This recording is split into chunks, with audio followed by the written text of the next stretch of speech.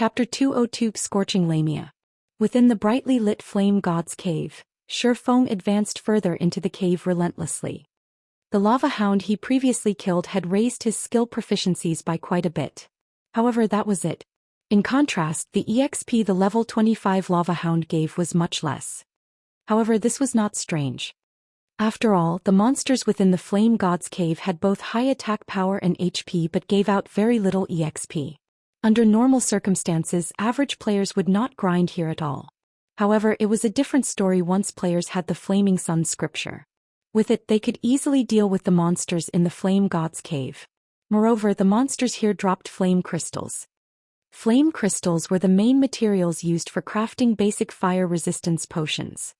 By the time the majority of players reached levels between 20 to 30, they would discover that most party and team dungeons required a high fire resistance. Otherwise, they would have no way of raiding these dungeons. The level 25 large-scale team dungeon, the Flame Nest for example, without basic fire resistance potions, players would have absolutely no way of conquering it. Yet this team dungeon had loads of good equipment and items in it. Moreover, out of all the level 25 dungeons, the Flame Nest gave out the most guild reputation. Most importantly, there was a very small chance for players to obtain a Guild Mine certificate and Guild Medicine Garden certificate from the dungeon. These were both items that could allow a guild to develop itself further. Normally, only guilds with their own guild residence would be considered true guilds. Meanwhile, players could establish certain constructs within the guild residence to further aid in the guild's development. Among these facilities, two of the most important constructs were the Medicine Garden and Mine. These two constructs could provide the guild with a fixed amount of herbs and/or on a daily basis, and it could greatly reduce the guild's burden. It could also allow potion makers and forgers to have sufficient resources to increase their lifestyle skill proficiencies. Hence, as long as it was a guild that possessed their own guild residence, they would unhesitatingly raid the Flame Nest regardless of the price they had to pay to obtain these two certificates. As such, plenty of guilds had tried to raid the Flame Nest when their players reached between 20 and 30 levels, causing the basic fire resistance potion to become a high-demand product. Even until now, Shifeng had remembered that the basic fire resistance potions at that time had sold for 50 silver coins per bottle. Meanwhile, a single flame crystal sold for 15 silver coins. Thus, even at the cost of 3 to 4 gold coins, players would willingly purchase the Flaming Sun scripture. After all, they could easily obtain 25 to 30 flame crystals by grinding the Flame God's Cave for 2 hours. In the Flame God's Cave, a common ranked lava hound had a 3% chance of dropping a flame crystal, 3 times higher than the drop rate of fire-type monsters outside. Meanwhile, the level 25 elite monsters in the Flame God's Cave had a 100% chance to drop 1 flame crystal and a 10% chance to drop 2 flame crystals. Of course, these monsters would also drop equipment. As for level 25 special elites, they had a 100% chance of dropping 2 flame crystals, a 20% chance to drop 4 flame crystals, and a 10% chance to drop 5 to 7 flame crystals. Level 25 chieftain bosses were even more rewarding. They had a 100% chance to drop 10 flame crystals, a 30% chance to drop 13 pieces of flame crystals, and 20% chance to drop 20 to 25 flame crystals. Players could easily earn up to 2 gold coins by killing a single chieftain boss. Not to mention these bosses also dropped equipment and tools. Shifeng continuously killed lone level 25 lava hounds as he advanced further into the depths of the Flame God's Cave. Even when he met 2 lava hounds at the same time, he still easily dealt with them. Only more time was necessary. The flame breath of the lava hounds could be easily dodged. Players only needed to take note of the lava hound's throat. When its throat glowed and gave off the color of fire, it was about to spit out flames. However, the damage of this move was only a small matter to Shifeng. It dealt about only -100 damage in total to Shifeng.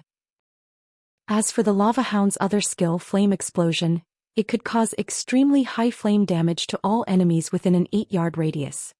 Without 120 points in fire resistance and 90% damage reduction to fire-type attacks, MTs of the same level would instantly lose 3/4 of their HP to this single attack.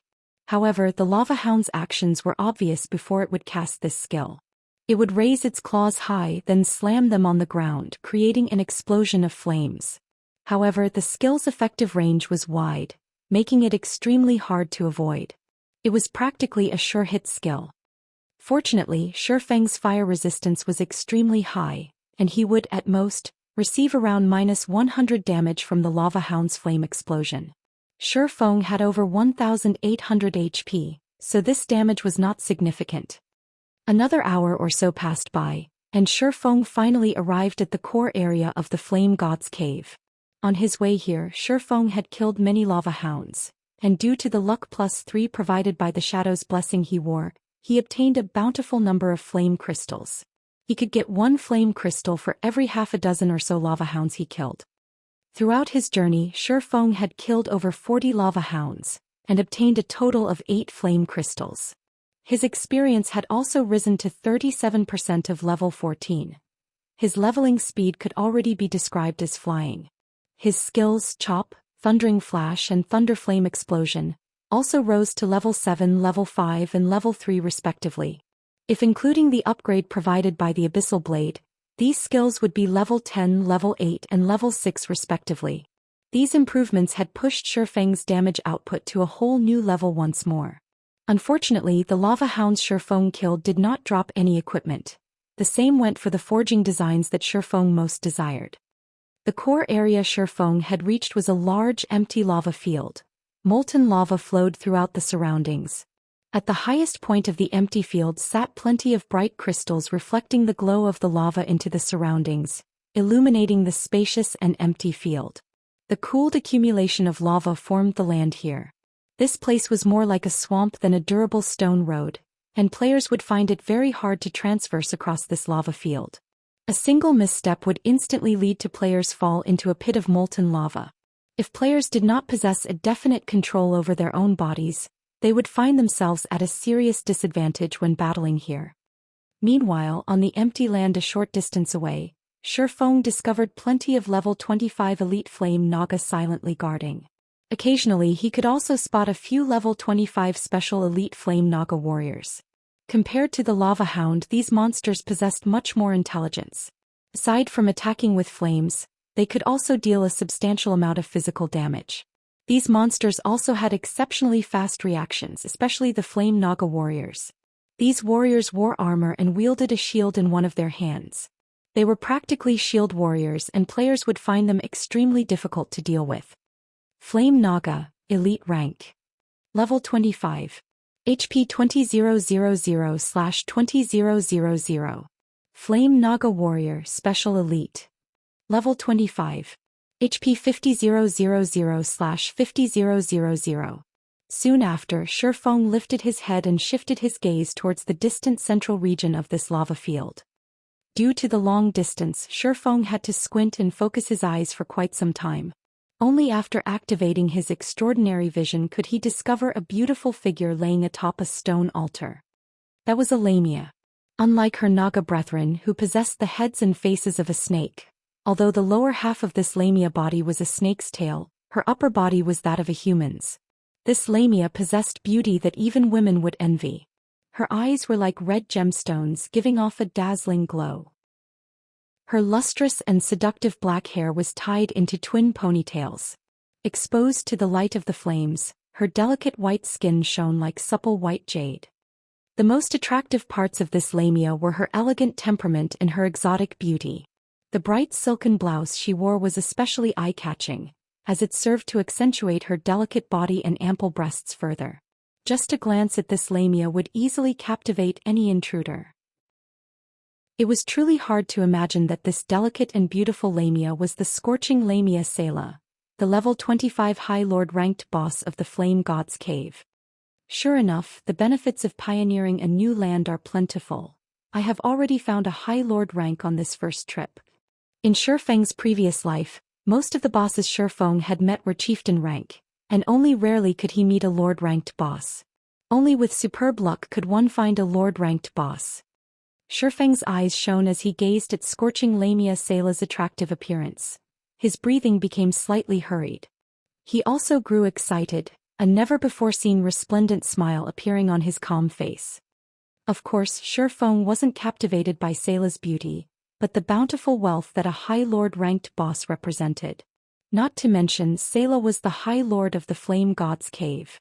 If he could kill her, he wondered just how much EXP and high-level items and equipment he could obtain.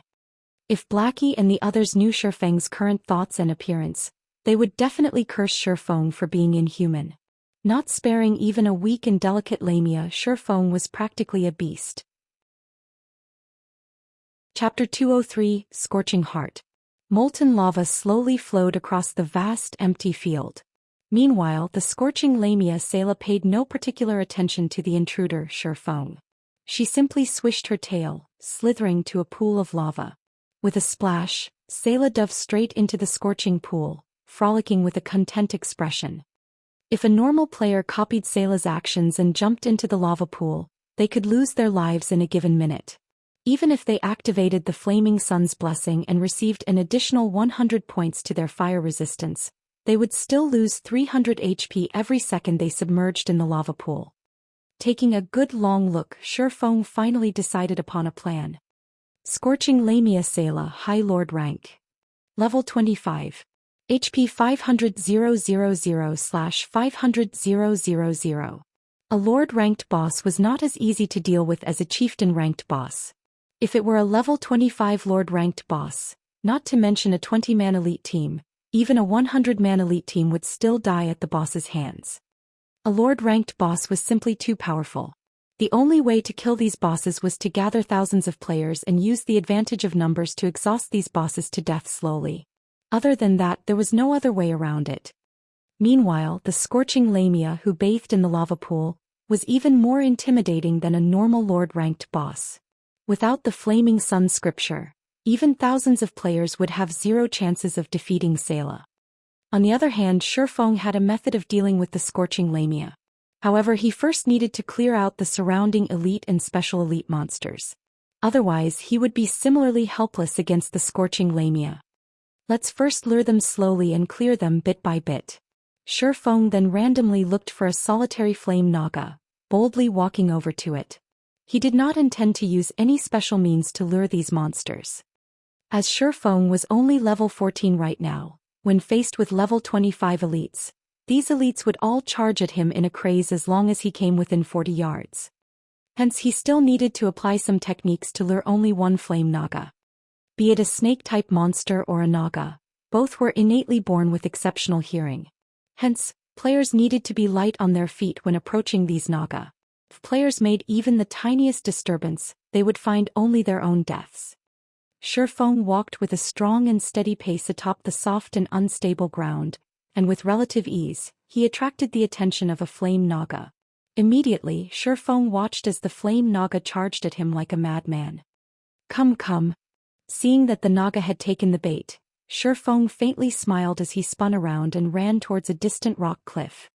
The flame naga was well versed in close combat. Meanwhile, its only ranged attack was the raging flame roar, and it belonged to the category of channeling spells. The skill had an effective area of 404 yards, and it needed 3 seconds to channel the skill fully. However, this skill did not pose any threat to Shifeng.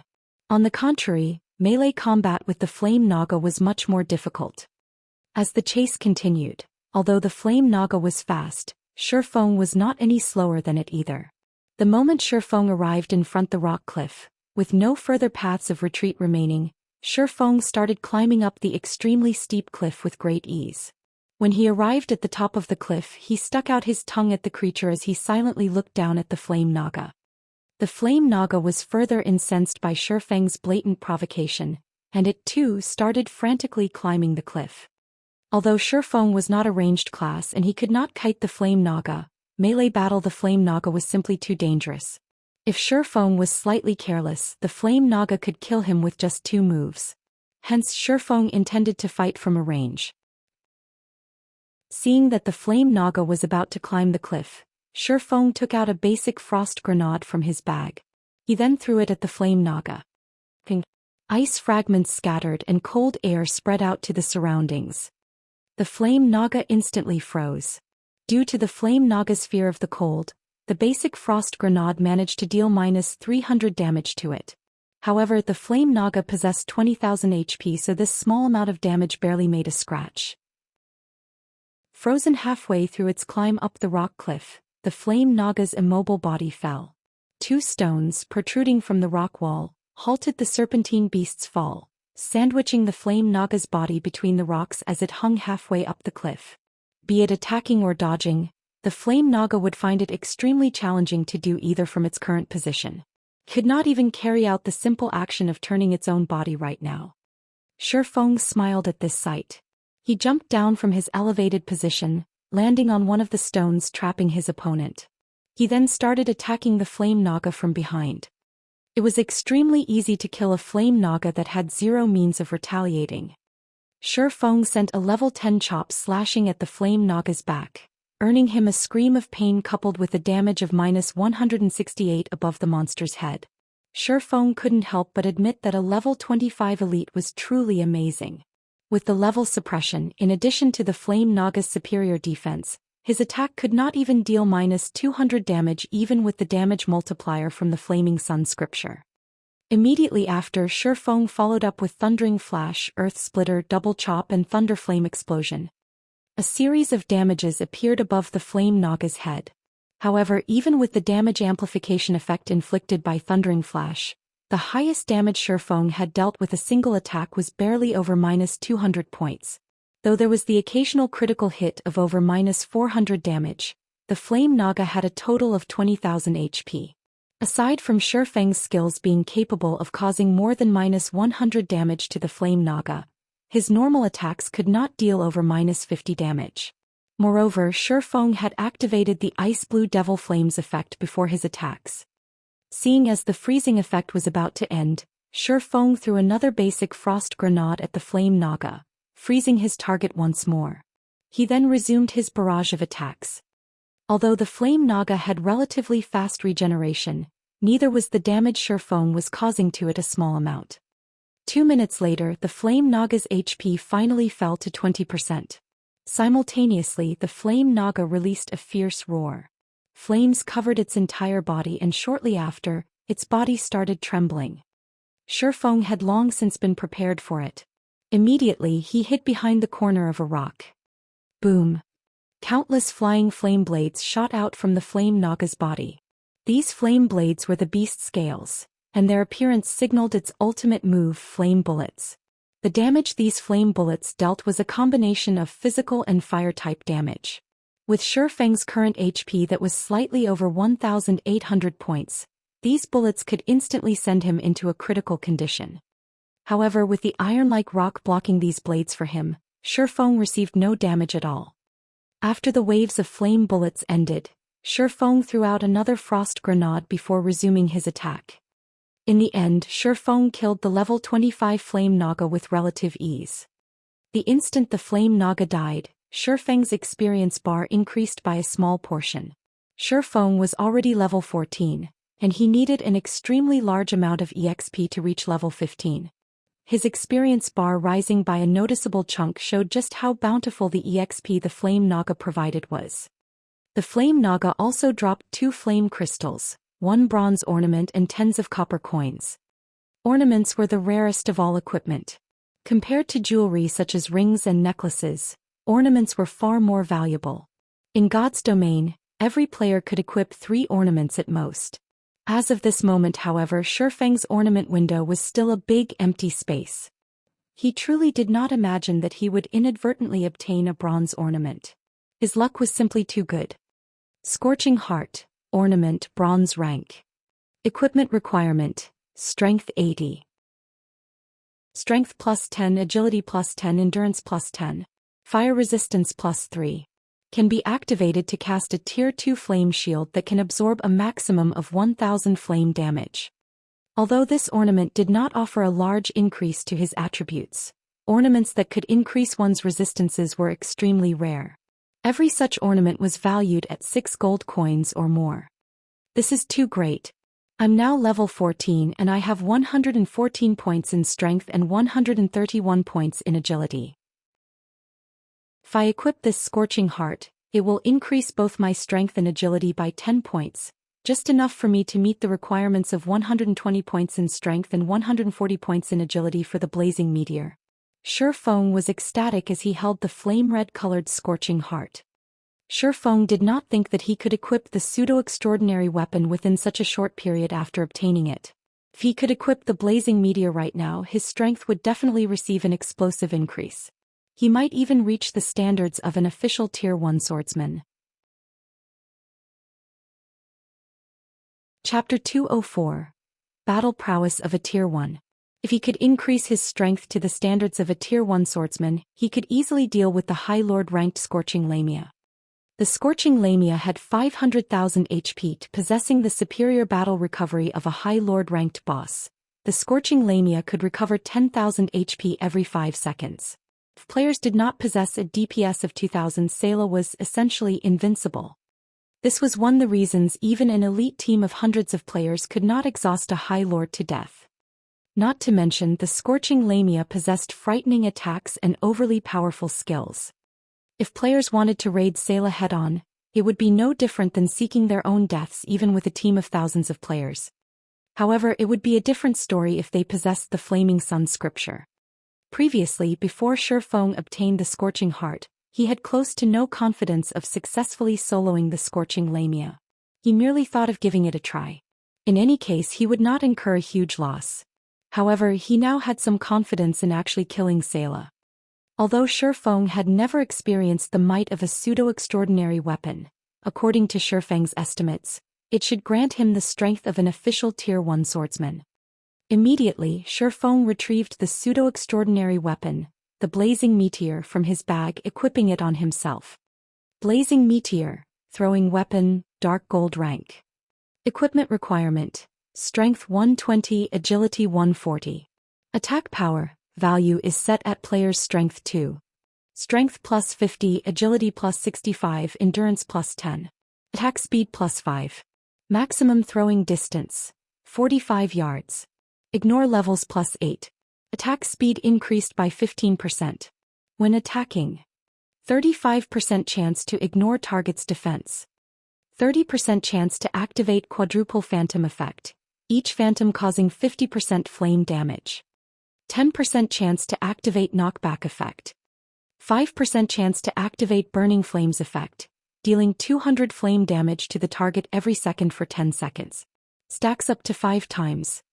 Additional skill: Flame God's Fury. Deals physical and flame damage to enemies within a 403-yard area. Deals 900% damage to the initial target, and damage reduces by 10% with each consecutive enemy hit to a minimum of 500% damage. Cooldown 3 minutes. The Blazing Meteor was forged by the Grandmaster Forger Celiora. Due to the limit of its materials, it is only a pseudo-extraordinary item possessing strength at the very limit of mortal men. The Blazing Meteor can be reforged into an epic-ranked item after gathering epic-ranked fire-type materials. User restriction: Yi Feng. Unable to be dropped. Unable to be traded. After equipping it, Shi Feng's attributes instantly soared. His strength reached 174 points, while agility reached 206 points. He was only a few attribute points away from being able to equip the fragmented legendary ranked item, the Heavenly Dragon's Breath, which required 200 points in strength and 120 points in intelligence. With the improvements provided by the pseudo-extraordinary weapon, Shi Feng's attack power with throwing weapons increased to 696 points, while his melee attack power with his right and left hand were 444 and 426 respectively. The base damage for his ranged attacks far surpassed his melee attacks. In addition, due to the Blazing Meteor ignoring +8 levels, Shi Feng would no longer face any level suppressions, which would greatly reduce his damage when dealing with level 25 monsters. As Shi Feng's agility attribute reached 200 points, he once again activated one of the hidden passive skills, Basic Disappearance. The passive skill increased Shi Feng's movement speed and attack speed by 20% and greatly decreased his stamina consumption during a battle. When he tread water, he could travel a distance of 10 yards with a single leap. His evasion also increased by 10%. With such a boost, Shi Feng's confidence increased once more. I can start clearing the place now. Shi Feng shifted his gaze towards the distant elites and special elites. Since his ranged attacks were more impressive than his melee attacks now, he would naturally avoid using his previous, inefficient battle techniques. He could simply copy the ranger in his previous life, using the basic kiting method to kill these Naga. That way not only would the battle be swift, but he could also guarantee his own safety. At a spot 43 yards away, 2 level 25 elite flame Naga and 1 special elite flame Naga warrior currently conversed with each other in soft tones. None of them had noticed Shifeng's presence. In contrast, Shifeng, currently covered in deep blue flames, retrieved the flame-red, thin needle-like blazing meteor from his waist. He aimed the blazing meteor at the flame Naga warrior standing between the other 2 flame Naga, initiating his attack. Shoo! The blazing meteor shot through the air, transforming into a meteor and instantly piercing the flame Naga warrior's forehead. Simultaneously, the Ignore Target's defense effect and Quadruple Phantom effect both triggered upon impact. Before that flame Naga warrior could even manage a scream, -1526, -758, -758, -758, -758 appeared above its head. Even Shifeng dared not believe his own eyes right now. Although he had the support of the Flaming Sun scripture, the might of this single attack was still too powerful. A single normal attack had destroyed over 4,500 HP from the Flame Naga warrior, which was close to 1/10 of the special elite monster's total HP. Shifeng only needed to repeat this attack 11 more times to kill a level 25 special elite. In the entire God's domain aside from Shifeng, there might not be a second person capable of carrying out such a feat. Replying to Shifeng's brutal attack, the 3 Naga released angry roars. They revealed sinister expressions as they charged towards Shifeng, gradually splitting from the main force of the Naga. When the distance between the 3 Naga and Shifeng had shortened 20 yards, Shifeng threw a basic frost grenade at them. The 3 Naga immediately froze in place, damages of -300 appearing above their heads. Holding nothing back, Shifeng threw the blazing meteor at the 3 Naga relentlessly.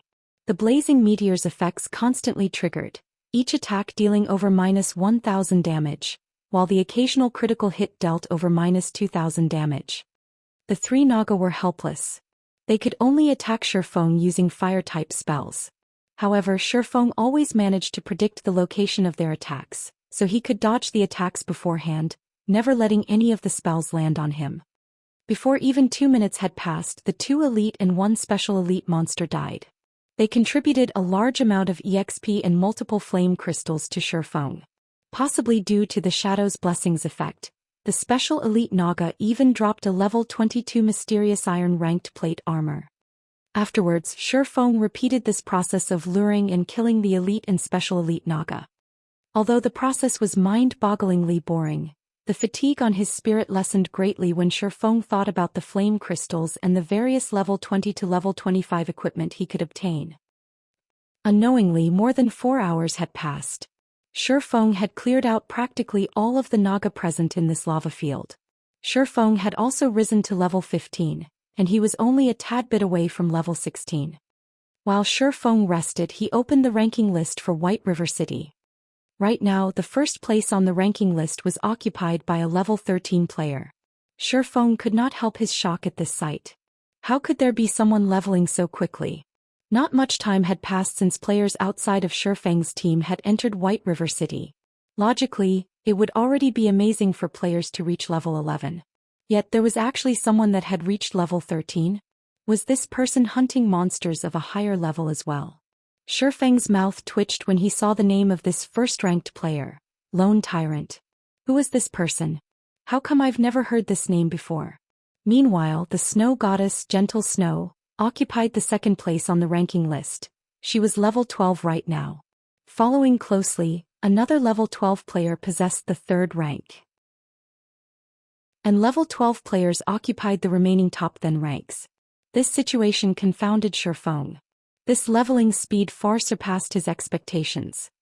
Could this be due to the butterfly effect? Shifeng wondered. Although players' leveling speed would indeed increase after entering White River City, it shouldn't increase to such a degree.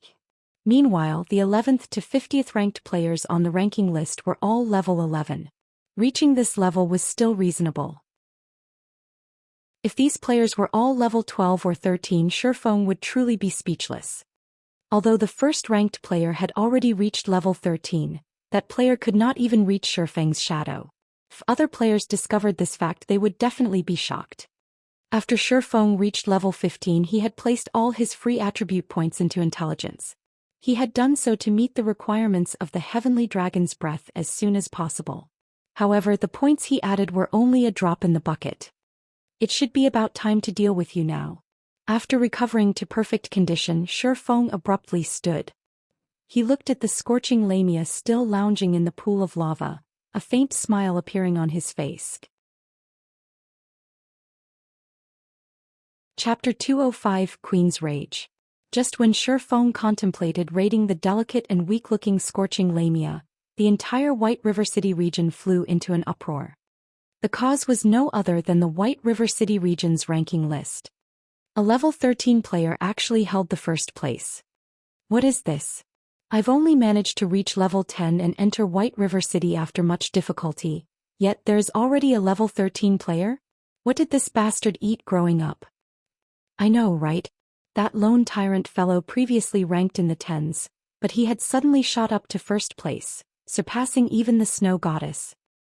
Lone Tyrant is from a guild called Dark Star. Isn't that a third-rate guild? How could they be so strong as to surpass the Snow Goddess? The official forums were already in a fiery uproar over this matter, and the previous issue relating to Shifeng had become forgotten history. Inside the level 10 10-man team dungeon, the Dark Crow Cave. A black-feathered crow with a 6-meter-tall body lay motionless on the ground, a pile of items sitting by its side. Among these items, there were pieces of level 10 mysterious iron set equipment. There were even 2 secret silver-ranked items and a large number of rare materials. Meanwhile, standing beside this black-feathered crow was a fairy. This fairy possessed skin as white as snow and an appearance that could charm any mortal man. Her body was the very definition of absolute perfection. However, this fairy's eyes possessed a penetrating gaze with a boundless and intimidating chill. This woman who seemed to transcend mortal men was none other than Gentle Snow. System: Ouroboros has cleared the hard mode of Black Crow Cave. Rewarding 300 guild reputation. Snow, someone's reached level 13 already. They're a lot faster than we are. Why don't we stop dungeon diving and resume leveling up? Possessing a similarly devilish body, Zhao Yueru pouted as she spoke, displeased. After going to a level 12 monster area while they were only level 9, they quickly discovered that they could constantly improve their battle prowess. Although it was extremely difficult to kill those monsters in the beginning, they rose swiftly after experiencing many near-death situations and long periods of research and self-reflection. With their battle techniques having greatly improved, they felt that killing monsters 3 levels higher was no longer just a pipe dream. They also felt that they could achieve the feats Shifeng had displayed in the past, similarly obtaining an effortless victory over a great number of players. After arriving at White River City, they immediately picked up the daily reputation quests. They then looked for an extremely good leveling spot, grinding there for a period. However, due to their equipment being slightly outdated, they decided to raid a dungeon to upgrade their equipment, making preparations to obtain the first clear of one of the level 10 large-scale team dungeons. Otherwise, a player from a measly third-rate guild wouldn't have surpassed them. Ignore him. Compared to levels, the first clear of a large-scale team dungeon is far more important. Moreover, after exceeding level 15 it won't matter, even if we manage to clear the hell mode of a level 10 large-scale team dungeon. Our equipment should be close to ready now, so let's start with obtaining the first clear of a level 10 party dungeon. When Gentle Snow noticed Lone Tyrant's name occupying the first position on the ranking list, a calm smile appeared on her pure and untainted complexion. Gentle Snow's team members revealed excited smiles when faced with Gentle Snow's decision. They could finally display their prowess for all to see. After all, they had all been experts in the past virtual reality games. Throughout this period they had constantly strived and battled against high-level monsters. During their breaks they would research the videos of experts, especially Shifeng's battle footage. Although the video was short, it held great significance. The more they studied Shifeng's battle, the more shocked they became. Unknowingly, their own battle techniques also began to improve madly. To put it another way, they had started to familiarize themselves with the realistic battle methods of God's domain. Simultaneously, they had also grasped a hold of their body's true strength. The hard mode of a team dungeon could not fully sate their thirst for growth. It was especially true after they familiarized themselves with their extraordinary condition. Right now, only Hell mode could truly excite them. Just like when they were in the Hell mode of Dark Moon Graveyard, they wished to experience the feeling of having every single cell within their bodies tremble. In the past, they believed that their trembling represented fear. In reality, however, that trembling resulted from the excitement that grew in their hearts. Meanwhile, the other large guilds were similarly shocked by the sudden appearance of Lone Tyrant but quickly dismissed this matter from their minds. The average players, however, were astonished. This incident had allowed the apex third-rate guild Dark Star to firmly establish a foothold in White River City. Even the second-rate guild, the Assassin's Alliance, was a step behind them. None of the top 10 players on the ranking list belonged to the Assassin's Alliance. Contrary to expectations, the Assassin's Alliance had 3 members ranked within the top 30. One of them was the guild leader ranking 18th. The second person was Stabbing Heart, who ranked 26th. Finally, the Assassin's Alliance's top elementalist ranked at 29th. Yet, to the majority of the players within the White River City region, having such a rank was no different than having no rank at all. The fame of having such a rank was worlds apart from that of being in first place. Flame God's Cave. At this moment, Shifeng had lured the level 25 High Lord ranked Scorching Lamia to a corner absent of any lava. Half of the Sayla's amazing prowess relied on the presence of lava. Hence, by luring her away from the lava, the raid difficulty of the Scorching Lamia instantly reduced by half. However, even with such a reduction, Sayla was still a High Lord ranked boss. She was not something average players could afford to provoke. Kneel before me and receive your punishment of flames. The Scorching Lamia's finger trembled and suddenly, a whip of flames appeared from her finger. She then abruptly cracked her whip towards Shifeng's skull. The flame whip transformed into a streak of flowing light as it swung towards Shifeng's cranium. Queen's Whip. This was the melee skill that the Scorching Lamia often used. If an MT of the same level did not possess the Flaming Sun's blessing, this single whip could instantly kill him. In addition, this skill was a wide-range AoE skill, and it had a maximum attack range of 25 yards. If players wished to use the advantage of numbers to deal with the Scorching Lamia, they would quickly find themselves cremated by her whip. After all, even an MT could not block this attack, let alone the other fragile classes. Faced with the incoming flame whip, Shifeng sprung himself into the air and threw himself to the ground. Although he easily avoided the flame whip, the whip's flaming trail still singed Shifeng, dealing slightly over -70 damage. However, Shifeng took this chance to pull quite a distance away from the Sayla. He then jumped and twisted his body in the air, throwing the blazing meteor at the Scorching Lamia. A red glow shot forth, accurately piercing the left arm that the Scorching Lamia was about to lift. The attack activated the rarely seen burning flames effect, immediately causing -754 damage and inflicting a negative status effect that caused -400 flame damage per second for 10 seconds. Simultaneously, the attack also interrupted the rhythm of the Scorching Lamia's next attack.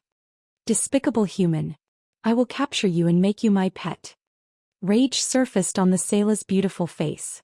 Immediately she swung her tail with all her might. Her speed abruptly soared, instantly shortening the distance between Shifeng and herself. Almost, Shifeng took a look at the surrounding environment, abruptly halting his steps. He then turned to face the Scorching Lamia, throwing a basic frost grenade at her. Hard, iron-like rocks surrounded their current location. Not a single drop of lava was visible.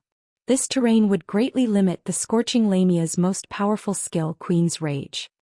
This skill allowed her to command the surrounding lava, transforming it into a wave that engulfed everything in its path. Even if Shifeng had 123 points of fire resistance, he still couldn't endure this fierce move. The Queen's Rage was the Scorching Lamia's ultimate team wipe skill. Aside from the Queen's Rage, Shifeng also needed to be careful of the arrows from the Scorching Snake Lady's bow, as this attack caused a combination of physical and flame damage. The Flaming Sun's blessing did not provide any physical damage reduction. Hence, Shifeng could at most take 2 hits from her arrows before saying goodbye to his life. Hence, he needed to treat them with care. Chapter 206 High Lord Ranked Battle. Due to the frost grenade's effects, a layer of snow covered the black, charred land. Meanwhile, the scorching Lamia's tail had frozen to the ground. Her motions halted as a result. A hint of fury surfaced on her beautiful countenance. She raised her right hand, pointing a finger at Shifeng. Immediately, a large gathering of violent fire-type mana collected at her tender, jade-like finger. This was one of Sayla's skills, Flame Burst. Flame Burst had a 2-second cast time, and it was a continuous attack skill that caused extremely high fire-type damage to the target. It could practically instant-kill a top-tier MT with full HP, and even if that MT possessed the Flaming Sun's blessing, he would still receive a ton of damage. Watching the flames gathering at the scorching Lamia's fingertip grow more violent, Shifeng immediately activated Defensive Blade. His eyes focused on the ferocious flames, and the instant she launched her attack, Shifeng simultaneously attacked with the blazing meteor. He intended to interrupt or at least delay the scorching Lamia's assault. In God's domain, players could dodge spell attacks. However, they needed an accurate grasp on the timing of the attack. Otherwise, whether dodging a second too late or too early, the attack might land on its target. As casting spells would provide the caster with a lagging advantage, the caster could gain a clear grasp of their target's movements before launching their attacks. If players dodged before the spell released, they would become an easier target. Hence, the best time to dodge a spell was the moment the spell was released. However, once a spell discharged, it would travel to its target with blinding speed, making it extremely challenging to dodge. Of course, if players had very fast movement speeds, they could utilize that speed to their advantage, preventing the enemy caster from getting a firm lock on them. When faced with the High Lord-ranked Scorching Lamia, however, it was beneficial to have such thoughts. Shifeng sent attack after attack with the blazing meteor, causing a series of damages of -743, -1502, -751, and -749. Although the damages looked awesome at first glance to Sayla's 500,000 HP, they were just a drop in the bucket. The Scorching Lamia also had a frightening battle recovery, so in reality Shifeng did not cause any significant damage to her at all. However, as he had triggered the knockback effect of the blazing meteor, Shifeng managed to interrupt the casting time of the Scorching Lamia's Flame Burst. "I will burn your soul with the flames of God." The Scorching Lamia's smile was imposing. At this moment, the tip of her jade-like finger suddenly shone with a dazzling light, illuminating the entire cave. The temperature within the cave also increased by several folds. The light on Sayla's finger was like a miniature sun. Suddenly, streak after streak of searing, white flames shot out from the Scorching Lamia's fingertip. One streak after another, the flames bombarded Shifeng like a heavy machine gun. The instant Sayla launched her flames, Shifeng used his evasive maneuvers. However, he was still a step too late. In the blink of an eye, one of the flames struck him, robbing the defensive blade of one of its limited charges. Although the first streak hit its target, Shifeng dodged both the second and third. The flames scraped past Shifeng's clothes, striking the rock wall behind him. Boom! Boom! The wall, which was normally as hard as steel, was as soft as water when struck by the white flames. Not to mention easily piercing through the rock wall, the flames even formed a 1-meter wide and 10-meter deep tunnel into the rock wall. What was even more shocking was that the tunnel seemed polished. The walls of the tunnel were smooth and sparkling, giving it a metallic sheen. This was the result of those molten white flames. If Shifeng had not used the defensive blade to block that attack, he would have evaporated out of existence. Although this was not the first time Shifeng had encountered this attack, he would still feel his heart skip a beat each time he witnessed this frightening power. This was the strength of a High Lord. A battle with a High Lord-ranked boss was no ordinary battle. Instead, it was a superhuman battle that could cause the destruction and reformation of the surrounding terrain. When the bombardment ended, Shifeng had exhausted the remaining charges on the defensive blade. However, the scorching Lamia had halted her steps for quite a while now. Due to Shifeng constantly throwing frost grenades at her, Sayla could only take out her bow and attacked with her fire arrows. Compared to the flame burst, these fire arrows were much easier to dodge. Shifeng managed to attack with the blazing meteor while simultaneously dodging the fire arrows, steadily depleting the scorching Lamia's HP. However, Sayla was no fool. She too knew how to dodge. Only, due to her frozen body, very rarely did she manage to dodge or block against an attack. 98%. 95%. 93%. 91%. Over an hour had passed and Shifeng didn't even know how many times he had thrown the blazing meteor. In the meantime, the scorching Lamia's HP gradually decreased, finally reaching 80%. During this time, the scorching Lamia had cast up to 9 flame bursts and queen's whips, but Shifeng defended against all of them with either defensive blade or parry. At one point, a flame burst nearly killed Shifeng. Fortunately, he quickly used an intermediate recovery potion, replenishing much of his missing HP. Although constantly attacking and dodging made the battle seem tedious, it would still be extremely worthwhile if such a tedious task allowed Shifeng to kill a High Lord ranked boss. A High Lord ranked boss's drops were normally bountiful, and at the very minimum, it would drop a fine gold ranked item. There was even the possibility of dropping several dark gold ranked items. Fine gold rank or dark gold rank, players at this stage of the game could only dream of possessing either. Not to mention, before Shifeng had even reached level 25, he already had a reliable source for level 25 equipment. After landing attack after attack on the scorching Lamia, the burning flames effect had stacked up to 5 times, causing Sayla to lose 2000 HP per second. The damage was just right to combat the scorching Lamia's battle recovery.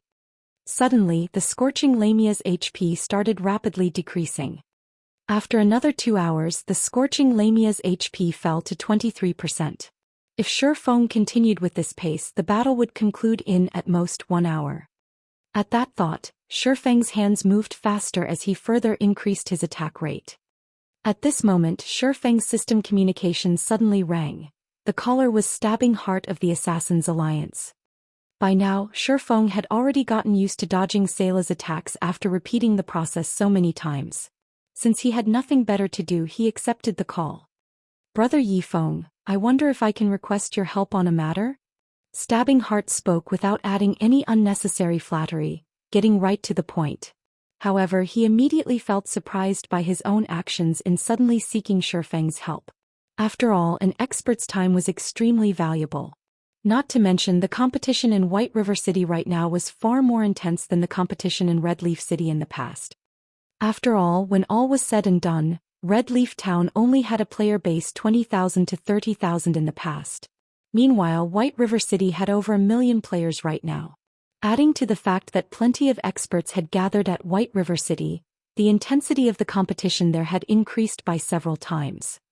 "Help? I wonder what Brother Stabbing Heart needs me to do?" Shifeng asked. "It's like this. I wish to invite you to raid a team dungeon with us. If we have the help of an expert like Brother Yifeng, we will have a very high possibility of clearing the dungeon." Stabbing Heart was clearly embarrassed for asking. "Which team dungeon is it? Don't tell me that you're looking at one of the 3 level 10 large-scale dungeons?" Shifeng was slightly astonished. He did not think that Stabbing Heart would look to him for help with a dungeon. Regarding the 3 large-scale dungeons, Shifeng had no intentions of involving himself with them. After all, it would have a huge impact on the course of history. His first clear of Dark Moon Graveyard had already affected the progression of history. If he helped the Assassin's Alliance obtain the first clear of a large-scale team dungeon, God knew if something out of his control would happen in the future. Large-scale team dungeons were worlds apart from normal team dungeons. Their difficulty was directly increased by 2 to 3 levels. Even if Shifeng gave his help with the current state of the Assassin's Alliance, they could not even clear the normal mode of the dungeon.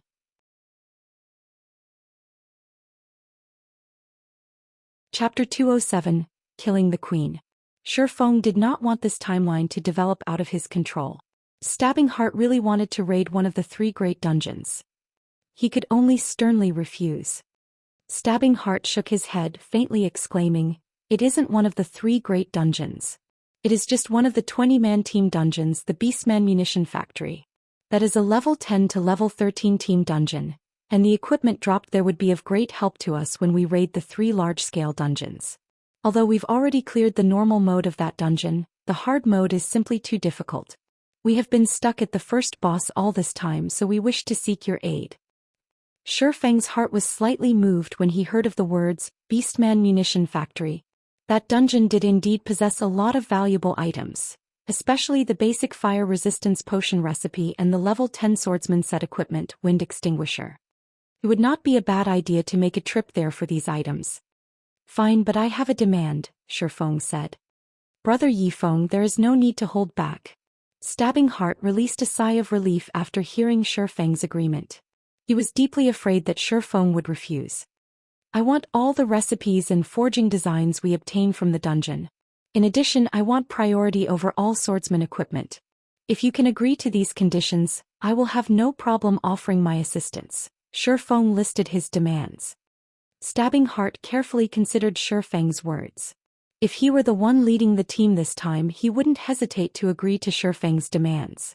However, the leader of the team this time was the guild leader of the Assassin's Alliance, Cruel Sword. So, Stabbing Heart had no authority to make this decision. "Brother Yifeng, I have to consult with the guild leader about this matter. Can I give you a reply sometime later?"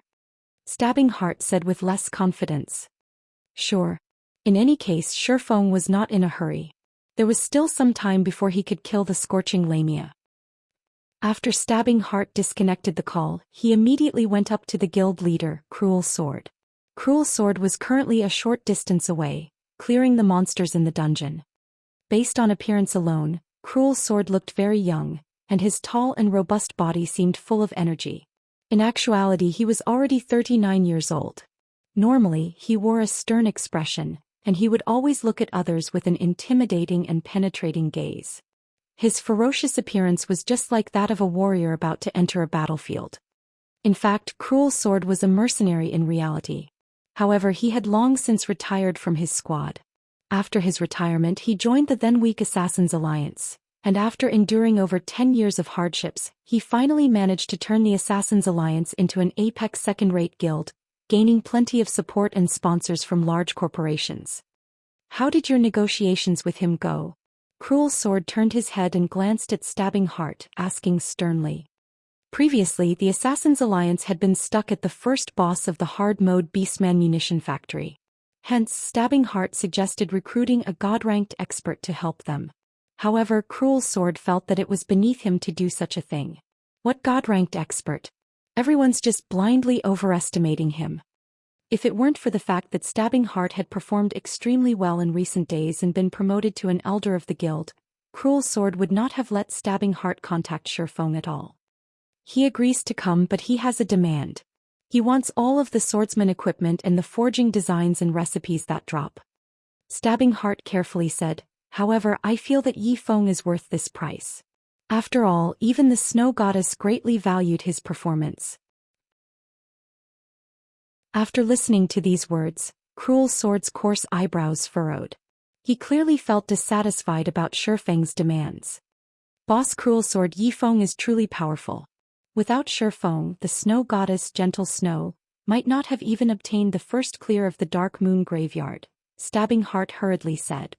"Gentle Snow, is it?" Cruel Sword's resolve slightly wavered after hearing this name.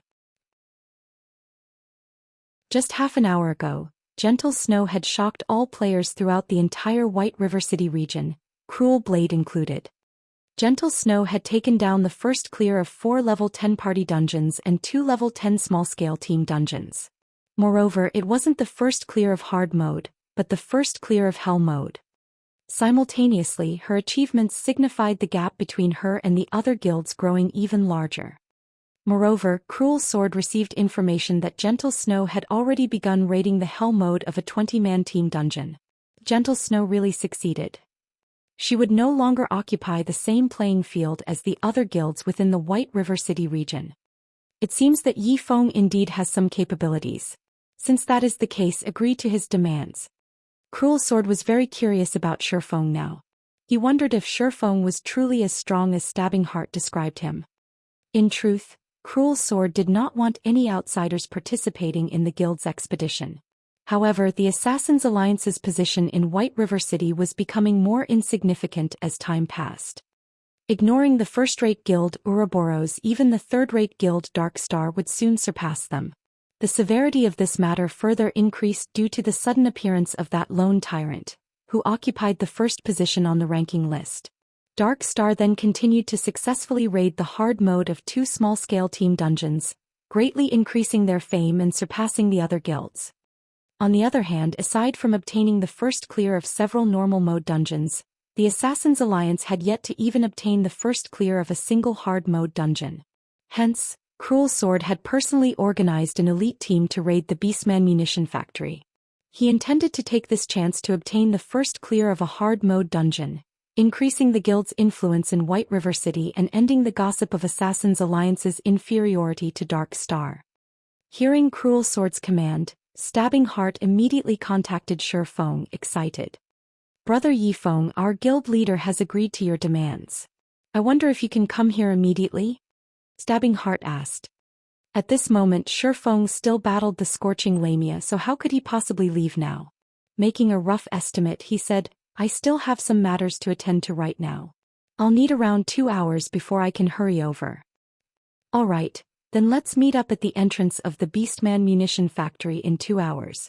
Although Stabbing Heart wanted Shifeng to arrive as soon as possible, Stabbing Heart did not dare insist on the matter since Shifeng had his own matters to attend. After all, it was already stunning that Shifeng would willingly help them out. "All right. I'll be there in 2 hours." Shifeng disconnected the call, resuming his barrage of attacks on Sayla. Just after the scorching lamia's HP fell below 20%, a change suddenly overcame her previously beautiful appearance. Crimson-red sacred runes suddenly appeared on her jade-white skin, releasing a frightening magic power. Moreover, her red gemstone-like eyes released a brilliant white light. Immediately, the flame god's cave trembled. Cracks appeared on the ground, and very quickly, these cracks widened into large fissures that spewed molten magma. The lava formed a river as it moved and spread throughout the ground. This was the scorching lamia's strongest skill. Queen's Rage. Fortunately, Shifeng had long since lured Sayla to this location. Otherwise, the lava that spewed from the ground would not be limited to a single river. It would form a great ocean that could instantly turn tens of thousands of players into ashes, becoming fertilizer for this great piece of land. Immediately, Shifeng activated gravity liberation. He jumped up into the air and like a cannonball he shot forth towards a rock wall some 10 meters away, successfully avoiding the incoming surge of lava. Approximately half a minute passed before the lava fully receded. However, the land was still dyed a crimson red, releasing piping hot steam into the air and the surrounding environment. If an average player set foot on this land, they would lose at least 500 HP every second in the best-case scenario. However, Shifeng was different. He had 123 points in fire resistance, so he could completely ignore the ground's high temperature. After he landed, he immediately resumed his attacks on the scorching lamia. It was extremely exhausting for Sayla to cast Queen's Rage. So, after using the skill, she would enter a period of weakness. During this period, she would not have any attack power remaining, and it was the best time for Shifeng to kill her. If Shifeng waited for the land to recover its normal state, the scorching lamia would have also recovered from her weakened state. In addition, her HP would also recover to 30% or above.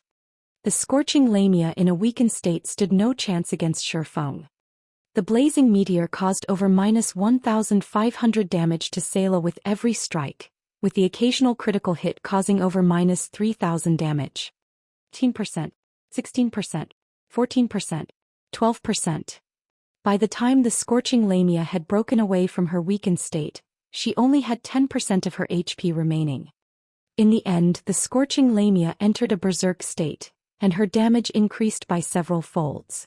However, with Shifeng's frost grenades controlling her movements from beginning to end, Sayla could not display her frightening might in melee combat at all. After another 10 minutes or so, the scorching lamia released a blood-curdling scream as her body fell to the ground. Instantly, Shifeng's level increased by 1, reaching 17% of level 16. The bountiful EXP even shocked Shifeng. Shifeng then heard the sound of an explosion, and a large amount of flame crystals, equipment and items appeared in place of the scorching Lamia's body.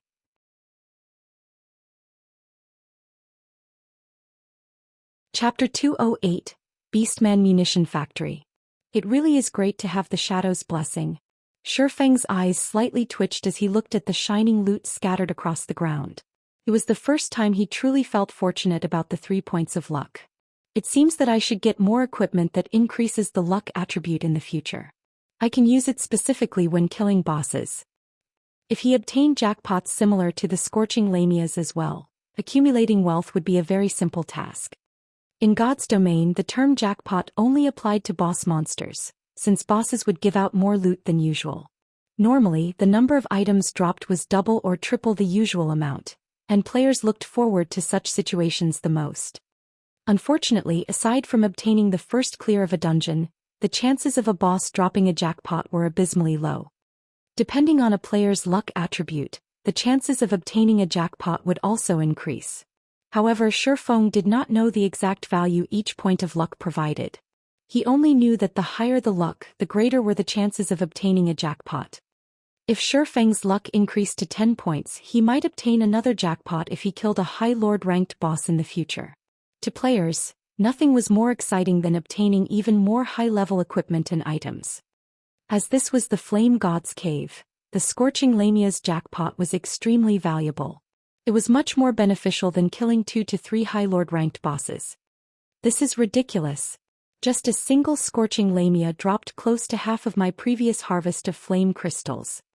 Shifeng was immediately shocked after he collected and arranged all the loot. Previously, he had only obtained a total of 223 flame crystals from killing many level 25 common, elite and special elite monsters. Yet, the Scorching Lamia gave him 102 crystals. If converted to gold coins, that amount would be worth 15 gold, 30 silvers. Moreover, this was only the price of the flame crystals. Compared to the flame crystals, the equipment and forging designs dropped were much more valuable. Aren't these the flame boots? Shifeng noticed a flame red-colored, delicate pair of boots. There were 3 gorgeous flame crystals embedded into each side, giving the boots a dazzling appearance. Flame boots, plate boots, dark gold rank. Level 25. Defense plus 175. Strength plus 21, agility plus 30, endurance plus 15. Movement speed plus 8. Fire resistance plus 5. Additional skill dash. Flame rush. Increases movement speed by 100% for 10 seconds. Cooldown, 2 minutes. Just the value of this piece of equipment exceeded 20 gold. In addition, Sayla also dropped a dark gold ranked shield.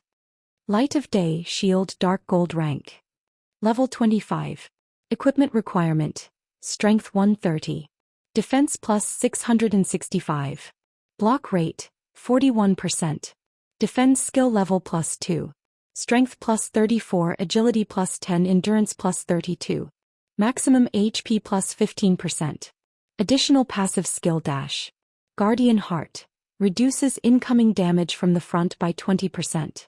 In addition, all damage received reduced by 10%. Not to mention a shield, equipment meant for MTs was usually abnormally expensive. Moreover, the attributes of this shield were extremely beneficial. If sold, its minimum price would be at least 40 gold. Aside from those 2 dark gold ranked items, there were 7 secret silver ranked items. 3 of them were level 25 mage equipment, 2 were level 25 healer equipment, 1 was level 25 leather armor, and the last was a level 25 two-handed axe. Every piece could sell for at least 3 gold coins. Meanwhile, the most precious of them all was the Raging Flames armor forging design. This was also Shifeng's first time seeing this item. Shifeng was immediately stunned when he read the introduction of this forging design. The Raging Flames armor was a level 25 secret silver ranked plate armor. Although its base attributes were ordinary, it was a very valuable item. It specifically catered to MTs when dealing with fire-type monsters. One could say that the Raging Flames armor was the best level 25 secret silver ranked breastplate. If utilized properly, the value of this forging design could exceed 100 gold. However, flame crystals were necessary to craft the Raging Flame's armor. In addition, it also needed a rare secret silver ranked ore, resulting in a high manufacturing cost.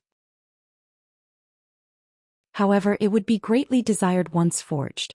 In particular, when it was used in the level 25 large-scale team dungeon Flame's Nest, it would be frighteningly effective.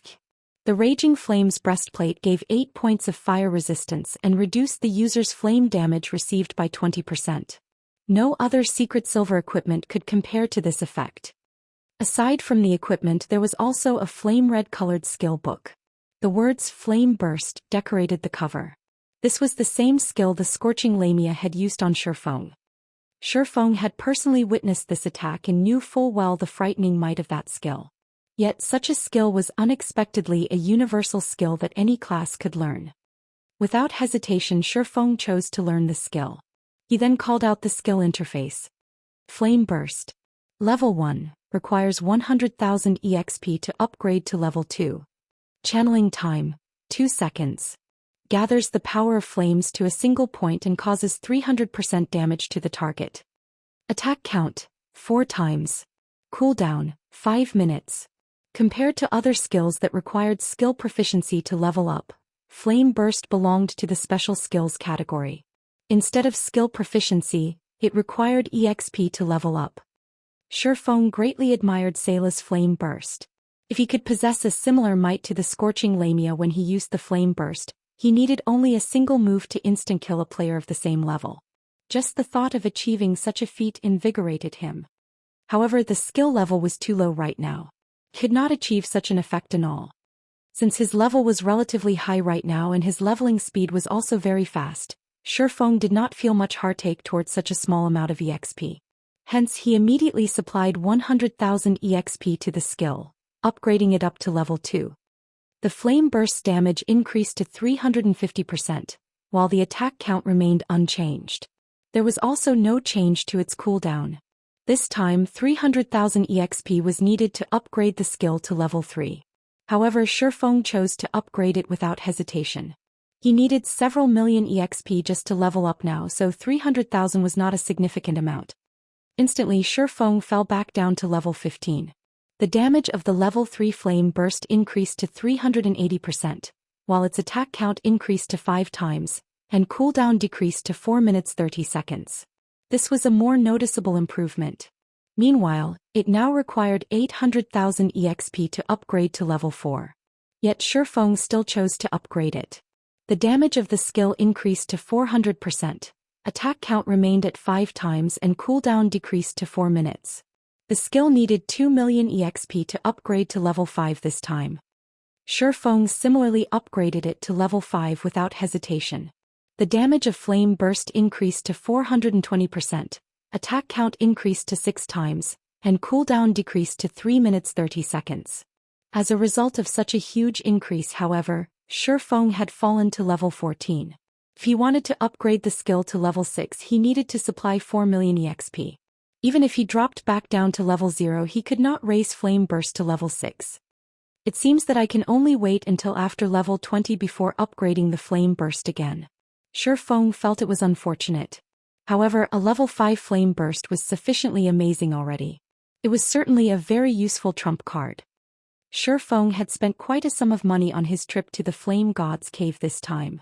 Not to mention using more than 2 stacks of basic frost grenades, he also used the Flaming Sun scripture. However, with such an astonishing harvest, the losses he incurred were negligible. There's still some time left. I'll get some rest before heading to the Beastman munition factory. Shifeng called out the system clock, discovering that he still had some time before the appointed time. Seizing this chance, he could get some repairs done to his equipment and store his loot into the bank. He would return to the Flame God's Cave again in the future when he had the time. The boss of the Flame God's Cave had a respawn time of 2 days. In other words, Shifeng would return to the Flame God's Cave to kill its boss once every 2 days.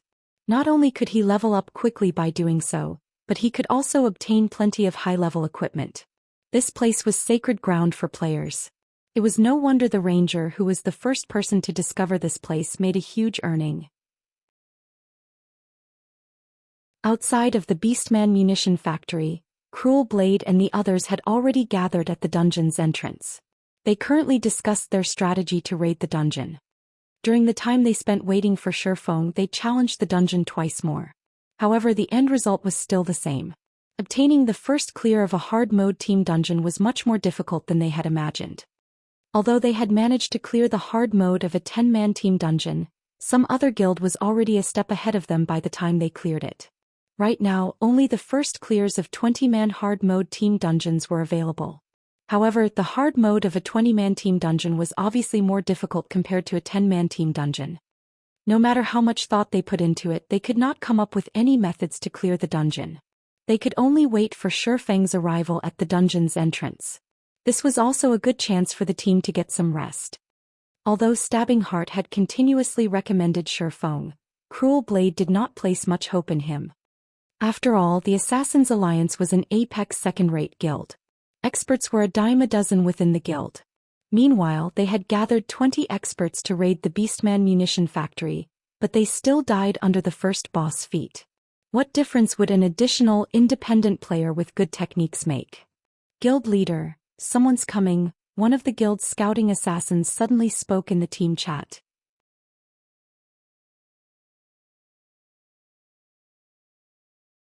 Chapter 209, Lone Tyrant. Hearing that someone approached, Stabbing Heart thought that it was Shifeng. Hence, he turned his gaze towards the entrance. However, the person walking over was not Shifeng at all. Moreover, it was not just a single player but a group of players.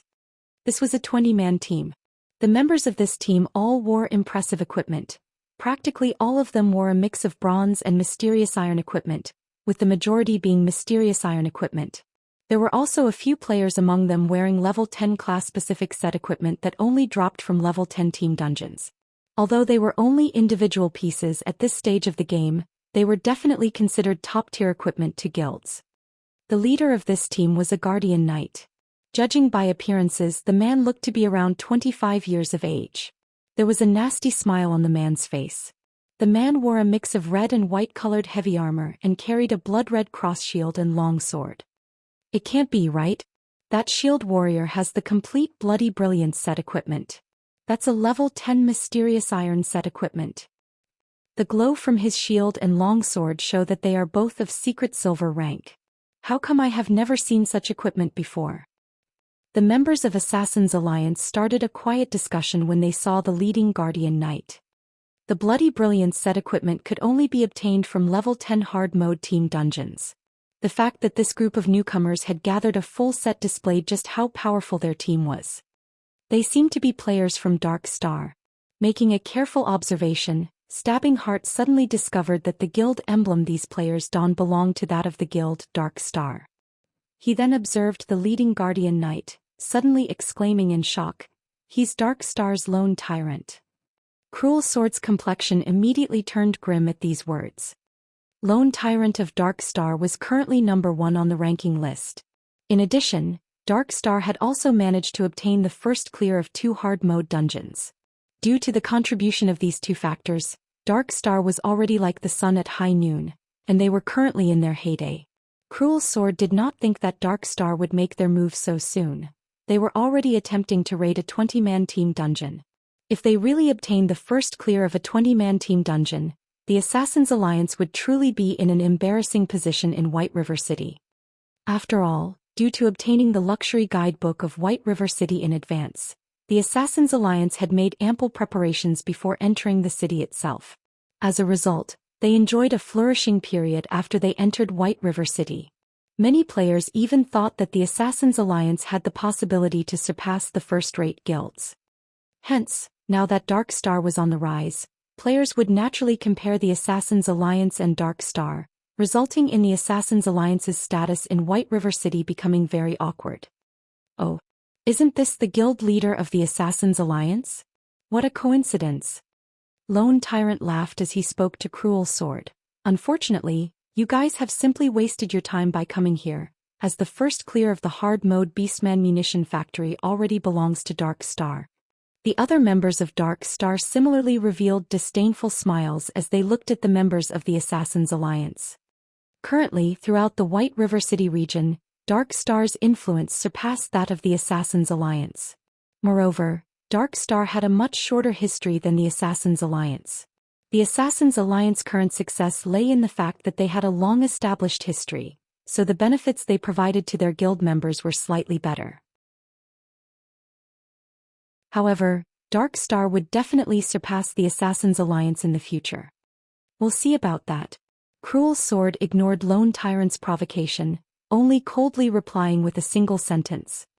Only by personally experiencing it would one understand the difficulty of a 20-man hard mode dungeon. It would be meaningless to argue with a little bastard over who would obtain the first clear of a hard mode dungeon. When Lone Tyrant saw that his provocation had failed, he quickly lost interest and turned to leave. At this moment, a deep and low voice resounded by everyone's ears. "Sorry I'm late." The person speaking was precisely Shifeng. As he had to repair his equipment, store his items in the bank and register more hard stones on the auction house, he had wasted quite a lot of time before coming here. "Brother Yifeng, you're finally here." Stabbing Heart, who was originally enraged due to Lone Tyrant's provocation, immediately cheered up when he noticed Shifeng's arrival. He hurriedly went up and welcomed Shifeng. Meanwhile, this was the first time Cruel Sword had personally met Shifeng. He discovered that Shifeng still used a complete bronze set equipment. Shifeng's level and the quality of his other equipment were also indiscernible. Moreover, looking at Shifeng's age and appearance, he was obviously just an immature youth. He did not possess the sharp temperament of a top-tier expert at all. However, he had obtained the first clear of the Hell Mode Dark Moon Graveyard with gentle snow. Coupling that with the widespread battle footage from before and the fact that Shifeng was the first player to enter White River City, Shifeng should possess some real skills. However, they were not here to fight other players in the dungeon. Although Shifeng had impressive combat capabilities, one could not clear a dungeon by depending on combat capabilities alone. Hence, Cruel Sword did not look favorably upon Shifeng. Ah, what a joke. So even the famous Assassins' Alliance has to invite someone to raid a team dungeon. Moreover, you've even invited an independent player. It seems that the Assassins' Alliance only amounts to this much. To think that I've always thought of the Assassins' Alliance as an actual opponent, I was truly blind.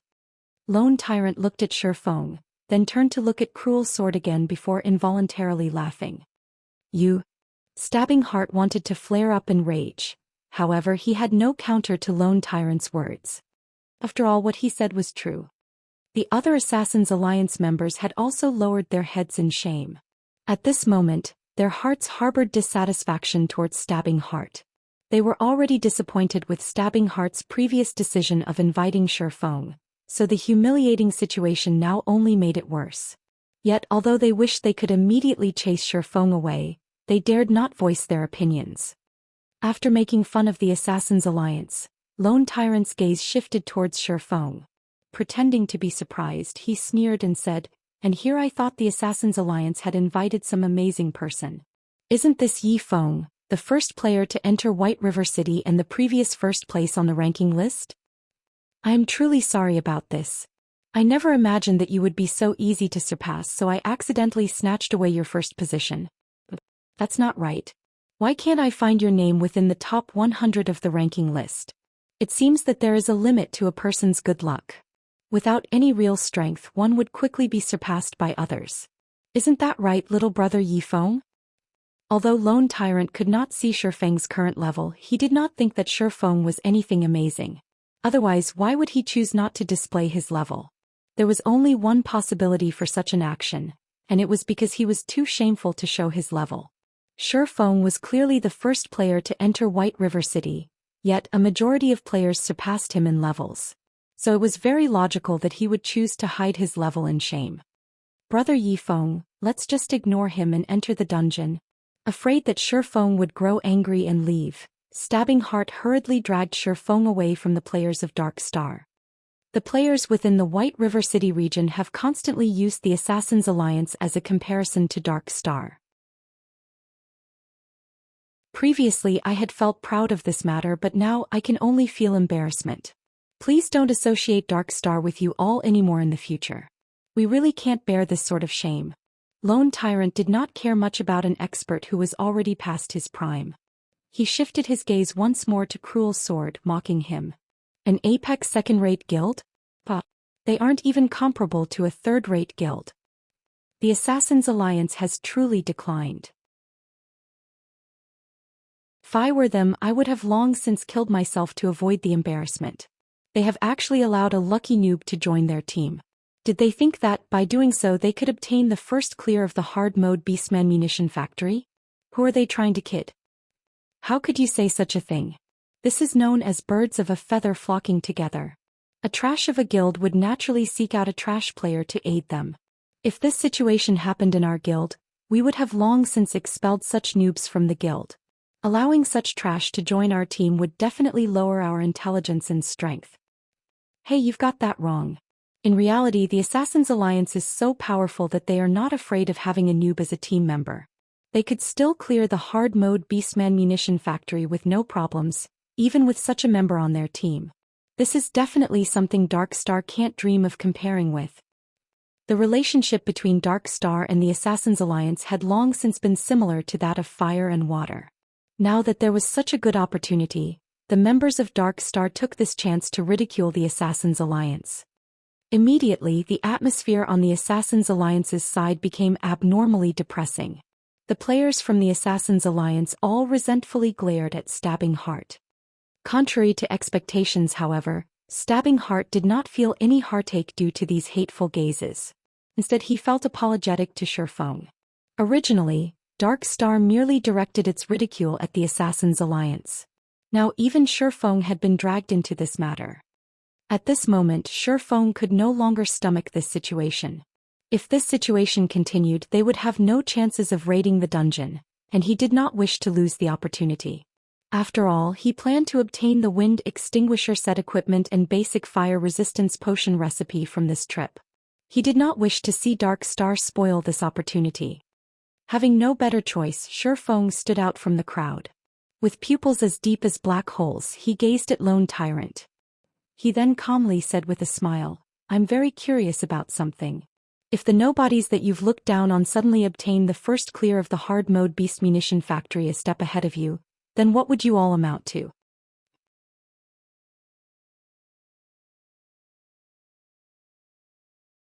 Chapter 210 Eye-Opener.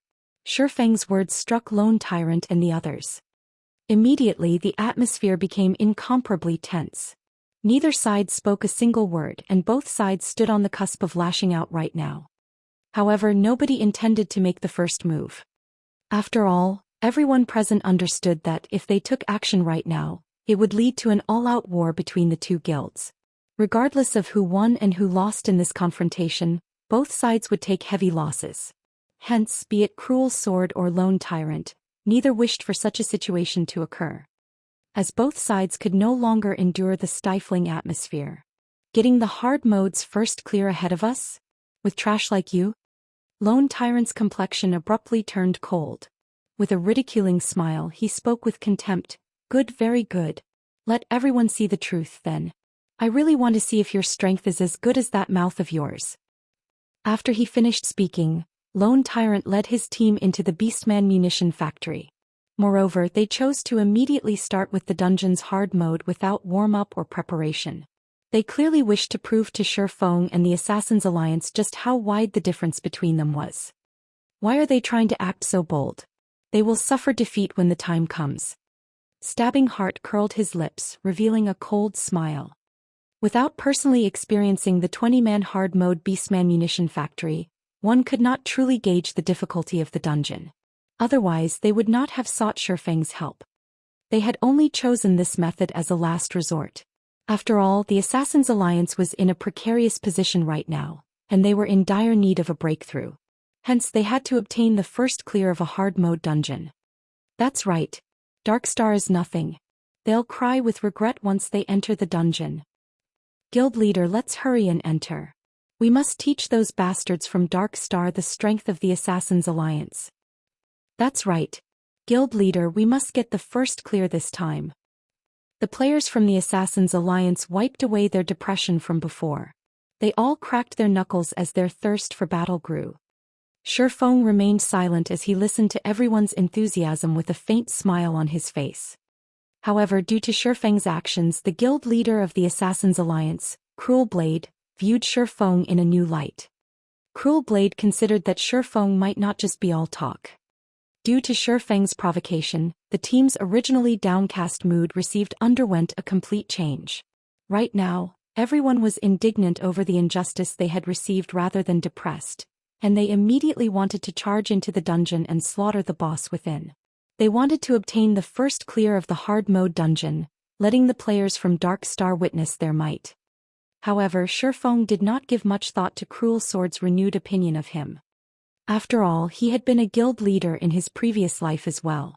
If one wanted to increase the unity of a team, they only needed one thing. They needed an enemy. In fact, Lone Tyrant was already an enemy of the Assassin's Alliance. Shifeng merely poured some oil on the already burning fire, further raising their fighting spirits. Naturally, high fighting spirits were only a mental boost, and it would not help the Assassin's Alliance to clear the dungeon. If the Assassin's Alliance wanted to clear the hard mode team dungeon, they still needed some other key elements. However, Shifeng did not reveal this fact. He merely quietly joined the Assassin's Alliance's team, entering the Beast Munition Factory with Cruel Sword and the others. The Beast Munition Factory was a dilapidated weapon manufacturing factory. Hence, the terrain inside the dungeon was not particularly complicated. Players only needed to walk down a single path to reach the boss. There were a total of 3 bosses throughout the dungeon. Although the number was low, each boss was extremely powerful. In 20-man hard mode team dungeons, the bosses were all high chieftain rank. Every one of them had powerful skills, and it was a normal occurrence for these bosses to instant kill an MT. If a team were not familiar with these bosses' skills, failing to grasp the timing of their attacks fully, it would not be strange for a team to team wipe over 10 times. In comparison to these bosses, however, players would have a much easier time clearing the elite monsters within the dungeon. I think that everyone should know what to do by now. However, since this is Brother Yifeng's first time entering this dungeon, I'll give you a short explanation on what you should expect later on. Your task is to go all out, dealing damage while simultaneously evading the skills of the elite monsters. On another note, the monsters here have very high attack power and they deal a ton of damage even to the MTs. Moreover, these monsters are immune to crowd control skills. Hence, healers will be under a lot of pressure. They will have no time to heal anyone other than the MT, so you need to be careful not to pull aggro, Cruel Sword explained patiently. Alright, that's it for my explanation. Let's first use the 4 elite monsters guarding at the entrance as practice for our coordination. Finished speaking, Cruel Sword directed 2 of the team's MT to charge at the 4 axe-wielding level 10 elite Beastman warriors. Beastman warrior, elite rank. Level 10. HP 50000/50000. As this was a dungeon, the monsters in here had both their HP and attack power greatly increased. They were much stronger compared to the level 10 elite monsters out in the fields. One of the 2 MTs was a shield warrior while the other was a guardian knight. Each of them held the 2 monsters aggro. However, when Shifeng saw the damage these 2 MTs dealt to the monsters, he was immediately stunned. A normal attack from the shield warrior only dealt -32 damage to the Beastman warriors. When the shield warrior used heroic strike, he only dealt -66 damage. Meanwhile, the guardian knight fared even worse than the shield warrior. The guardian knight's normal attack only dealt -24 damage, while his divine strike only dealt -51 damage. Both of these MTs were level 10 players, and both of them wielded mysterious iron weapons. Even if it were a one-handed weapon, when faced with an elite monster of the same level, it should not deal such little damage. Thus, Shifeng was shocked by this sight he witnessed. Although the 2 MTs took care to evade the attacks of the monsters, they were very clumsy. As a result, the number of attacks they received exceeded the number of times they dodged. Moreover, each time they received an attack, they needed to retreat a few steps before they could stabilize themselves. The only fortunate thing was that the damage they received was not high. They received around -300 damage from each attack. Meanwhile, each MT possessed around 2,400 HP. With 2 monsters attacking each MT simultaneously, Each MT received a rough total of -600 damage, a quarter of their total HP. This situation resulted in the healers suffering. However, Shifeng was similarly shocked when he discovered that both MTs possessed around 2,400 HP. What the heck? Isn't their HP a little too high? They both couldn't have only added their free attribute points into endurance, completely ignoring strength and agility, right? However, this was the only explanation that made sense. It explained why, even though both MTs were clearly gaming experts, they required so much effort just to dodge an attack and why their damages were so pitiful. In contrast, a level 10 assassin who similarly used a one-handed weapon could deal over -100 damage to an elite monster like the Beastman Warrior. They could even deal over -200 damage if they used a skill. The MT's strength was just abysmal. Their agility was similarly too low, preventing them from dodging attacks that they could have clearly evaded. It was obvious that the players of the Assassin's Alliance have yet to adapt to the battle methods of God's domain. They clearly possessed plenty of expert players, yet they were unable to exhibit their full potential. It was no wonder the Assassin's Alliance became an obscure existence during the early stages of the game. Only after half a year had passed since God's Domain's launch did they gain some achievements. If the Assassin's Alliance battled the boss of the Beastman munition factory like so, Shifeng would be surprised if they didn't team wipe. It was truly a wonder as to how they managed to clear a 10-man hard mode team dungeon. I wish to say something, is that all right? Shifeng looked at Cruel Sword, asking softly. Although the Assassin's Alliance now possessed Lone Tyrant as a great enemy, the members of the team still had negative opinions of Shifeng. They only kept their mouths shut due to his relationship with Stabbing Heart. However, if Shifeng dared push his luck, they would not sit idle. Speak your mind. As long as it benefits the dungeon raid, we will not reject it. Cruel Sword had managed to discern Shifeng's capabilities somewhat. He could somewhat understand why Gentle Snow would take a fancy to Shifeng. After all, Shifeng indeed possessed strength. Can we replace the two MTs? Shifeng asked, holding nothing back.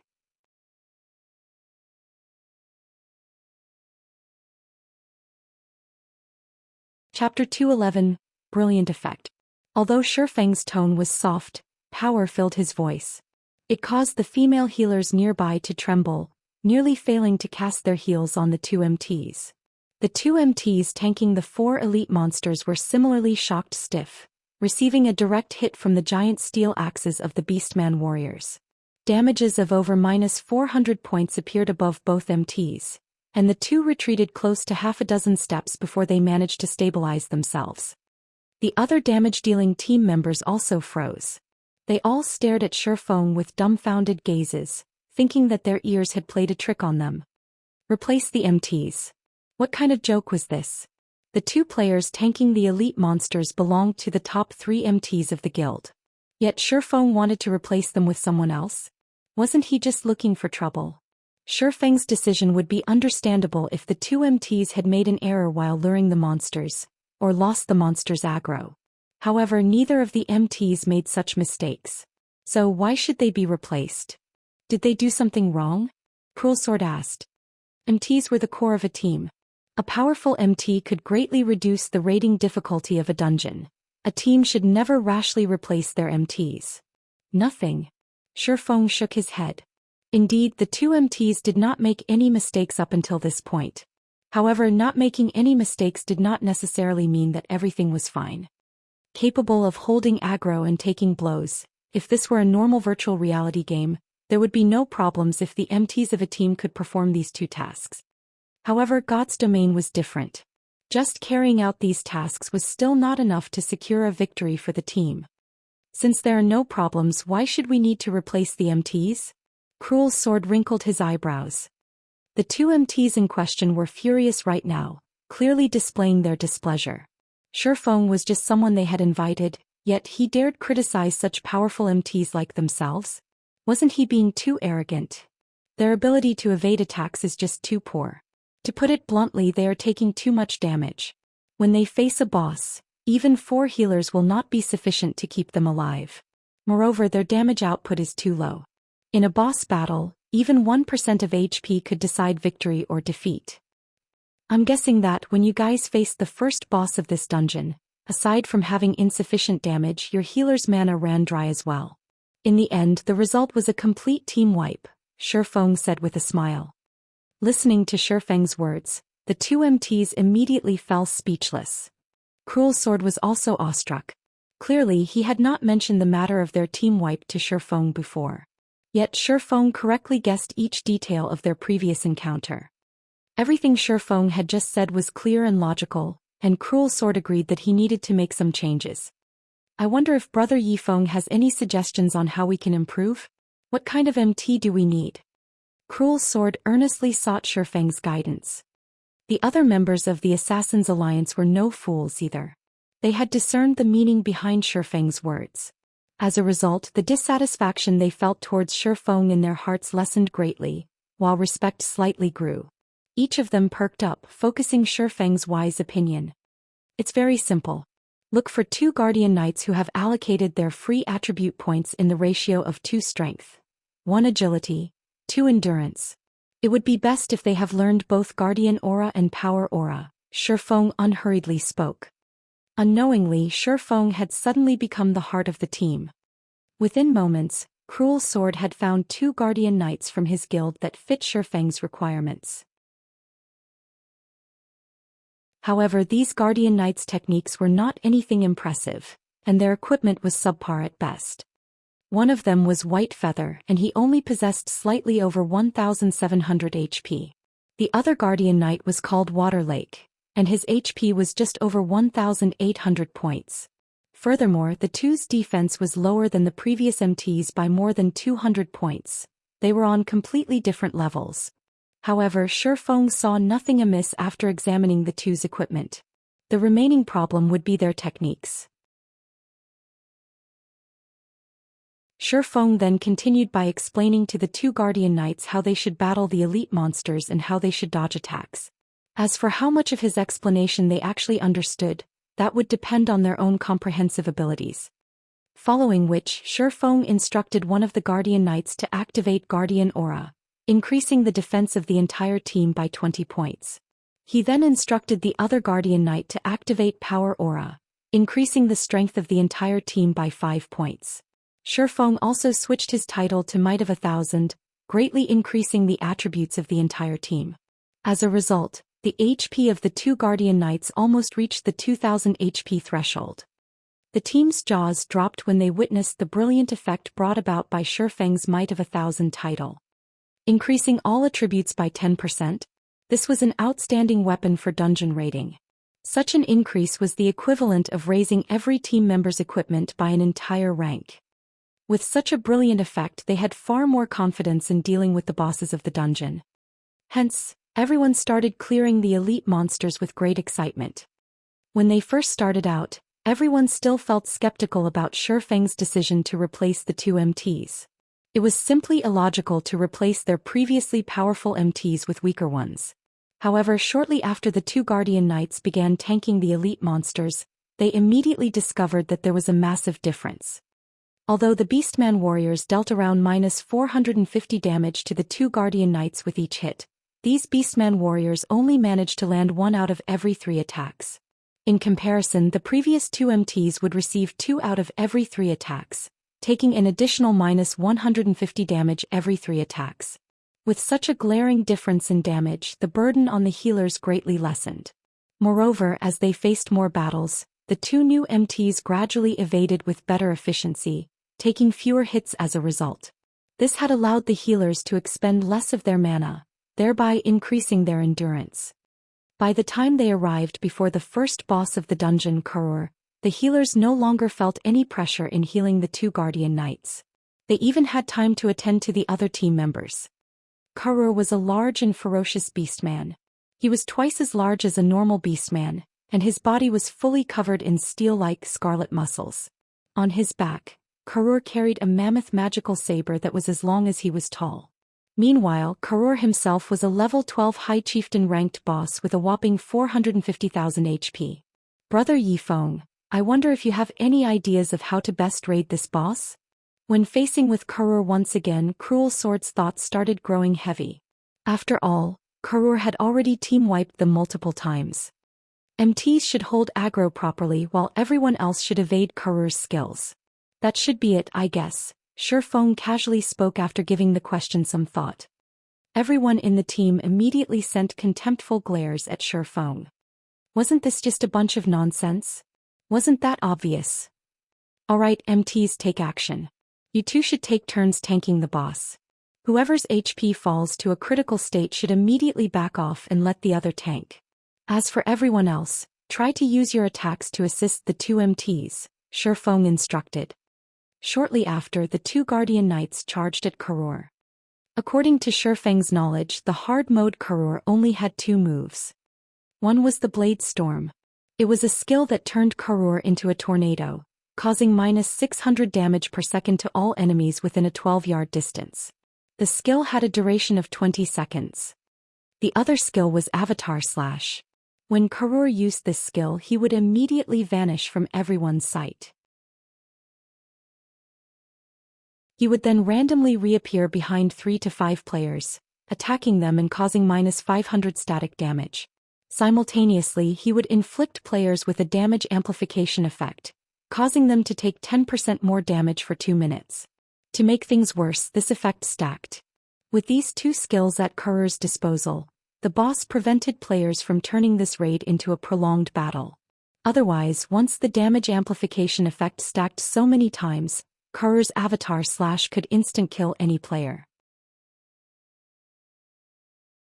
At that time, there would be no way for the battle to continue. Hence, there was only one requirement when facing Karur: resolve the battle in the shortest time possible. The longer the battle dragged on, the more difficult it would become. Taking the lead, the Guardian Knight Water Lake brandished his sword, sending a punishment at Karur's head. The attack only caused -126 damage. Compared to the elite monsters from before, Karur's defense was clearly a notch higher. Moreover, such a small amount of damage was practically negligible in the face of Karur's massive 450,000 HP. By contrast, as Water Lake failed to dodge Karur's counterattack, the boss's saber sent him flying. A frightening damage of -1,134 points appeared above Water Lake's head, instantly devouring over half of his total HP. Following which, White Feather promptly dashed forward and activated Righteous Fury. He then used Shield of Vengeance to attract Karur's aggro. The 4 healers on the team did not dare make any mistakes. They immediately cast their heals on Water Lake.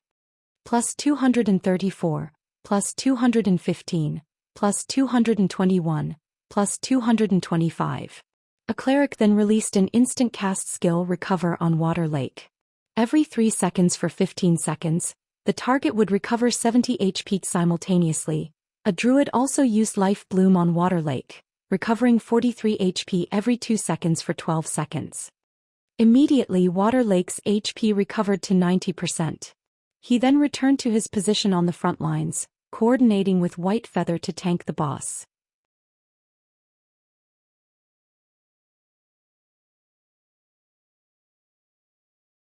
Chapter 212, Raiding Karur. By taking turns attacking Karur, the two Guardian Knights quickly established a strong hold on Karur's aggro. However, compared to when they battled elite monsters, the pressure on the healers had visibly increased. Moreover, both Water Lake and White Feather were clearly unfamiliar with the boss's attack patterns. Their movements were somewhat stiff when dodging attacks. Right now they could only dodge every other sent at them.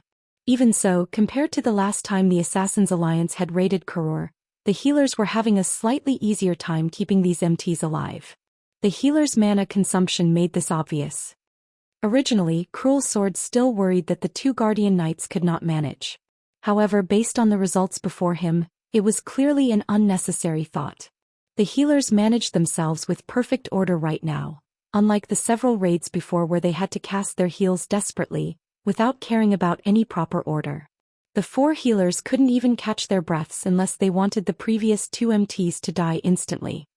In reality, such failures were very common. In God's domain, level 10 players had a large threshold to overcome. The levels before level 10 were merely an adaptation period. Once players reached level 10, they would no longer receive any preferential treatment. Hence, Entering a level 10 20-man hard mode team dungeon at level 10 was the equivalent of entering a level 5, 20-man hell mode team dungeon at level 5. How could it possibly be easy? In addition, bosses would have much higher intelligence. It would take a certain degree of skill to hold the aggro of a boss and prevent it from attacking the ranged classes and healers. MTs especially needed to know how to pin down and restrain the boss monsters, as just having aggro did not mean that the boss would only hit the MT. After all, even with aggro, boss monsters would still find an opportune moment to massacre the healers, the weakest players on the team. When this occurred, MTs had the task of restraining the boss, preventing it from attacking the healers. Hence, the requirements for an MT's techniques were very high. If the previous MTs were currently tanking the boss, they would fare much better than Water Lake and White Feather regarding techniques. They had simply made a mistake during the allocation of their free attribute points. However, there was no way to reset one's attribute points in God's domain, so these two players could only be replaced. Moreover, for a long time, these two players would have to allocate all the free attribute points they obtained from leveling up into both strength and agility. Otherwise, they would cripple their characters. Everyone start attacking now. Berserkers and swordsmen assist the MTs in blocking some attacks. Focus your attacks on the boss's weapons or arms, and aim your attacks where they can interrupt the boss's attack. As for ranged classes, focus on dealing as much damage as you can, Shifeng commanded. Immediately, a group of players charged forward to give Karur a beating, while the ranged players launched their bombardment at Karur. -124, -137, -108, -189, -175. One damage after another appeared above Karur's head. However, the damage was not particularly high. Among these, the highest damage dealt belonged to the Berserker Cruel Sword. His normal attacks could deal around -266 damage with each hit, while a violent strike could deal up to -448 damage. Right behind Cruel Sword was Stabbing Heart. As Stabbing Heart was an assassin, his normal attacks could only deal around -120 damage with each hit. However, his attack rate was much faster than Cruel Sword's. Meanwhile, a 5-star Eviscerate decimated 587 HP from Karur. Ranking in third was the team's cute and lovable little sister, the Elementalist Mu Qing. She was the captain of the Assassins Alliance's Elementalist team, and her techniques were first-rate. She was also one of the famous female Elementalists in Star Moon Kingdom. She could rank within the top 100 Elementalists within Star Moon Kingdom. Every one of her attacks could deal around -300 to -400 damage, but due to her spells requiring a long time to cast, her overall damage was slightly less than the two aforementioned players. Originally, Cruel Sword had intended to say to Shifeng, "Look. Isn't our team's damage output powerful? Why don't you join our guild? The position of first vice leader will be yours if you do." However, when Cruel Sword saw Shifeng charging at Karur, subsequently slashing his sword at Karur, Cruel Sword was immediately dumbfounded. His words shrunk back into a secluded location in his mind. Shifeng's two casual slashes dealt damages of -395 and -376 to Karur. Immediately after, Shifeng followed up with a level 10 chop. The skill achieved a critical hit, instantly causing -2137 damage to Karur. He then continued by using Thundering Flash, dealing damages of -643, -832, and -1102 to Karur, as well as inflicting a damage amplification effect. Shifeng then abruptly jumped up into the air. As he descended, he smashed the abyssal blade covered in the power of thunder and fired down onto Karur's head. Suddenly, Karur let out a soul-piercing scream of pain. Thunder Flame Explosion instantly caused -3312 damage, and everyone on the team aside from Shifeng became slack-jawed when they witnessed this scene. If Water Lake had not reacted quickly by using Mock, followed by Righteous Punishment, Shifeng might have snagged most if not all of Karur's aggro. Stabbing Heart, just where did you find a swordsman expert as amazing as him? Mu Qing's exquisite lips parted as she gaped and involuntarily questioned Stabbing Heart.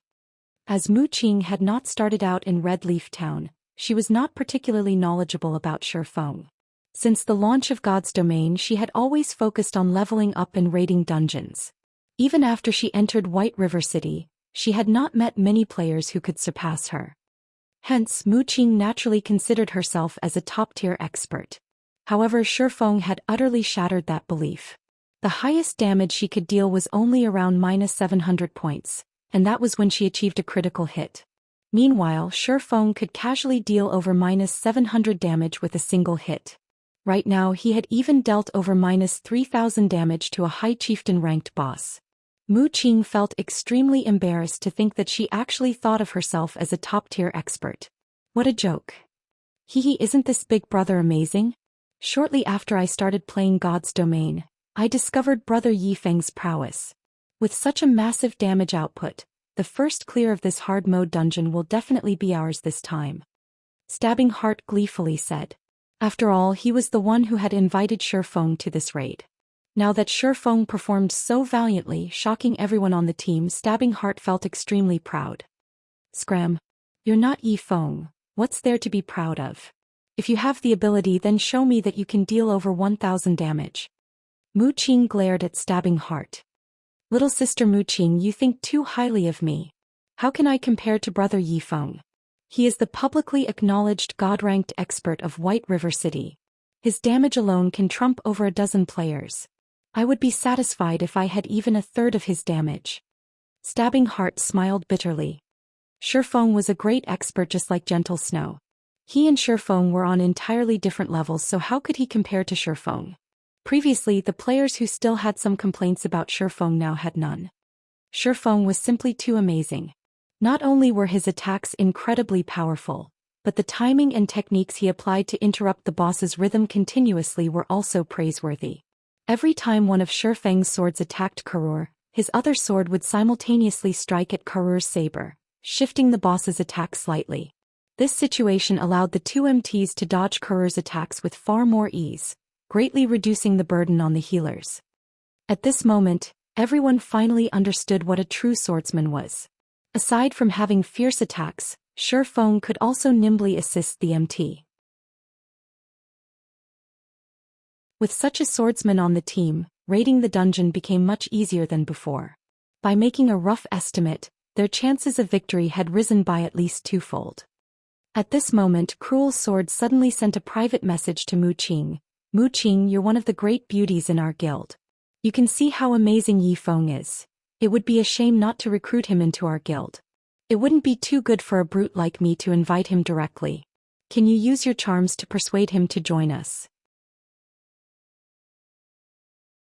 If you manage to pull Yifeng into our guild, I can guarantee that your current treatment will increase by threefold, and you will also be promoted to an elder of the guild.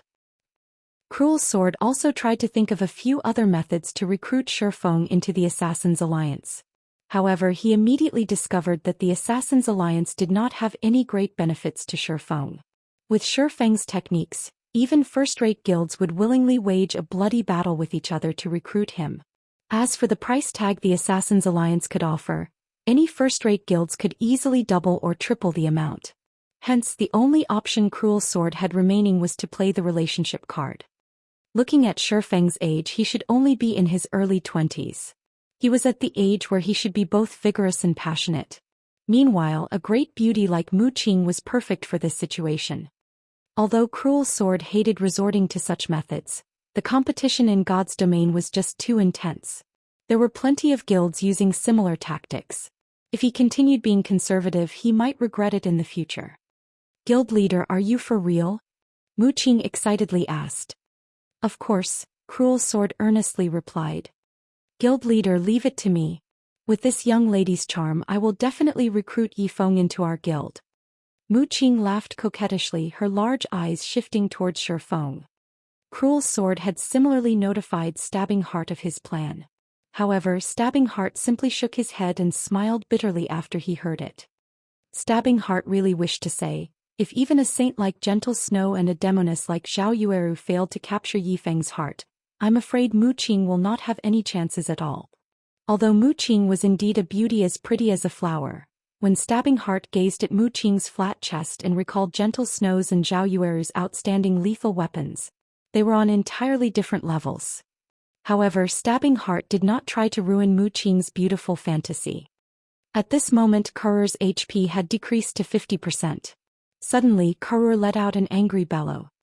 "Everyone, get away from the boss." Shi Feng knew that Kurur was about to use Blade Storm.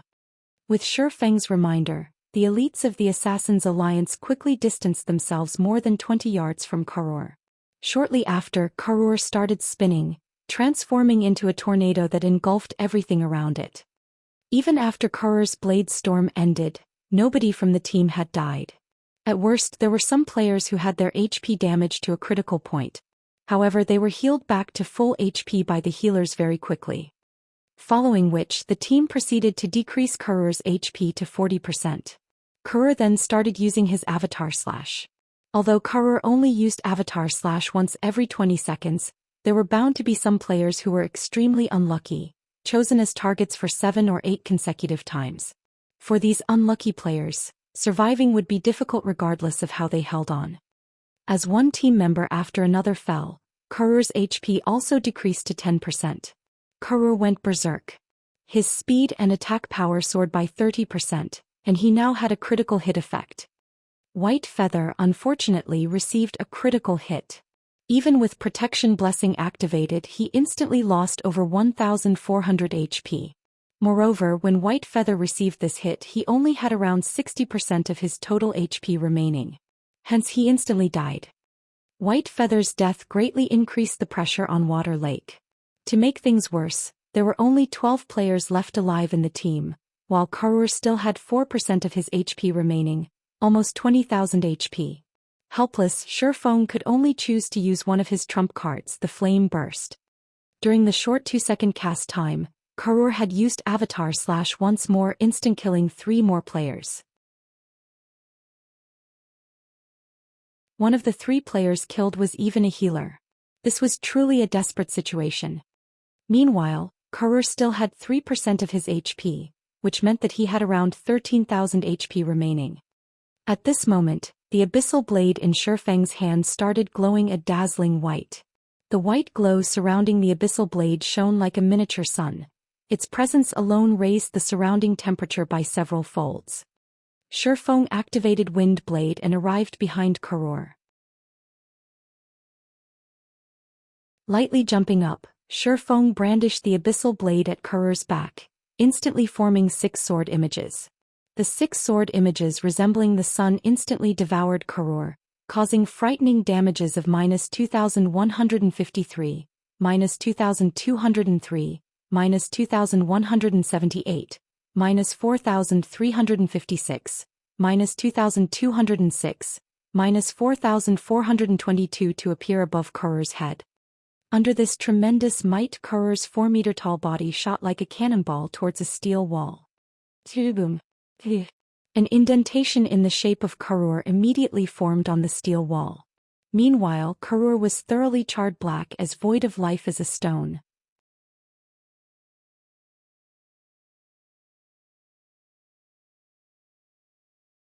Chapter 213, Dark Warlock Salu. Kurur is down. We won. What was that skill? How could it be so frightening? The surviving members looked at the charred Kurur, all involuntarily gulping a mouthful of saliva. The scene Shi Feng displayed before was simply unheard of. It was as if the thing he brandished was not a sword but a miniature sun. Even when standing at a distance of over 30 yards, they could feel the scorching temperature through the pain and burning of their skin. Meanwhile, the damage Shi Feng had dealt was even more shocking. Of his 6 last strikes, not one had dealt lower than -2,000 damage to the High Chieftain ranked boss. Among them, there were even 2 that achieved a critical hit, causing over -4,000 damage. It was the first time they had seen such a powerful skill. Stabbing Heart jaw also hung open. Although he knew that Shi Feng was amazing, he never imagined that he would be this amazing. Cruel Sword was also awestruck. Originally, he had prepared for another failure. He never thought that Shi Feng would have a move like this hidden. Shi Feng had sent a level 12 High Chieftain boss flying and instantly caused more than -10,000 damage. This was definitely the highest damage Cruel Sword had seen so far. At this moment, Cruel Sword's gaze grew even more fervent when he looked at Shi Feng. He couldn't help but wish that he could drag Shifeng into the Assassin's Alliance right this instant. Mu Qing reacted quickly. This moment was her best chance to get closer to Shifeng. Hence, Mu Qing immediately walked up to Shifeng's side, acting excited as she pulled on Shifeng's arm. Big brother Yifeng, this move of yours is just too amazing. Just what sort of skill is it? This is my first time seeing such a skill. Mu Qing eyed Shifeng as she spoke in a soft and supple tone, her slender eyelashes constantly fluttering. Admiration filled her gaze and her expression was fragile, invoking any man's protective instincts. Flame burst. It's a universal special skill that any class can use. Shifeng could clearly feel a sense of warmth and softness on the arm she clung to. However, he did not put much thought into it. He deemed that Mu Qing had only done such a thing due to her excitement. Hence he casually gave her the answer. A special skill, is it? How unfortunate. Originally, I thought of inviting brother Yifeng to help me grind for one. Mu Qing's excitement withered when she heard Shifeng's words. One could only come across something like a special skill serendipitously. It was not something that one could obtain through effort. Indeed, how could such a powerful skill be so easily obtained? Let's take a look at the drops then, Shifeng said with a laugh, looking at Mu Qing's disappointed expression. Reminded by Shifeng, everyone finally recalled the fact that Karur, who had just died, was a high chieftain-ranked boss. The loot he dropped would doubtlessly be bountiful. They had forgotten this fact due to their shock at Shifeng's strength. Following which, the surviving healers started reviving their fallen allies. Only when everyone was revived did Cruel Sword begin to collect the loot. Karur had dropped a total of 5 pieces of equipment, and all of them were mysterious iron rank. Compared to the boss of a 10-man dungeon, Karur had dropped an extra 2 to 3 pieces of equipment. Among the 5 pieces of equipment, there was a level 10 great shield, a level 10 longbow for rangers, a level 10 breastplate for berserkers, a level 10 staff for healers, and the last piece was a level 10 breastplate for swordsmen. The breastplates for berserkers and swordsmen in particular were pieces of set equipment. As for money, everyone in the team received 32 coppers. In general, it was a great harvest. As Shifeng previously had an agreement with the Assassin's Alliance, the Wind Extinguisher breastplate was given to him directly. Wind Extinguisher breastplate, chest piece, plate armor, mysterious iron rank. Level 10. Defense plus 83. Strength plus 7, agility plus 10, endurance plus 6. Restricted to swordsmen. Part of Wind Extinguisher set equipment, 1/6. 2-piece effect. Increase damage by 10%. 4-piece effect. Increase attack speed and movement speed by 15%. 6-piece effect. Ignore levels plus 3. When attacking, 15% chance to increase attack power by 50 points for 20 seconds. Regarding attributes or set effects, the Wind Extinguisher set equipment definitely possessed a qualitative increase compared to the Silver Moon set equipment. Shifeng's best available option was to gather this whole set now and upgrade his equipment. However, it would not be an easy task. After receiving the Wind Extinguisher breastplate, Shifeng was in no hurry to swap it out with his current breastplate. After all, once he made the change, he would lose one of the set effects of the Silver Moon set equipment. He only intended to make the change after he collected 4 pieces of the Wind Extinguisher set equipment. After distributing the equipment, everyone advanced towards the next boss. Now that Water Lake possessed a level 10 mysterious iron ranked shield, his defense and HP had both increased significantly. As a result, they easily dealt with the monsters they met on their journey. Within 10 minutes, they arrived at a fighting arena. In the middle of the arena, Morlock, a Beastman assassin, stood there. He was also the second boss of the Beastman munition factory. Morlock, High Chieftain rank. Level 12. HP 400,000/400,000. Although Morlock's HP was lower than Karur's, Morlock was in reality much harder to deal with than Karur. Unlike Karur, Morlock was an assassin. During battle, Morlock would unpredictably disappear and reappear at another location. He would also frequently attack players while ignoring aggro, choosing to attack players on the run line rather than those on the front line. More importantly, Morlock had 3 skills that rendered players speechless. The first skill he possessed was Armor Break. Every one of Morlock's attacks would inflict a stackable armor break effect. To any plate armor classes, this could be a fatal skill, as once the armor break effect reached 10 stacks, their defense would essentially reduce to 0. Even if it were an MT that possessed over 2000 HP, Morlock could still kill them with just 2 to 3 hits. Before the healers could replenish the MT's lost HP, the MT would have already succumbed to Morlock's stunning attack speed, dying helplessly. The only fortunate aspect for players was that the armor break effect only had a short duration of 30 seconds.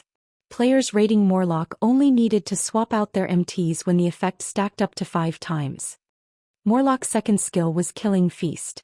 When activated, Morlock would attack all enemies within an 8-yard radius a total of 16 times. Throughout the duration of this skill, Morlock would enter a state of invulnerability. Moreover, Morlock would carry out these 16 attacks very quickly. He would finish all 16 attacks in just 2 seconds. When Morlock activated this skill, there were only the 2 MTs within range. These 2 MTs would die with a 100% guarantee. Thus, players needed to share the burden of this attack. This would also place an extreme pressure onto the healers. Morlock's third skill was called Vanish. When activated, Morlock would randomly ambush a player. If the ambushed player were a cloth armor class, then without question that player would die. Only players that belonged to a plate armor class would have any hopes of surviving Morlock's ambush. At this moment, everyone in the team looked towards Xianxia, intending to obtain his opinion on how to deal with this second High Chieftain boss. Contrary to their expectations, Xianxia did not tell them any strategies to raid the boss. Instead, he instructed 1 healer and 2 MTs to test the waters. Otherwise, he might have to explain how he obtained his strategy. After making a few tests, Xianxia started explaining his strategy for the initial stages of the boss fight. In reality, the plan was very simple. All plate armor classes would become tanks during the early stages of the raid, taking turns tanking Morlock. After all, Morlock's damage was not particularly high. It would only become powerful after the armor break effect stacked so many times.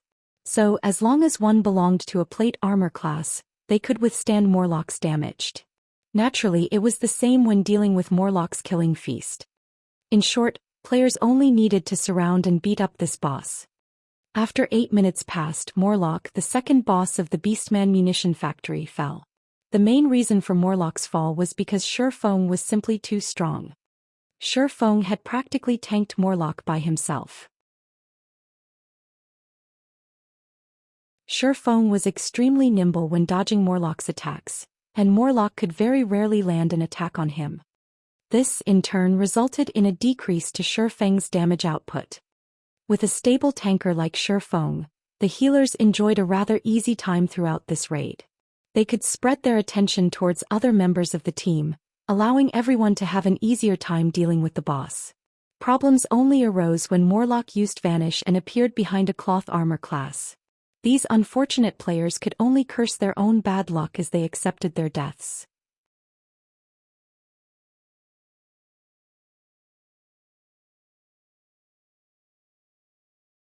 Chapter 214, Dungeon Cleared. After Morlock died, he dropped a total of 4 pieces of mysterious iron equipment. Everyone received a share of 34 copper coins and a large amount of EXP. Meanwhile, Xianxia obtained a pair of wind extinguisher leg guards, increasing his collection of the wind extinguisher set equipment to 2 pieces. Everyone on the team looked at each other with a smile after they had killed Morlock, a High Chieftain ranked boss, with such ease.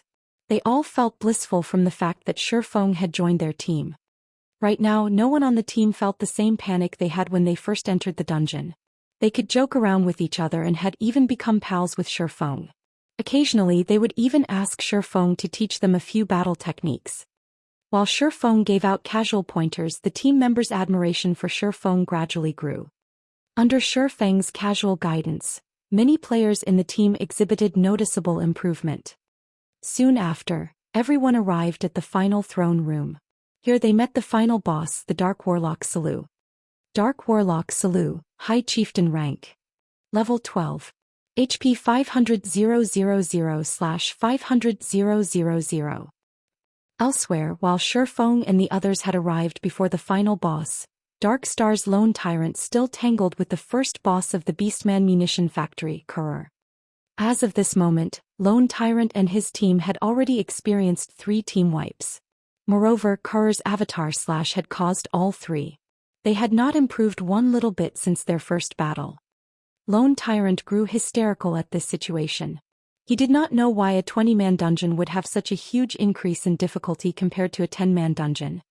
After pondering for a long time, Lone Tyrant discovered the reason for their failures. This boss needs to be dealt with as quickly as possible. However, our overall damage simply isn't enough to finish him.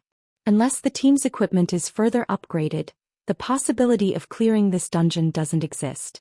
Do we really have to go and upgrade our equipment before trying again? Lone Tyrant wore a hesitant expression as he glared at Kurur. Due to his previous boasting, he was now stuck between a rock and a hard place. However, Lone Tyrant suddenly came to a realization. If the damage of his own team were insufficient to deal with Kurur, then the Assassin's Alliance, who had poor quality equipment, would have even less of a chance of killing Kurur. At this moment, the team from the Assassin's Alliance must certainly be stuck at the first boss as well. When Lone Tyrant thought about this, his mood immediately lifted. He decided to reflect on their raiding strategy, giving the boss another try. Meanwhile, in the magnificent throne room of the Beastman munition factory, the Assassin's Alliance had already investigated the Dark Warlock Salu's skills. Aside from Dark Arrow being Salu's most basic attack, Salu was immune to all controlling effects. Salu also possessed 2 killing moves. One of them was a skill called Shadow Wound. When cast, the boss would fire 12 dark arrows. Each dark arrow would cause -800 damage and inflict a fear effect that lasted 6 seconds. The other was a skill called Summon Flame Giant. The Flame Giant was a level 12 special elite with 50,000 HP. Each Flame Giant that Salu summoned possessed self-immolation effect that dealt -300 flame damage to all targets within a 10-yard range every second. The Flame Giant was also the largest hurdle to overcome when raiding the Dark Warlock Salu, as the self-immolation was an AoE dot. If any players other than MTs received -300 flame damage every second, they would last 4 to 5 seconds at most. Meanwhile, Salu would summon an additional Flame Giant every 1 to 2 minutes. Factoring in the fear effect from Shadow Wound, many players in the team would die under the combination of these 2 skills.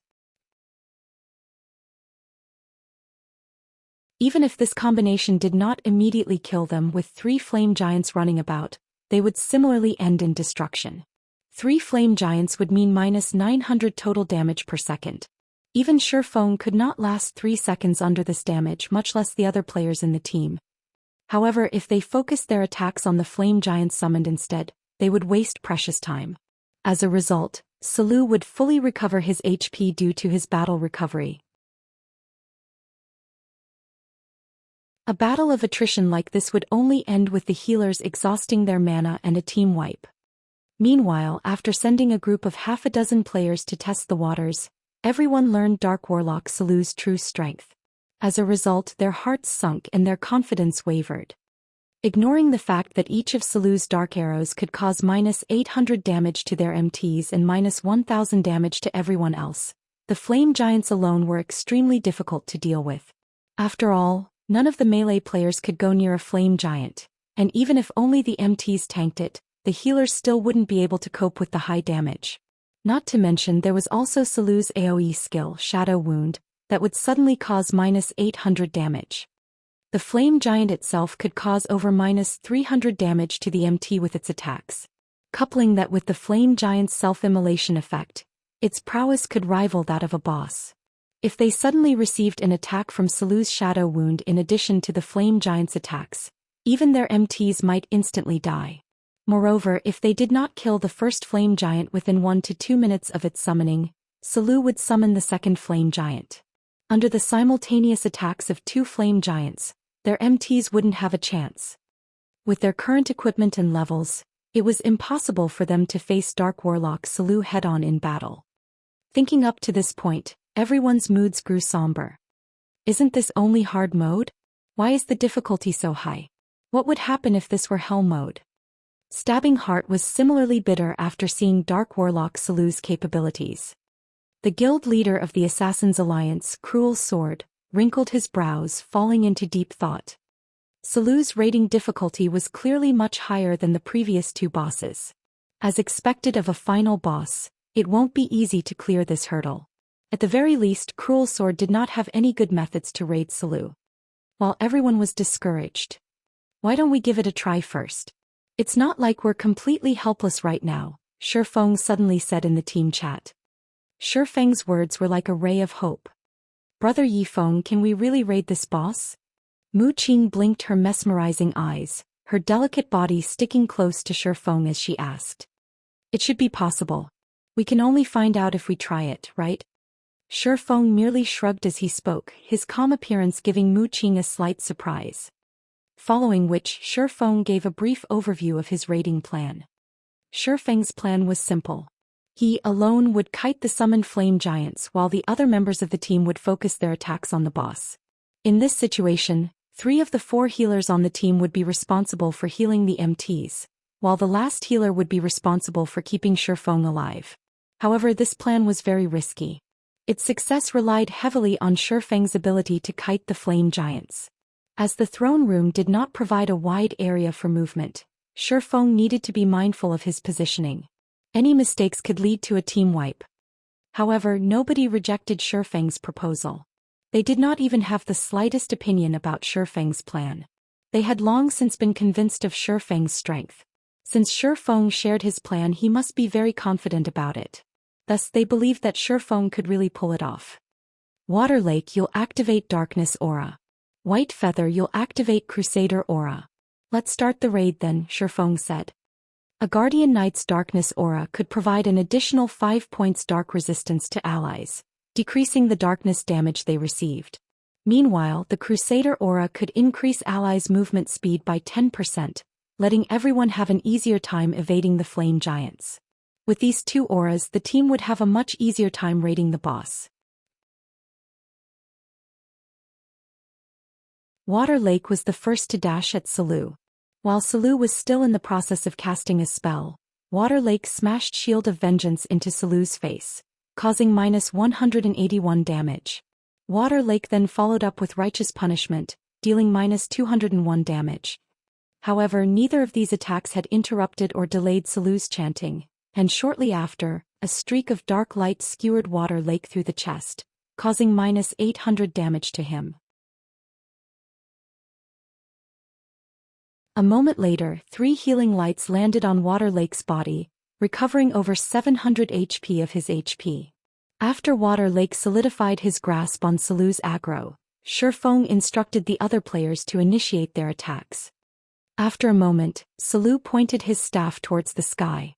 A large azure-green fireball descended from the sky, crashing into the throne room. Immediately, Shifeng tossed out the blazing meteor at the azure-green flame giant, causing -621 damage and instantly becoming its main target. Seeing the flame giant charging at him, Shifeng spun around and fled, luring the flame giant away from the rest of the team. He then started circling around the hall with the flame giant right behind him. As Salu's HP continued decreasing, the flame giants he summoned also grew stronger. Unfortunately, Shifeng lured away all of the flame giants Salu summoned, spoiling his fun. After more than 10 minutes, Salu released a resentful bellow. His body fell to the throne as he passed away.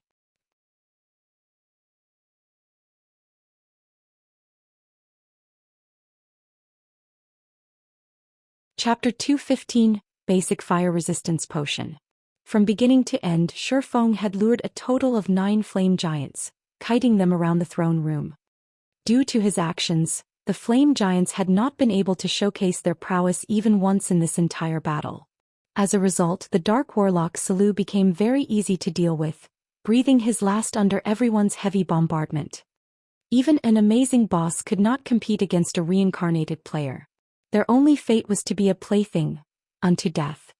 Seeing Salu fall, everyone jumped in celebration. The Beastman Munition Factory belonged to the category of expedition dungeons. Unlike the Dark Moon Graveyard, which was a survival dungeon, players only needed to kill the final boss in an expedition dungeon to clear it. There was no need to leave the dungeon for the clear to be official. At this moment, the White River City Region System announcement had already appeared. White River City Region System Announcement. Congratulations to Assassins Alliance for becoming the first team to conquer the hard mode Beastman Munition Factory. All players within the team will be rewarded with 50,000 EXP and 1 silver coin. White River City Region System Announcement. Congratulations to Assassins Alliance for becoming the fastest team to conquer the hard mode Beastman Munition Factory. All players within the team will be rewarded with 50,000 EXP and 1 Tier 1 gemstone of random attribute. As it was not the first clear of Hell mode, the main god system would not be so generous as to reward them with reputation points. Normally, players would only receive EXP for obtaining the first clear of hard mode. Also, the race for team dungeons was categorized into 2 types: hard mode and hell mode. Normal mode was not taken into consideration as no time challenge existed. Normally, the main god system would implement a clear time for team dungeons. The clear time set by the system depended on the type of team dungeon and its difficulty. Meanwhile, the hard mode Beastman Munition Factory's clear time was set at 3 hours. The main god system would usually set the clear time at a very high bar. Only if players had achieved the standard of an elite team determined by the main god system would they have a chance to clear the dungeon in this set amount of time. Meanwhile, under Shifeng's command, the Assassins Alliance had only spent 2 hours and 22 minutes to clear the hard mode Beastman Munition Factory, surpassing the estimated time. This proved that the team's strength was already above the standards of a normal elite team. However, everyone on the team knew full well that this achievement was all due to Shifeng's contributions. After a round of mad celebration, everyone finally welcomed the most exciting moment. They began examining the item drops of the Dark Warlock Zhou, the final boss monster of the Beastman Munition Factory. Compared to the previous 2 bosses, the loot from Zhou was far more bountiful. Zhou had dropped a total of 7 items. Among them, 5 were level 10 mysterious iron ranked helmets, each being a part of a set equipment for different classes. With great luck, Zhou even dropped a basic fire resistance potion recipe. As for the final item, it was a secret silver staff meant for elementalists. Elemental Scepter, Staff, Secret Silver rank. Level 10. Intelligence plus 15, Strength plus 4, Agility plus 4, Endurance plus 10. Increases elemental damage by 5%. Increases casting speed by 10%. Durability 80/80ths. With just a glance, one could immediately tell that this was a top-tier staff meant for elementalists. When the mages in the team looked at the details of this staff, drool nearly leaked from their mouths. Although these mages had quite a few pieces of mysterious iron equipment on their persons, their weapons and equipment were all below level 10. They were clearly much weaker compared to level 10 weapons and equipment, not to mention a secret silver ranked staff. Cruel Sword immediately handed the elemental staff to Mu Qing. However, nobody in the team expressed any dissatisfaction about Cruel Sword's decision because Mu Qing's strength was indeed very powerful. Moreover, her damage was ranked number 1 amongst all the mages present. Following which, Cruel Sword handed the Wind Extinguisher Helmet, Wind Extinguisher Arm Guard, and basic fire resistance potion recipe to Shifeng. Similarly, nobody in the team had any gripes about this decision. If it weren't for Shifeng, they would not have cleared this dungeon in the first place. With this, Shifeng now had 4 pieces of the Wind Extinguisher set equipment. Although he did not possess all 6 pieces, they were sufficient for him to replace the bronze-ranked Silver Moon set equipment. Brother Yifeng, you've helped us out so much, yet you're only taking so few items. I am truly embarrassed about this, so please let me pay you another 100,000 credits as compensation. Otherwise, if the other guilds discover this matter, they will definitely make mock us for being insincere. Cruel Sword said with a laugh as he looked at Shifeng. Putting aside the advertising benefits brought about from obtaining the first clear of the hard mode Beastman Munition Factory, just the equipment they obtained was already of considerable value. It was especially true for the secret silver ranked elemental scepter. The value of this staff alone could compare to half a dozen pieces of level 10 mysterious iron equipment. Hence, spending an additional 100,000 credits to compensate Shifeng was a minor matter. To put it another way, the Assassins Alliance had made a huge profit from this deal. After all, the first clear of a 20-man hard mode team dungeon held extraordinary significance, as up until this moment, any guild had yet to obtain the first clear of a 20-man hard mode team dungeon. Obtaining the first clear of the hard mode Beastman munition factory had undeniably allowed the Assassins Alliance to break free from their awkward position in White River City. They no longer had to suffer the suppression from Dark Star. Of course, by giving Shifeng 100,000 credits, Cruel Sword also had the intention of deepening the relationship between Shifeng and the Assassins Alliance. Cruel Sword still wished to recruit Shifeng into the guild. Shifeng could easily see through Cruel Sword's intentions. However, he merely smiled in reply, receiving all that Cruel Sword offered without hesitation. Cruel Sword had no idea that Shifeng did not really care about this equipment. Even if it were the wind extinguisher set equipment, it was simply a temporary set of equipment for Shifeng. Meanwhile, amongst these items, the one Shifeng paid the most attention to was the basic fire resistance potion recipe. Basic fire resistance potion. After consumption, increases fire resistance by 15 points for 1 hour. Currently, this item had no market value. However, when the various large guilds started raiding the level 25 Flame Nest, the value of this basic fire resistance potion recipe would soar beyond one's imagination. Its worth would not be less than a piece of fine gold equipment. Players were not allowed to use the Flaming Sun scripture when in a dungeon. Meanwhile, equipment that increased a player's fire resistance was extremely rare. The quickest way to increase one's fire resistance was through the use of a basic fire resistance potion. If players did not possess this potion, raiding the Flame Nest would only be possible in their dreams. If Shifeng started looking for a potion maker to craft the basic fire resistance potion now, he would carve out an additional path to wealth for the future. Even 10 pieces of secret silver equipment could not rival what he could earn with these potions. Brother Yifeng, are you free tomorrow? At this moment, Mu Qing walked over to Shifeng after receiving a silent hint from Cruel Sword. Sweetly, she said, my party is planning to raid the old ruins, a high-level 10-man team dungeon, tomorrow. However, one of the original party members had applied for leave due to some personal matters. I'd really love it if you would join me. Will you? After a team dungeon was cleared, it would have a cooldown period of 3 days. Hence, they needed to wait for 3 days before they could enter the Beastman munition factory again. Standing to the side, Cruel Sword inwardly clapped his hands at Mu Qing's performance. Relationships needed care and gentle nurturing.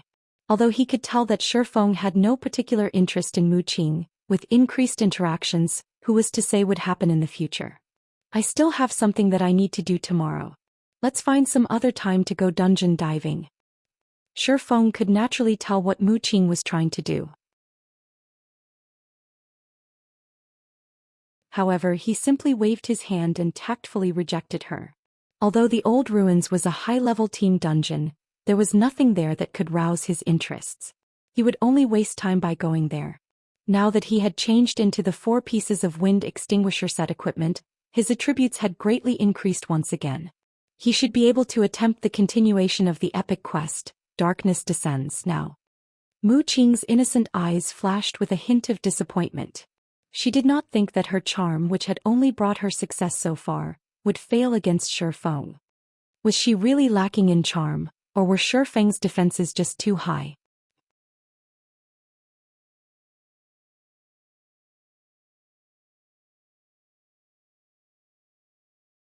Chapter 216, Surpassing Imagination. Beastman Munition Factory. Boss, we've already team-wiped 4 times now and have lost 20% of our experience. If we are to continue to die at this rate, we might not even be a high enough level to enter the dungeon's entrance. Why don't we give up? Alright then. Everyone get some rest. Afterwards, we'll head to a 10-man dungeon to upgrade our equipment. Lone Tyrant currently wore a gloomy expression on his face. They had tried all sorts of methods to raid the high chieftain-ranked boss, Karur, yet ultimately they still failed due to a lack of damage. Before, he had even made a solemn vow to kill Karur. Now that he thought about it, he felt that his decision had been slightly rash. Fortunately, the players from the Assassins Alliance had absolutely no chances of clearing the dungeon. Otherwise, he would be utterly humiliated. Just as the members of Dark Star were resting, suddenly 2 system notifications relating to the Assassins Alliance rang out beside everyone's ears. In the beginning, the members of Dark Star thought that they had heard wrong. Hence, they quickly called up the announcement interface. The extraordinarily large and clear words proved them wrong. The Assassins' Alliance had indeed obtained the first clear of the hard-mode Beastman munition factory. Immediately, the atmosphere surrounding the members of Dark Star sunk. Why was there such a large difference between their two teams? Weren't they supposed to be stronger than the Assassins' Alliance? How could the Assassins' Alliance have already obtained the first clear, while they were still stuck at the first boss? Lone Tyrant felt like he had just been given 2 tight slaps to his face when he looked at these notifications. His cheeks felt as if they were on fire. He felt even worse when he recalled Shifeng's words from before. If the nobodies that you've looked down on suddenly obtain the first clear of the hard-mode beast munition factory a step ahead of you, then what would you all amount to? At this moment, those words were like sharp swords, continuously slashing at Lone Tyrant's pride. Lone Tyrant truly never imagined that such a situation would occur. However, Lone Tyrant was no fool. He did not believe the Assassins' Alliance had relied on only themselves to clear the dungeon. The only possible way they could do so was with Shifeng's help. Just where did this mysterious person come from? In reality, Dark Star wasn't the only one to have been shocked by this piece of news. When the announcement spread throughout the entire White River City region, it had grabbed the attention of many other guilds. The Assassins' Alliance's position in White River City was self-evident from the fact that their development speed had surpassed even that of a first-rate guild. However, Dark Star's fame had recently suppressed Assassins' Alliance. Adding to the fact that they had not produced any significant results from the team dungeons, their status in White River City had become slightly awkward. Now that they had obtained the first clear of the Beastman munition factory, their fame instantly soared. This allowed the Assassins' Alliance to regain their rightful reputation. From now on, their development speed would definitely be faster than before. White River City's Adventurers Association. Brother Zhang. The Assassins' Alliance has obtained the first clear of the hard-mode Beastman munition factory. Ling Feilong suddenly rushed into Shadow's guild hall, announcing the news with a face filled with excitement. In God's domain, as long as guilds registered themselves at the Adventurers Association, they would be provided a free lounge for their own personal use in the various large cities. Guilds could carry out meetings and rest in this room, and they could also receive quests from the Adventurers Association. Why are you shouting? Who doesn't know of this matter? Zhou Yuhu, who was resting in the corner of the room, rolled his eyes at Ling Feilong. Of course I know of this.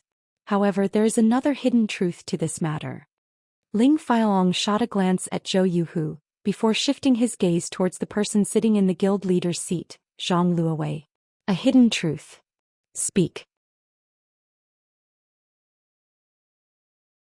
Ling Feilong's words caused Zhang Luowei, who had previously been indifferent towards this matter, to grow interested. Ling Feilong's previous report about his efforts to recruit Yifeng had nearly caused Zhang Luowei to lash out in anger. Shifeng had actually demanded to become the guild leader of Shadow. Did Yifeng even place him in his eyes? Moreover, he had asked for 60% of the guild's shares. What did he take them for? Did he really think they were fools? Meanwhile, the most shocking thing was that Ling Feilong had actually suggested that Zhang Luowei accept Shifeng's conditions. Hence, Zhang Luowei now looked down on Ling Feilong, resulting in Ling Feilong receiving cold treatment within the guild. Brother Zhang, look at the Assassins' Alliance's first clear name list. Yifeng is among the names.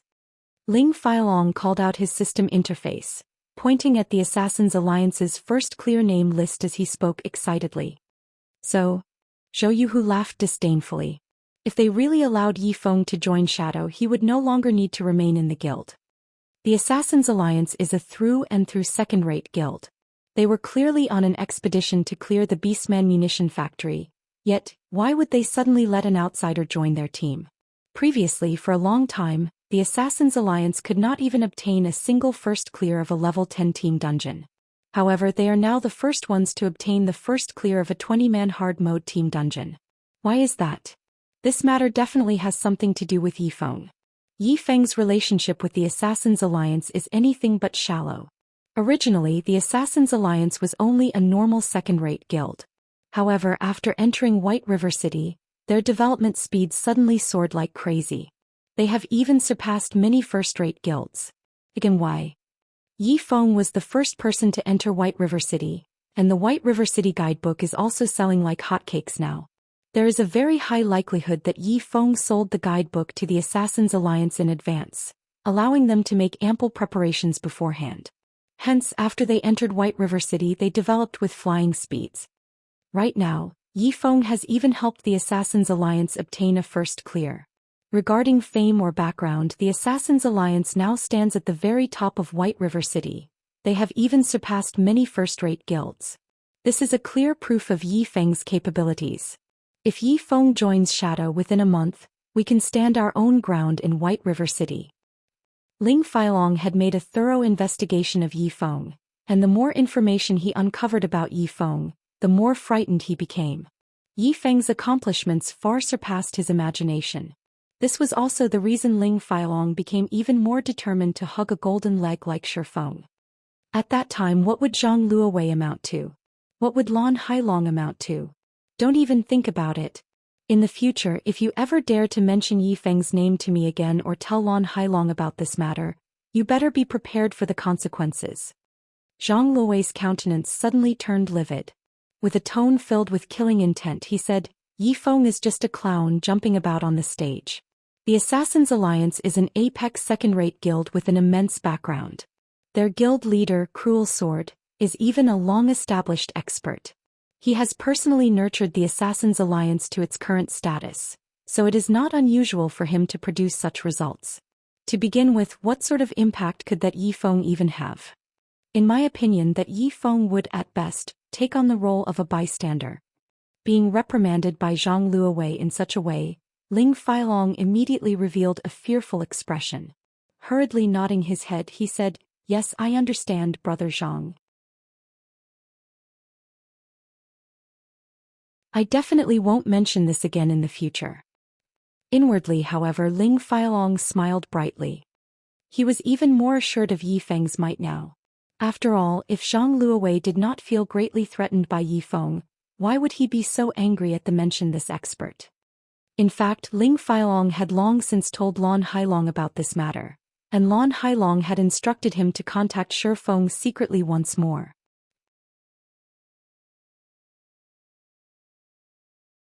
Once he attained certain achievements in God's domain, would he still be afraid of not being able to earn money? With wealth, would he still need to be afraid that Zhao Ruoxi wouldn't welcome his embrace of her own volition? Her family might very well obediently hand her over to him.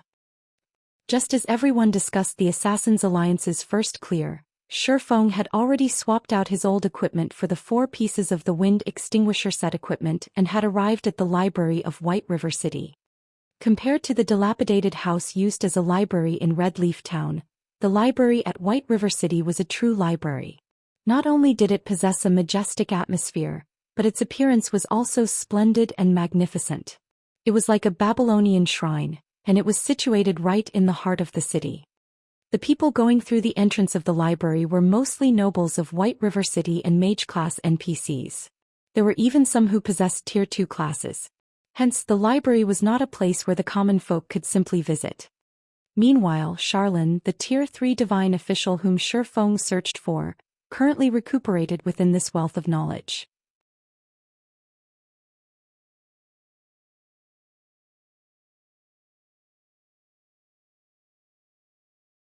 Chapter 217. Thoughtful Rain.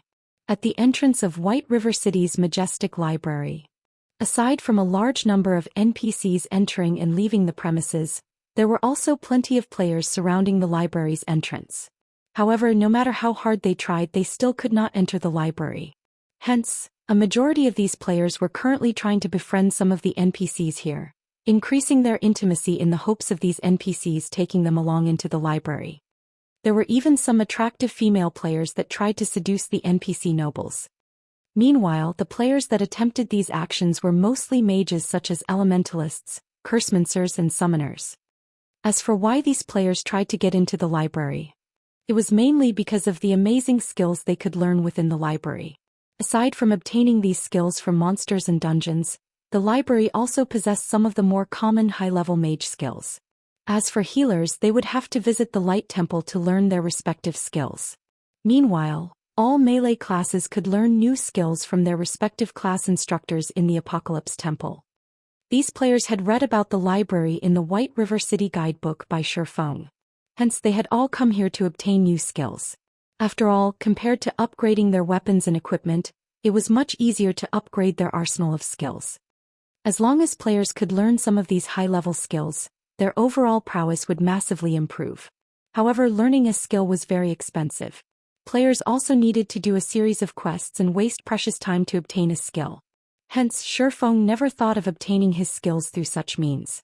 After all, the skills he had learned so far were not any weaker than those high-level class-specific skills.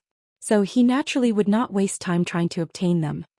Seeing Shifeng walking towards the library's entrance, the spectating players by the sidelines revealed sneers on their faces. Look, another new guy is trying to enter. How many players has that been already? Let's watch the guard kick him out. Most of these players had suffered a loss at the hands of the gatekeeper. As none of them possessed an entry pass, the guards had chased them all away. There were also some players who tried to cause a scene after being refused entry. However, these players were either jailed or sent flying away with a kick. Just as Shifeng was about to walk towards the tightly shut large steel doors, a female elementalist pulled on Shifeng, stopping him. The guards here will kick out any player without an entry pass. It is best if you do not try to approach them, the female player warned Shifeng. Shifeng already knew this. However, since the other party had approached him with kind intentions, Shifeng turned his head and looked at the female player that had stopped him. Immediately, Shifeng discovered that the female player who stopped him was very beautiful. Amongst all the female elementalists he knew, only the flame witch Zhao Yueru might trump this girl's beauty. Moreover, the equipment on this girl fully comprised of mysterious iron equipment. Although her weapons and equipment were all below level 10, they were still extremely valuable. As the girl before him was an independent player, it was much more difficult for her to obtain such equipment compared to a member of a guild. However, for some unknown reason, Shifeng felt a sense of familiarity when he looked at this female player. Yet he could not recall when he had met her before. He then used observing eyes and took a look at this girl's name. Thoughtful Rain. Shifeng had no recollection of this ID, and he was very sure that there was no female expert in his previous life with such a name. Since she was not a female expert, why did he feel a sense of familiarity with her? Shifeng shook his head. There was no point thinking about it if he couldn't remember. It might just be a misconception due to his reincarnation. Thanks, Shifeng said. Thoughtful Rain faintly smiled. She thought that since Shifeng had shown his appreciation, he must have a kind personality, unlike others who would reply to goodwill with malice.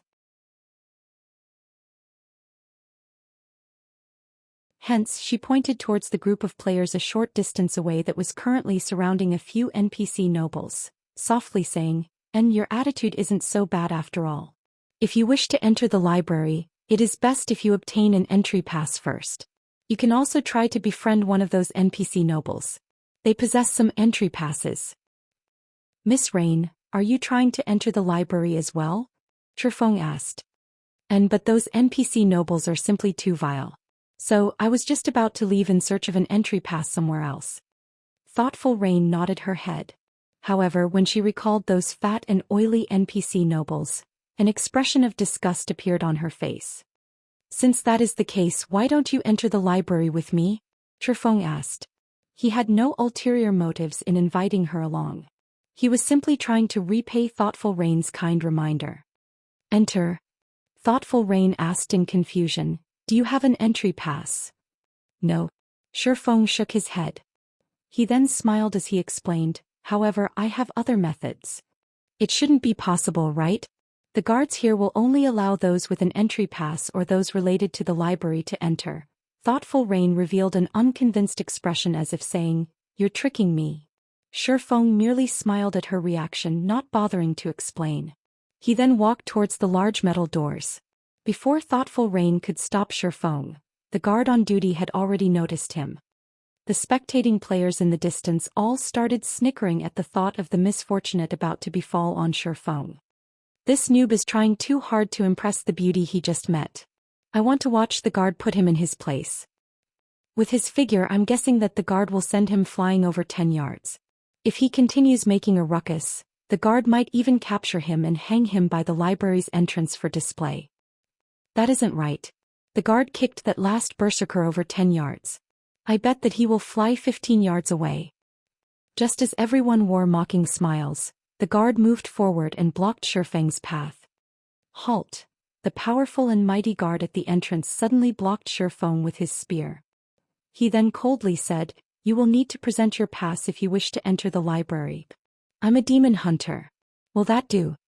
Shifeng swapped out his Might of 1,000 title for the Demon Hunter title, asking, "So, it is Lord Demon Hunter.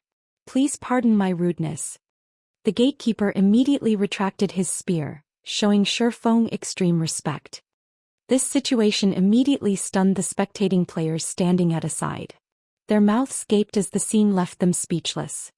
Even after they tried countless methods to obtain an entry pass from the NPC nobles, they still failed. Yet the noob before them had actually made the gatekeeper kneel before him in respect just by uttering a single sentence. Could this be the rumored secret signal? Or was it the entry password? Shifeng nodded towards the guard. He then pointed at Thoughtful Rain, saying, "She is a friend of mine. However, she does not possess an entry pass.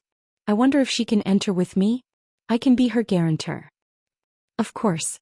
Since she is a friend of the Lord Demon Hunter, she is naturally allowed to enter.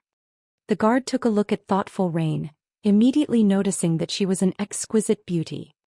He then returned his gaze to Shifeng, an understanding look on his face as he hurriedly said, "In addition, here is a library member's emblem. This will allow Lord Demon Hunter's friend to enter the library freely in the future." Saying so, the guard respectfully passed the library member's emblem to Shifeng. Shifeng was slightly stunned. God's domain had only undergone one evolution as of this moment. He never thought that these NPC guards would be so intelligent already. Though he felt slightly shocked, he had no hesitation when accepting the library member's emblem from the guard. An entry pass could only provide a single entry into the library for players. However, one could not complete the process of learning a new skill with a single trip. Meanwhile, there was no limit to the number of uses for the library member's emblem. Players could enter the library without any restrictions if they possessed this emblem. Originally, obtaining the library member's emblem for a friend was a special right reserved for nobles in White River City. Shifeng did not think that even a demon hunter would have such rights. "Miss Rain, please hold on to this library member's emblem properly. In the future, you simply need to wear it on your person, and none of these guards will bar you from the library," Shifeng said, handing the emblem to Thoughtful Rain, who was currently still in a daze. Following which, the two of them entered the library under everyone's stunned gazes. Some of the players were immediately dumbfounded. A few female players also revealed their envy as they watched Thoughtful Rain. At this moment, the players who had previously mocked Shifeng ran up to the library's entrance. "Halt!" The gatekeeper blocked all the players, coldly saying, "You will need to present your pass if you wish to enter the library. I'm a demon hunter. Will that do?" These players repeated Shifeng's words, inwardly praising themselves for their clever minds. "How brave! You actually dare to impersonate the Lord Demon Hunter." When the guard swept a glance over these players, he failed to discover any of them in possession of the Demon Hunter title. Immediately, the guard flared with anger. In the end, all these smart people ended up in tragedy.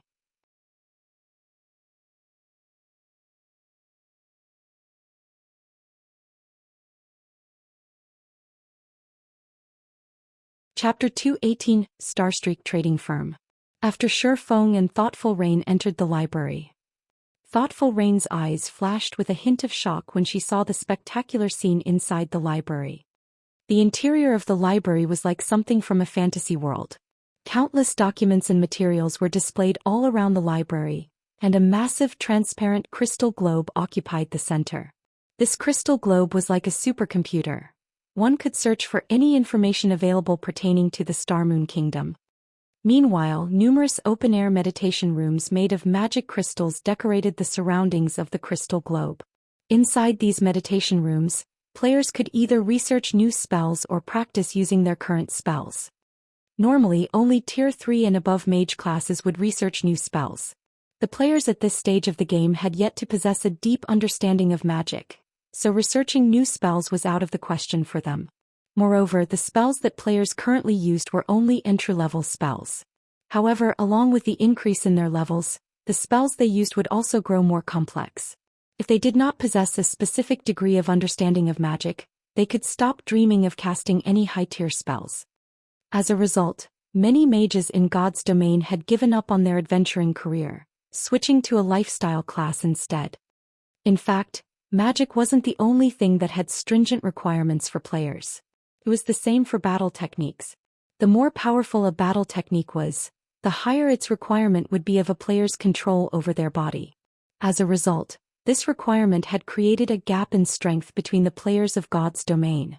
It was one of the reasons that some players could advance to a Tier 5 class, while some failed even to reach Tier 3. Although it would be of some help if players increased their levels and attributes, such factors would make little difference the further players advanced in God's domain. This was also the reason why God-tier powerhouses were so rare. Thus, Shifeng continuously trained his body day in and day out, in addition to spending a large number of credits to purchase nutrient fluids to improve his body's physique. It was all meant to improve his brain's potential and performance.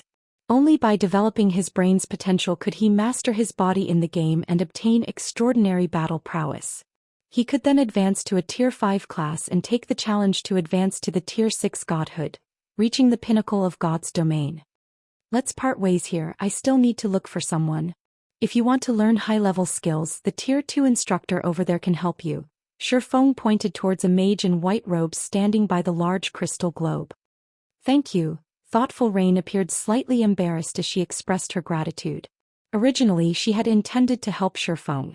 Never would she have imagined that she would be the one who received help instead. She then said, "Seeing as you are so familiar with this place, are you perhaps a professional player?" "I guess you can put it that way," Shifeng nodded. "Let's add each other as friends then. I don't normally play games, so I usually buy my game equipment from others. In the future, if I am looking to purchase equipment or do a quest, I can also look to you for some help." Thoughtful Rain beamed a smile as she sent Shifeng a friend request. "That's fine, but if you need help with a quest, it would be best if you contact me about it in advance." Shifeng accepted the friend request. He did not think that, by coming here to do a quest, he would actually meet a potential female customer. When his workshop started its operations in the future, aside from raiding dungeons to obtain equipment, they would also need to look for tycoons and various corporations for sponsorship.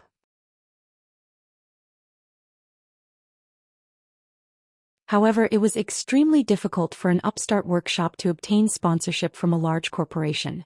Newly established workshops usually depended on rich players who were willing to spend large sums of money. Only after becoming a large guild would a workshop attract the sponsorship of large corporations. Although Shifeng's workshop had yet to start its operation officially, there was already one customer waiting at the front door.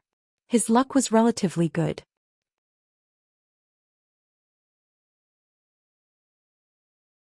After Shifeng left, Thoughtful Rain inspected Shifeng's ID. "Oh. He is Yifeng, White River City's #1 expert." As Shifeng had kept his ID hidden, it was only revealed after Shifeng accepted her friend request. Although Thoughtful Rain was not a gaming expert, having a poor understanding of the gaming world, Shifeng's fame had long since shaken the White River City region. He had also received many titles such as White River City's #1 independent player, God-ranked expert, and so on. Furthermore, Shifeng had also personally penned the luxury version of the White River City guidebook she had bought. So how could she not know who Shifeng was? No wonder why I thought he looked familiar. It turns out that he is Yifeng. This looks interesting. Thoughtful Rain's bright red lips slightly lifted upwards as she lost herself in her own thoughts. On the library's uppermost floor, Starmoon Hall. Several level 180 Tier 1 knights stood guard outside of Starmoon Hall. These knights wore rigid expressions. Under normal circumstances, even normal nobles were not allowed into the Starmoon Hall. However, these knights did not stop Shifeng this time. On the contrary, they immediately parted the crystal doors for Shifeng upon his arrival. I've been bitterly waiting for you for so long. Why have you only decided to come now? Charlene asked, smiling sweetly from her seat next to a shiny stone table. The woman currently wore a set of pure white, magical robes. The delicate and luxurious robes radiated a faint silvery glow, making Charlene appear as though she were a flawless noble saint. She crossed one thigh over the other, revealing fair, supple skin. It was almost as if Charlene was trying to toy with Shifeng. At this moment, Charlene was no longer a level 20 Tier 3 divine official, but a level 180 Tier 3 divine official. Aside from the few Tier 4 tyrants, Charlene could very well be considered the most powerful person in White River City. Why are you standing there daydreaming? Come over here and sit. We have plenty of time to have a lengthy chat. Charlene smiled faintly as she pointed towards the empty seat beside her. Shifeng instinctively shuddered when he faced a gold digger like Charlene. He felt as if he were being stared at by a nine-tailed fox, his wallet no longer safe. However, to obtain the clue for the epic quest, Shifeng had no choice but to advance, taking a seat beside Charlene. Shifeng took out 10 gold coins, placing them on the table. He then asked in a soft tone, "Esteemed Lady Charlene, I've brought the 10 gold coins you requested. I wonder if you can tell me the location of the Bible of Darkness now?" Charlene made a slight waving motion and the gold coins on the stone table immediately flew to her lily-white hand. Giggling, she played with the shiny coins in her hand. "I didn't think that your money-making speed would be so fast. This big sister has truly underestimated you." After storing the gold coins, Charlene unhurriedly said, "However, I now have a new piece of information. I wonder if you would be interested in hearing it? Moreover, this information is extremely accurate. It will definitely help you in locating the Bible of Darkness." Shifeng's lips involuntarily twitched at Charlene's words. She was going to ask for more money. "Say it. How much do you want?" Shifeng truly felt regretful now. Due to the successful sales of hard stones, Shifeng now had over 70 gold coins on his person. If he had known something like this would happen, he would have stored all his money in the bank before coming to the library. However, there was also another possibility. Only when players possessed a certain amount of money could they trigger the revelation of new information. If so, without a doubt, Shifeng had reached this goal. Not much. An additional 40 gold coins would be enough.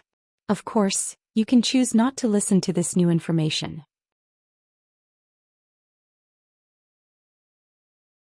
I'm not trying to belittle you, but with your current strength, it is impossible for you to locate the Bible of Darkness by relying on the old clue. Are you sure you don't want to know this new clue? Charlene blinked her eyes at Shifeng, her body radiating a holy aura. Those affected by this aura would find it hard to refuse Charlene's request. A total of 50 gold coins. At this moment, Shifeng wanted to shout, "Why don't you just rob me and be done with it?" However, Shifeng endured it.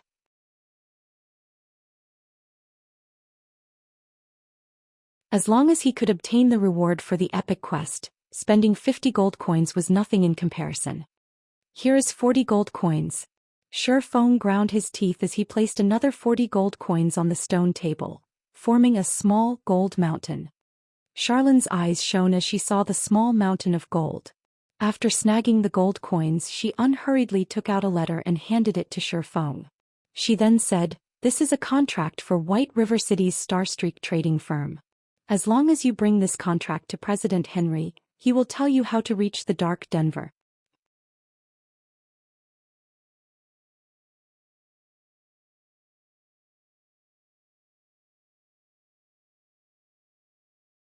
Chapter 219, Background. Starstreak Trading Firm? Shifeng was slightly confused by Charlene's words. After all, this was the second phase of an epic quest. Yet Charlene did not send him on a dangerous mission, but simply to find a person instead? The difficulty of this task was simply inconceivable. Could money really make the devil turn millstones for you? Can spending money reduce the difficulty of a quest? Shifeng wondered. Giving the situation some thought, it wasn't exactly impossible. Right now, a first-rate guild's daily liquid funds only amounted to 6 to 7 gold coins at best. Even if Fantasy Extinguisher had the full support of the first-rate guild, the fantasy shrine, it would have been impossible for him to gather 50 gold coins. Even if the fantasy shrine possessed 50 gold coins, they would not simply allow Fantasy Extinguisher to spend it. After all, a large guild could make major improvements to itself with 50 gold coins. If Shifeng had not received a daily income of over 100 gold coins from selling the hard stones, he would not pay 50 gold coins even if it killed him. According to the main god system's principle of equal value exchange, there was a very high possibility that he could reduce the difficulty of the epic quest by paying 50 gold coins. In any case, Shifeng did not lack money right now. After all, he had a daily income of over 100 gold. His earnings could rival the total sum of all the famous guilds' liquid funds in White River City. It was not an exaggeration to say that his personal wealth could rival an entire city's.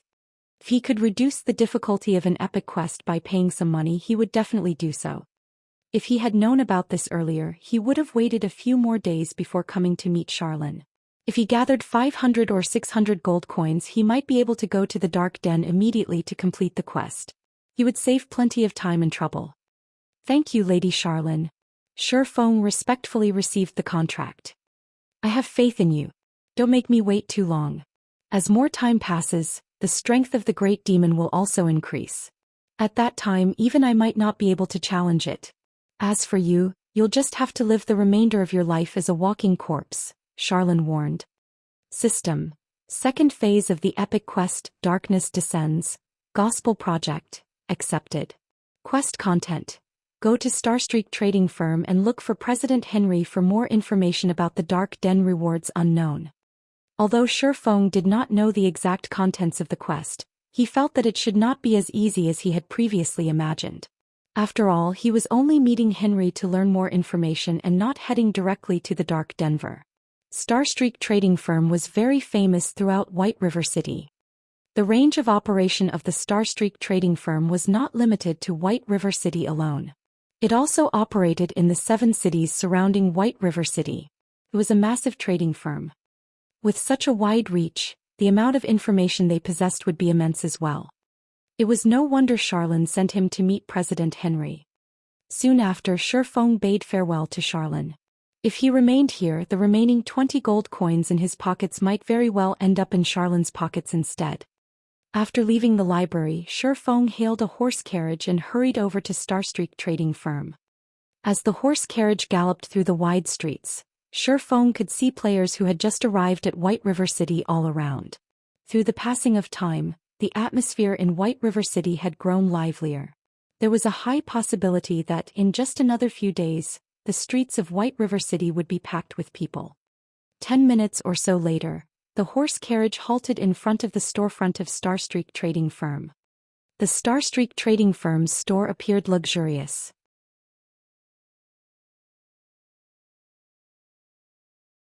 The building had a total of 6 floors. This store was definitely one of the tallest buildings in White River City, making it extremely eye-catching. Moreover, it was situated in a very good location, right in the heart of the trade area. The Bank of White River City was also just next door, while the auction house was only a short distance away. There were only 8 shops in total situated within this golden district.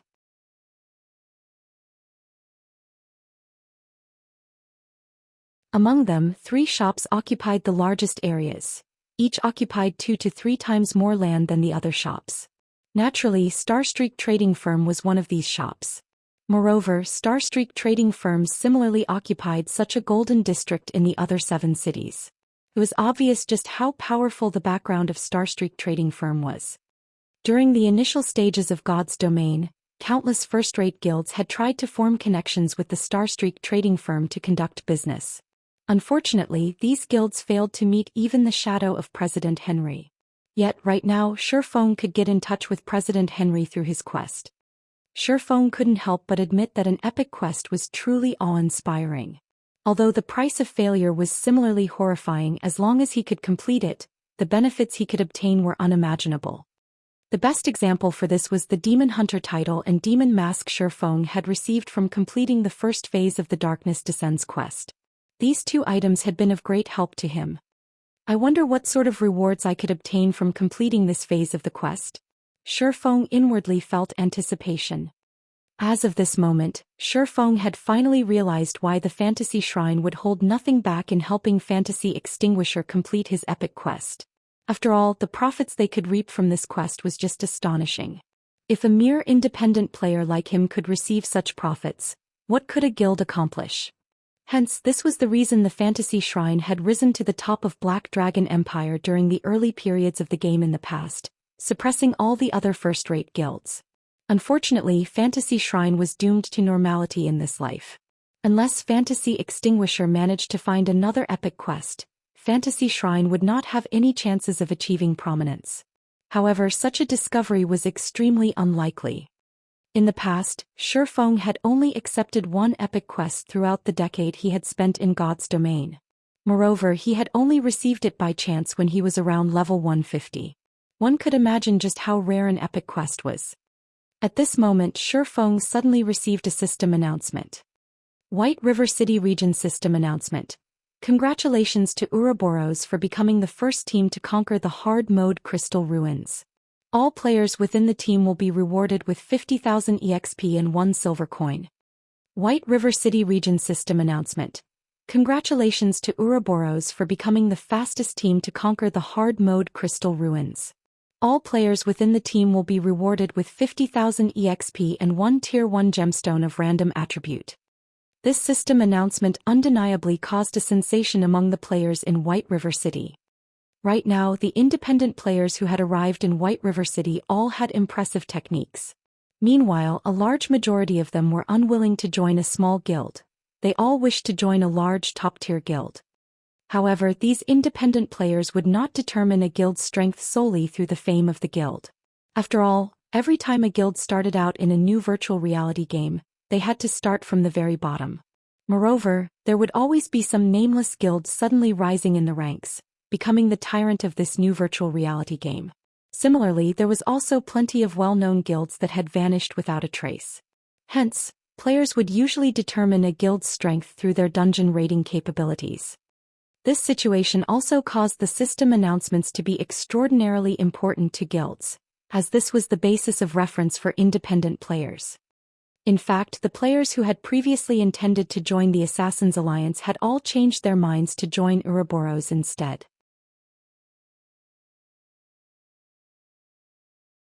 After all, not only was Ouroboros a first-rate guild, but they had also obtained the first clear of a hell mode dungeon. Regarding wealth, influence, or strength, Ouroboros was far more powerful than the Assassin's Alliance. Even an idiot knew which guild to choose. This was the difference in backgrounds. As expected of Gentle Snow, her speed is astonishing. I've only just recently helped the Assassin's Alliance obtain the first clear of a 20-man hard mode team dungeon, yet in the blink of an eye, she too has obtained one already.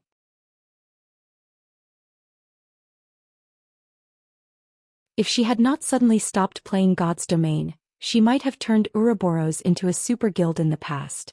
Shifeng inwardly exclaimed. How great would it be if he could recruit Gentle Snow into his own guild? If Shifeng incorporated the cleric god Violet Cloud, the tyrant bear Kola, the skillful fire dance, and his own past experiences into his own guild, they would have no trouble becoming a first-rate guild, or even a super guild in the future.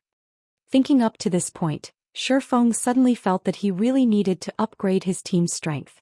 After all, a guild couldn't rely on a handful of apex experts for support. They needed a stronger backbone. The best-case scenario for Shifeng right now was to recruit some of the future powerhouses who were still obscure existences right now. However, the guild he established by himself did not possess a deep background or great fame. These experts were no fools. If Shifeng tried to recruit them, they might not even consider the option before rejecting him. Hence, the foremost thing Shifeng needed to do was to establish a guild with a strong background and limitless potential. Only by doing so could he attract those nameless experts.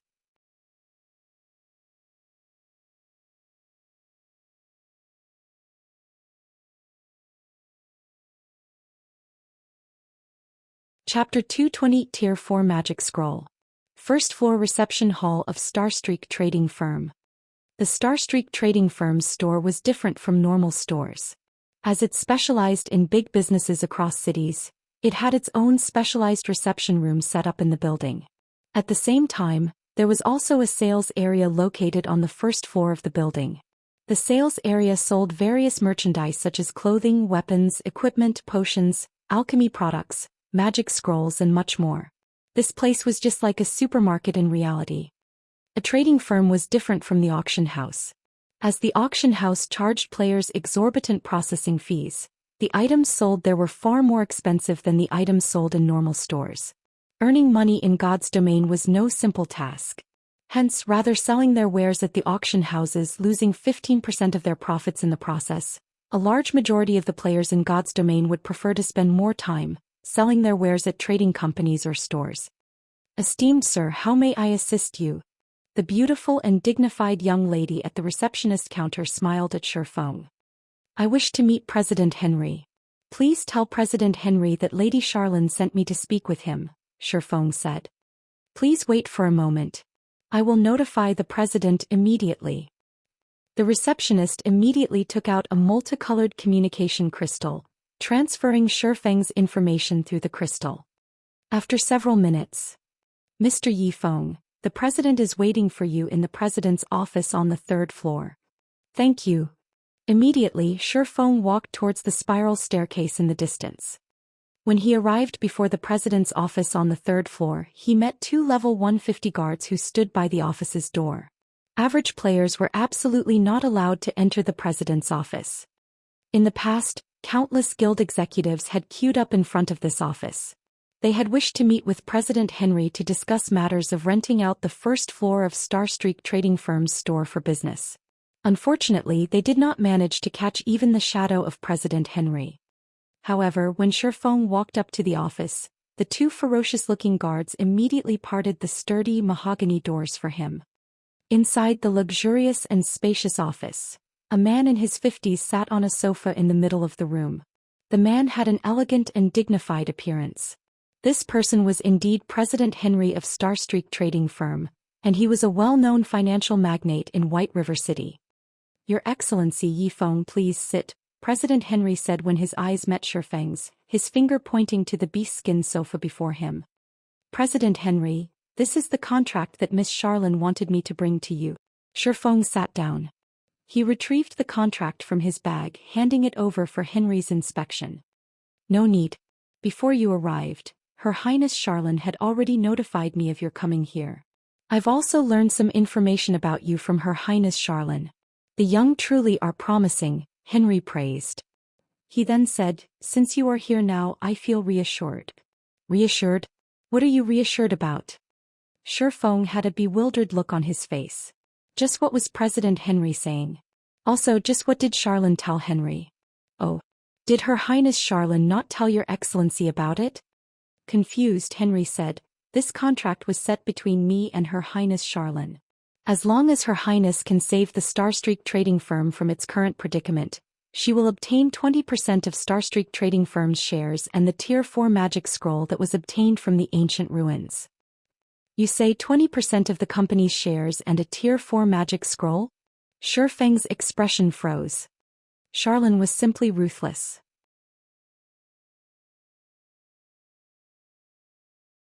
Charlene had sent him to deal with the predicament, yet she would receive a Tier 4 magic scroll in addition to 20% of the company's shares. That's right. I've already mentioned this to Her Highness.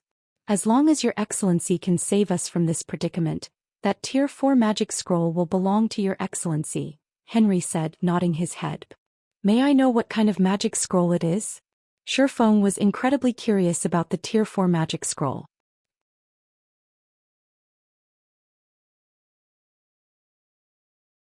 In the past, the most powerful magic scroll Shifeng had seen was only a Tier 4. If he sold the scroll, the minimum price for it would be 500 gold coins. If it were an amazing Tier 4 magic scroll, he could even sell it for over 1,000 gold coins. However, players who obtained a Tier 4 magic scroll were not usually willing to sell it. It is a Tier 4 position teleportation scroll.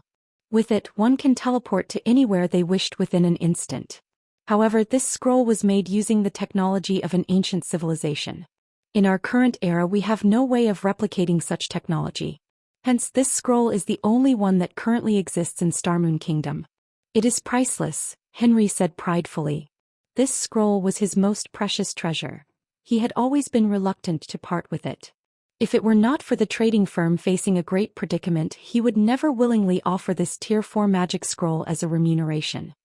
Hearing Henry saying so, Shifeng came to a realization. If he had the Tier 4 position teleportation scroll, he could teleport directly to the Dark Denver. He would not even have to waste time searching for its exact location.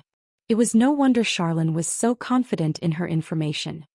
President Henry, I wonder what sort of predicament your trading firm wishes me to solve?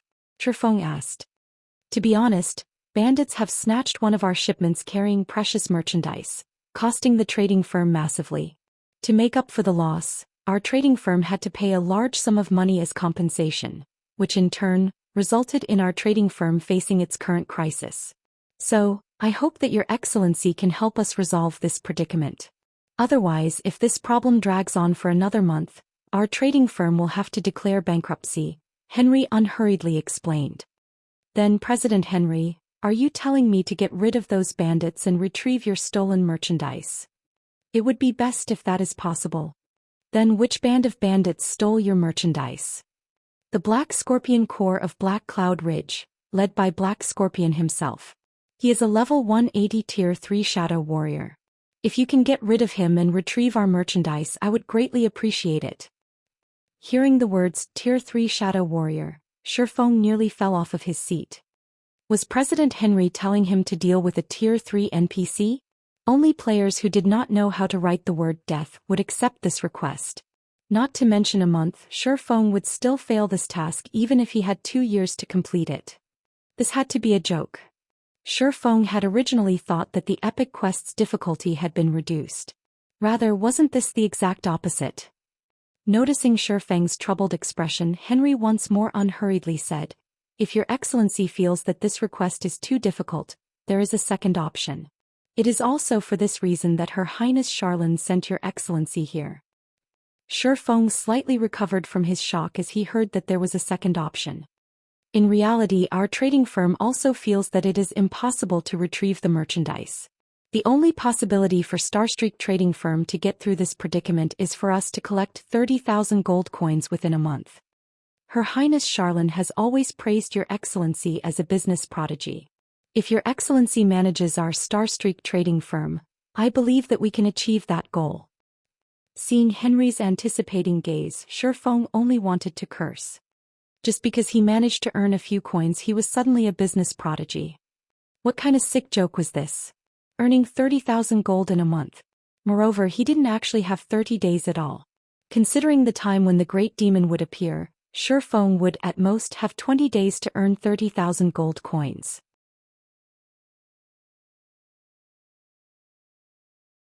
Even if he currently earned 100 gold or so per day, 10 days would only net him 1,000 gold, while 30 days would only net him at 3,000 gold. That was only 1/10 of the required amount. Players were still stuck in the initial stages of God's domain right now, so it was impossible for anyone to make that much money. If one added a week's earnings of every player in the White River City region together, it might equal 30,000 gold.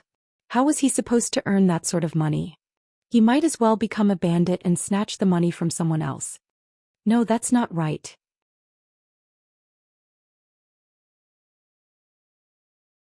Even if he tried to steal it, there was no way he could get that much money. Before Shifeng could reject the quest, a system notification popped up before him. System, Epic Quest Phase 2 Gospel Project accepted. Quest content. You have become the manager of Starstreak Trading Firm.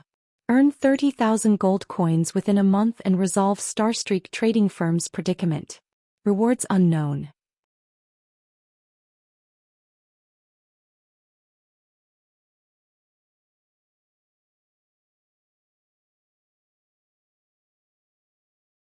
Chapter 221, Astonishing Decision.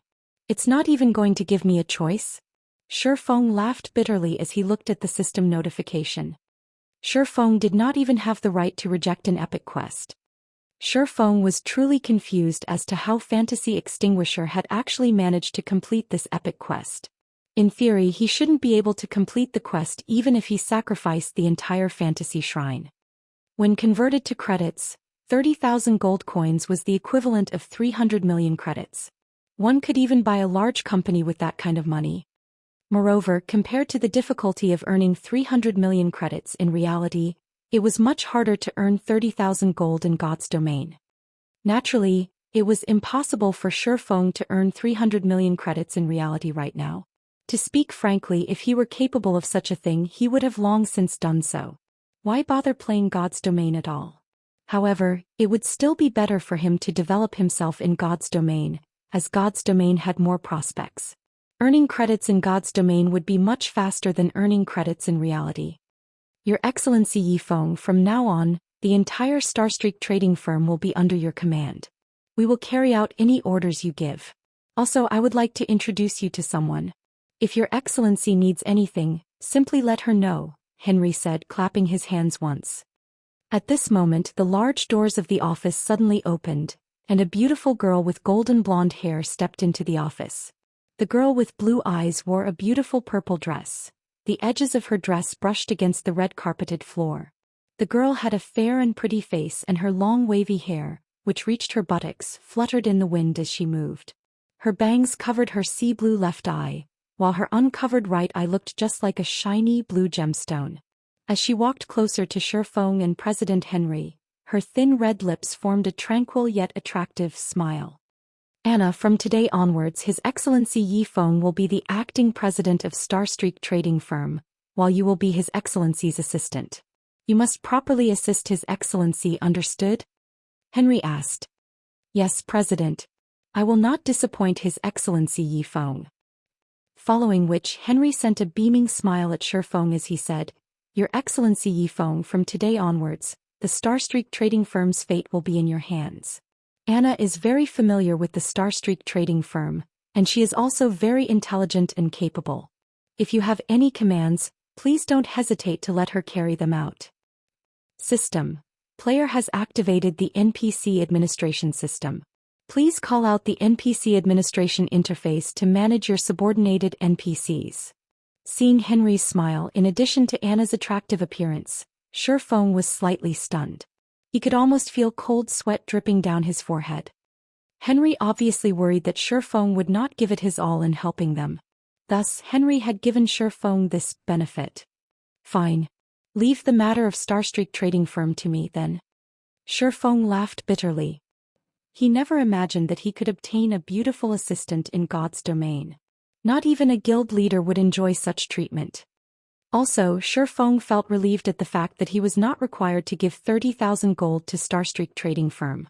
Instead, he only needed to help the trading firm make 30,000 gold. Without a doubt, the difficulty of the quest had greatly reduced. Immediately, Shifeng called out the system interface, investigating the NPC administration interface.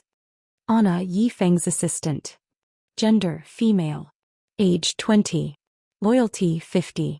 Charm, 86. Physique, 60. Wisdom, 91. Level, 50. HP, 10,000. Her wisdom is so high. Shifeng was shocked when he saw the information displayed. In God's domain, wisdom determined an NPC's potential.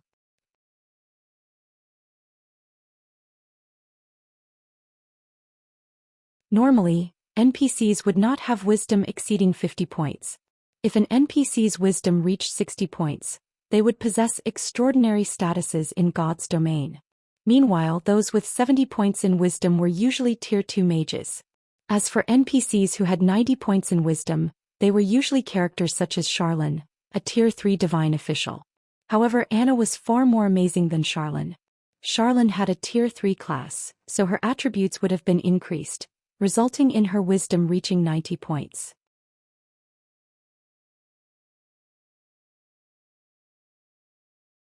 However, Anna did not possess any class right now.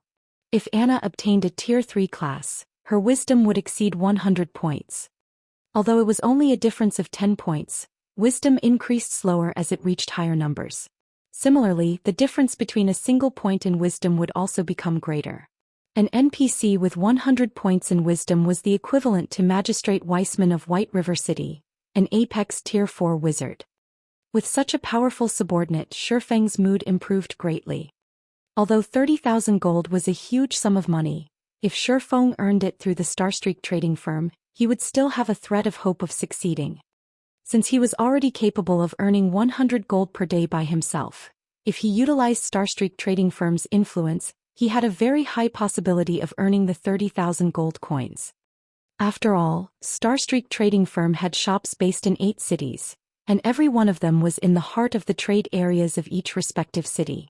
Meanwhile, the total population of these 8 cities exceeded 5 million players.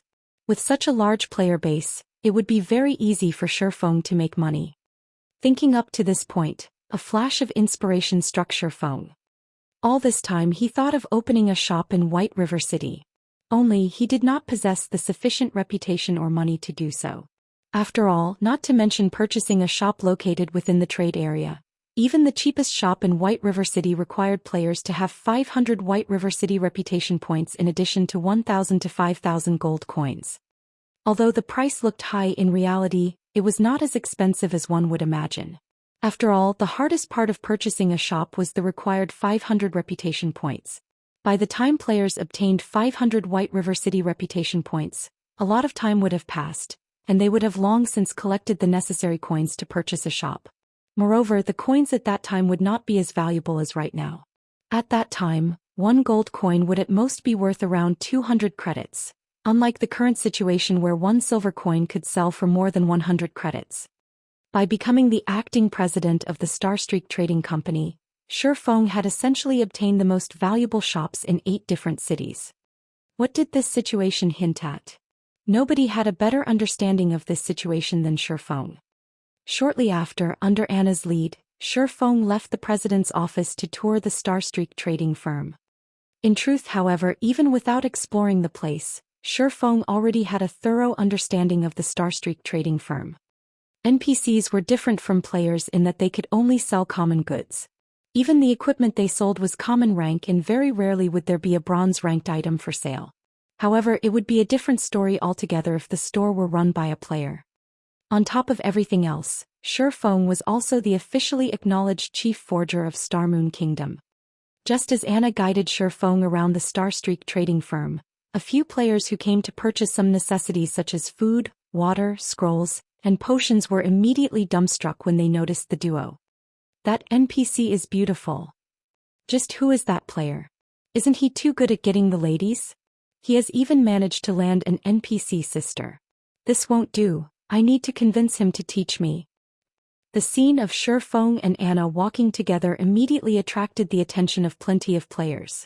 In reality, such attention wasn't just due to Anna's beauty. It was also due to the fact that Shifeng had managed to get together with a female NPC. Such a feat was far more stunning than just getting together with a beautiful female player. Countless male players glowered at Shifeng in envy.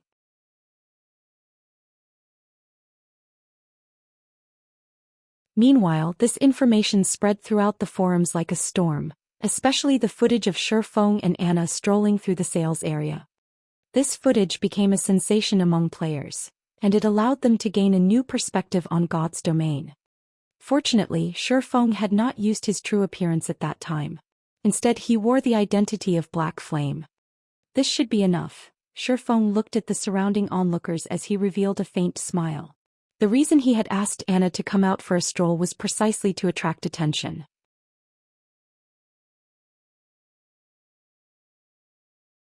He then spoke to Anna. I've decided to change the Starstreak trading firm's business model.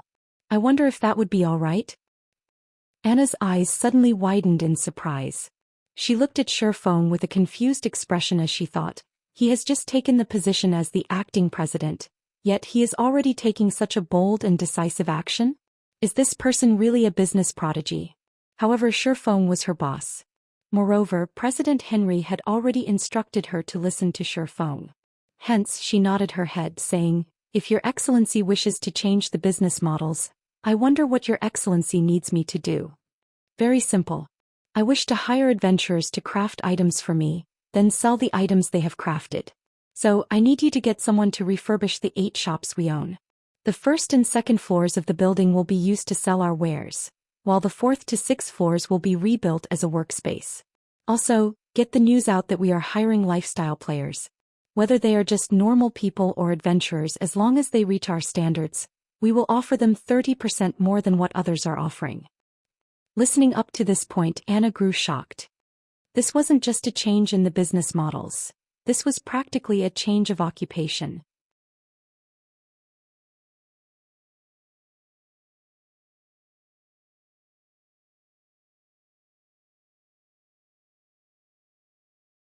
Chapter 222, Trump Card. Immediately after Shi Feng gave his command, Anna started making the necessary preparations. Compared to a normal NPC, Anna was simply too smart. In just a short amount of time, she had already finished carrying out Shi Feng's request. During the time Shi Feng brainstormed on how he was going to utilize the Starstreak trading firm to earn 30,000 gold, the entire Starstreak trading firm had also started its renovation. Following Shi Feng's request, the first and second floors were outfitted with sales counters. The first floor sold only the commonly used items, while the second floor would sell exquisite and precious items. Meanwhile, the fourth to sixth floors were refurbished into workshops for lifestyle players. Out of those 3 floors, the fourth floor consisted of solely forging rooms, while the fifth floor consisted of potion-making rooms. The sixth floor consisted of workshops for the remaining classes and a warehouse meant for the use of both NPCs and players. Meanwhile, the Starstreak trading firm's renovation had attracted the attention of many players. Due to the footage of Shi Feng and Anna from before, plenty of players had arrived at the trading firm to take a look out of curiosity. Yet by the time they arrived, they discovered that the Starstreak trading firm was actually undergoing renovations. This situation made all the players grow even more curious. Just what was going on here? Your Excellency Yi Feng, the matter you requested has been completed. Does Your Excellency have any other instructions? Anna spoke gently as she walked up to Shi Feng, a tranquil smile on her face. Good. How many people did you manage to recruit? Shi Feng asked. From the 8 cities, we've recruited 245 potion makers. Among them, 209 are basic potion makers, 29 are intermediate potion makers, and 7 are advanced potion makers. In addition, we also recruited 228 forgers. Among them, 188 are basic forgers, 31 are intermediate forgers, and 9 are advanced forgers. Anna took out a name list and placed it on the table. That's quite a lot. Shi Feng was very satisfied as he looked at the number of NPCs on the list. If a first-rate guild's upper management saw such numbers, they would surely be shocked beyond recovery. After all, these were all genuine potion makers and forgers. They were not apprentices. With such a frightening force, one could instantly turn a third-rate guild into a super guild. This was the amazing aspect of the Starstreak trading firm. If it were a player-established store, they could not recruit nearly this many high-level NPCs.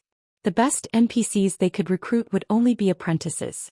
On the other hand, the Starstreak trading firm had easily recruited this many potion makers and forgers. These NPCs were far more capable than player apprentices. The only downside was their slightly lower efficiency, slow improvements, and much lower growth potential. Your Excellency, I feel that it isn't very appropriate to offer such a high salary. Since we are hiring so many people, we will also have to provide an equally large number of materials. We will take a huge loss through this transaction. If we continue down such a path, not to mention a month, the Starstreak trading firm will go bankrupt within 10 days, Anna said worriedly. In order to hire all these people, the Starstreak trading firm had offered 30% more than the market price. The trading firm also had to bear the failures of these crafters. This was simply madness. Moreover, whether it was potions or equipment, neither could earn them a lot of money. The sales of these items were similarly average. Only those master-level characters would earn a lot of money from their craft. Right now, they were simply taking a loss by recruiting so many people. Anna truly could not understand why Shi Feng would invite all these people to work here.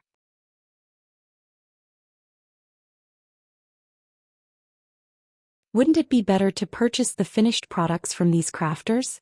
That way their trading firm would not have to suffer any losses.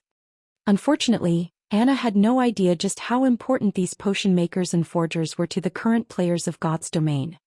You don't need to bother with this. The remaining thing we need is to convince the basic potion makers to continuously make the basic recovery potions and basic mana regeneration potions that they are adept at making.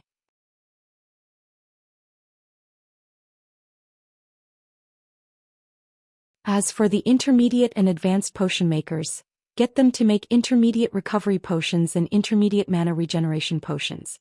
For the forgers, get all of them to make only whetstones, Shifeng said with a smile. There were plenty of NPC potion makers and forgers in God's domain. Meanwhile, only players with their own shops had the right to hire these NPCs, otherwise, even when players provided the materials, these NPCs would refuse to make anything for these players. However, there was a downside to getting these NPCs to make items. Simply put, they were slow. The number of items they could craft within a day was fixed. As for the advantage, NPCs had a much higher success rate, so they did not waste as many materials as players did. Meanwhile, during the later stages of God's domain, as player-made items grew in abundance, the usefulness of these NPCs would similarly start to wane. Right now, however, these forgers and potion makers were of great use to Shifeng. It was especially true for the intermediate recovery potion and intermediate mana regeneration potion. These two items were very useful to players, as they could save their lives during a crucial moment. Although these two items were common products, and their respective recipes were also available for sale at the Potion Making Association, the players at this stage of the game were simply incapable of crafting them. Meanwhile, these two potions were only available for purchase from hidden NPCs, and only a limited amount was sold each day. They were items that a majority of the players in God's domain had no chance of enjoying. If these NPC potion makers crafted these two potions, their success rate would be more than 70%. The materials needed to make an intermediate potion were only around 30 to 40 copper, yet each completed bottle could sell for 5 to 6 silver coins. If Shifeng deducted the cost of hiring, he would still make a profit of 4 to 5 silver coins. So, why wouldn't he carry out this transaction? Players needed these items the most right now. If the Starstreak trading firm sold these items, they would make a killing. There were also the whetstones. This was an item that all players lacked. Currently, each stack of hard stones sold for 13 silver coins, while a stack of whetstones sold for 40 silver coins. When comparing the success rate of forging apprentices and an official forger, how could the former even hope to win over the latter? The only problem was materials. As the Starstreak trading firm had previously only purchased finished products from forgers and potion makers, they did not have any materials of their own stored up. Now they needed to provide the materials for these crafters. Although the trading firm could purchase the more common materials at low prices, Shifeng needed to be the one to gather the materials required to make intermediate recovery potions, intermediate mana regeneration potions and whetstones. However, Shifeng was not afraid of this. The herbs needed to make the intermediate recovery potion and intermediate mana regeneration potion were not very expensive. After all, these herbs were utterly useless to players right now. The players in God's domain at the moment were still apprentice potion makers. Crafting basic recovery potions was already impressive. Why would they bother wasting materials to make unrewarding potions? As a result, the herbs required to craft intermediate recovery potions and intermediate mana regeneration potions were very cheap. As for hard stones, Shifeng wasn't worried. After all, he still had a humongous stock in his warehouse. He had enough for these NPC forgers for a long time. Moreover, he could also continue purchasing them from Aqua Rose. He would not lack hard stones at all. He would also sell these items in 8 different cities. With all of these advantages, it would be challenging not to make a profit.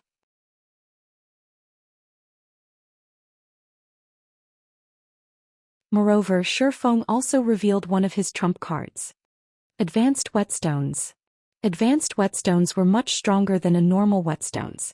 Not only did they recover twice the amount of a weapon's durability, but they could also increase the weapon's damage.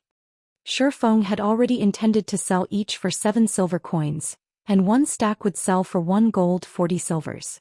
As long as he placed the advanced whetstones on the second floor, a majority of the players would fight over it, especially the large guilds.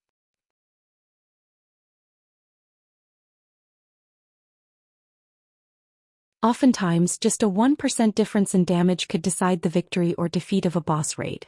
Meanwhile, the advanced whetstone provided a 3% increase to a weapon's damage. So, how could the various guilds who were currently in a rush to raid dungeons miss out on this item? They would definitely be in a mad rush to purchase them. Previously, Shifeng had kept all the advanced whetstones for his personal use. Later on, he passed some of them to his teammates, leaving him with 800 or so for himself. With this amount, the Starstreak trading firm should be able to last a relatively long time. However, Shifeng's plans were not limited to this. Now that he had such a large market available to him, he should fully utilize it, as he would not have a similar chance like this in the future. Hence, Shifeng thought up this plan. He intended to fully manipulate the Starstreak trading firm to help him set up his own shop in the future. Afterwards, Shifeng left the follow-up work to Anna, while he departed the Starstreak trading firm alone.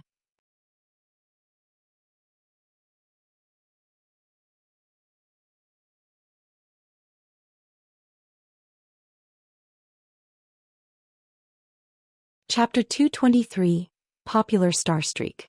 Inside a hotel in White River City. Along with God's Domain's evolution, players understood the importance of rest. If they grinded monsters without rest, not only would their stamina decrease but their concentration would also fall. Hence, after a day of battle, players would now rest at the hotel, having a drink and chatting with each other. Players discovered that places like restaurants, hotels, and bars allowed them to recover stamina and concentration more quickly. After relaxing for 2 or 3 hours, they would feel refreshed and filled with energy. Did you hear? The Starstreak trading firm seems to be undergoing renovations. I heard that they are going to release new products for sale. Who doesn't know about this? After I made some inquiries, I found out that the Starstreak trading firm has also recruited tons of potion makers and forgers. The trading firm is even hiring lifestyle players right now. However, no players have dared apply for a position yet, thinking that it wouldn't be a reliable job. I wonder what sort of new items they are going to sell. Aside from the common usage items, what else could an NPC-owned store sell? They can't possibly offer bronze equipment or rare potions, right? That sounds about right.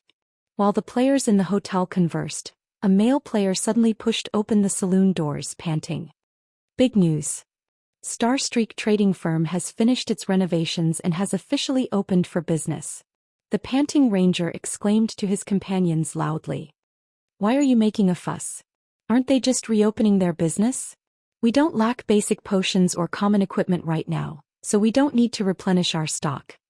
As the leader of the party, the shield warrior rolled his eyes as he watched this embarrassing companion of his. Others would make fun of them for the ranger's unsightly appearance.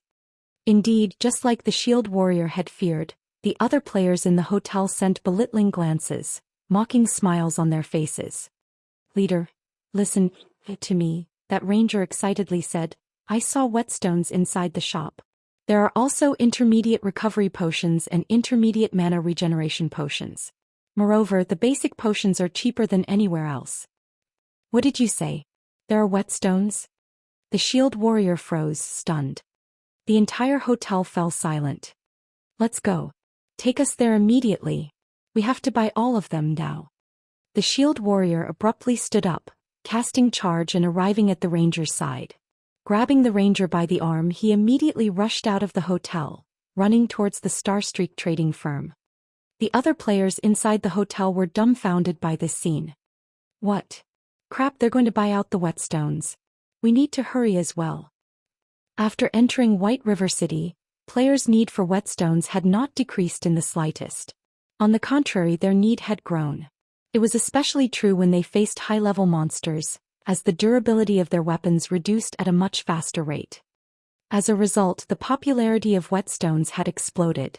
The available supply was far from meeting the demand. By the time everyone had arrived at the Starstreak trading firm, a sea of people had already obliterated the shop's doors. Aside from whetstones, the players present also fought to purchase the intermediate recovery and mana regeneration potions like madmen. Meanwhile, this information had quickly spread to the ears of the various guilds. Guild leader, I've already collected a large sum from all our members, and we've managed to purchase 30 stacks of hard stones. This amount should be enough to last us a long time, Stabbing Heart spoke through the system communicator. Good. The moment the money-making team sends over the latest batch of gold coins, immediately return all the money we borrowed from our members, Cruel Sword excitedly said.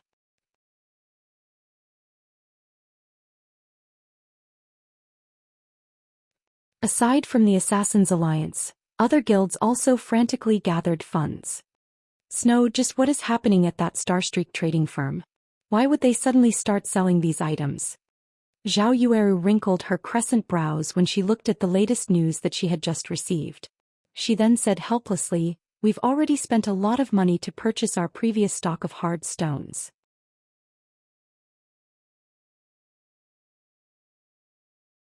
We don't have any money to purchase any more right now. I've heard that the Starstreak trading firm is also selling limited edition advanced whetstones right now. Rumor has it the advanced whetstones effects are at least double that of normal whetstones. In addition, it also provides a 3% damage buff. Although it is slightly more expensive, costing 7 silver coins per piece, we would have a much easier time raiding the dungeon bosses with them." Gentle Snow shook her head, a helpless expression appearing on her beautiful face as she said, "Under normal circumstances, NPCs would never sell these items. However, there is something strange going on. A player has created a connection with the Starstreak trading firm. I'm just wondering who could possibly achieve such a feat also, who would possess enough funding to supply so many whetstones and intermediate potions. This is simply unbelievable. Send someone to investigate this matter immediately." Recently she had managed to raise 20 gold coins and had purchased hard stones with that money. Yet the Starstreak trading firm now sold whetstones. She had not received any information before this incident, causing her to suffer disaster. Currently, the issue of weapon durability had caused a roadblock in their dungeon raiding progress. Everything would be too late by the time their guild's forgers managed to turn those hard stones into whetstones. Other guilds would have long since surpassed them.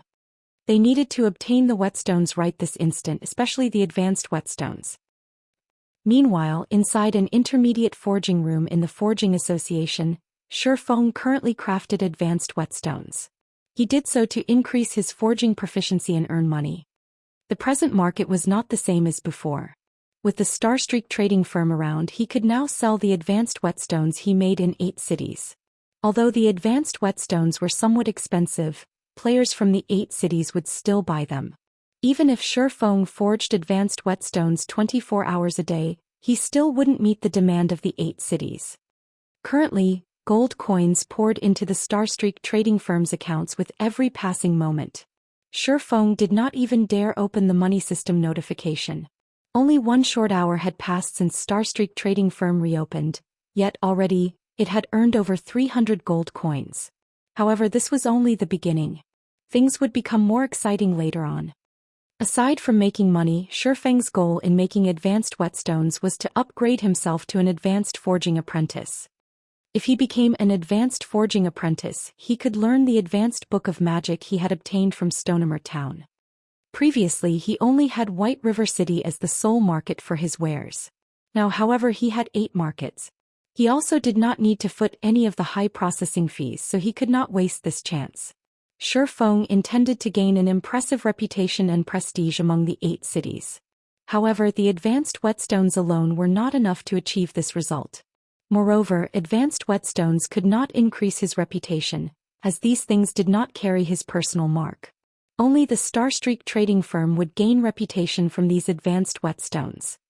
Most importantly, after everyone had a taste of the benefits of the advanced whetstones, they would fervently investigate how they could obtain the recipe.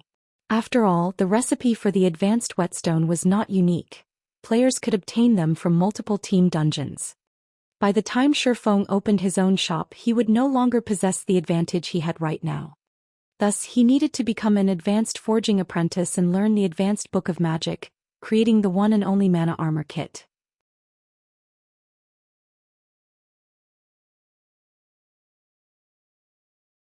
Once he thoroughly spread the Black Flame Forger's reputation with the mana armor kits that only he could create, tons of players would search him out.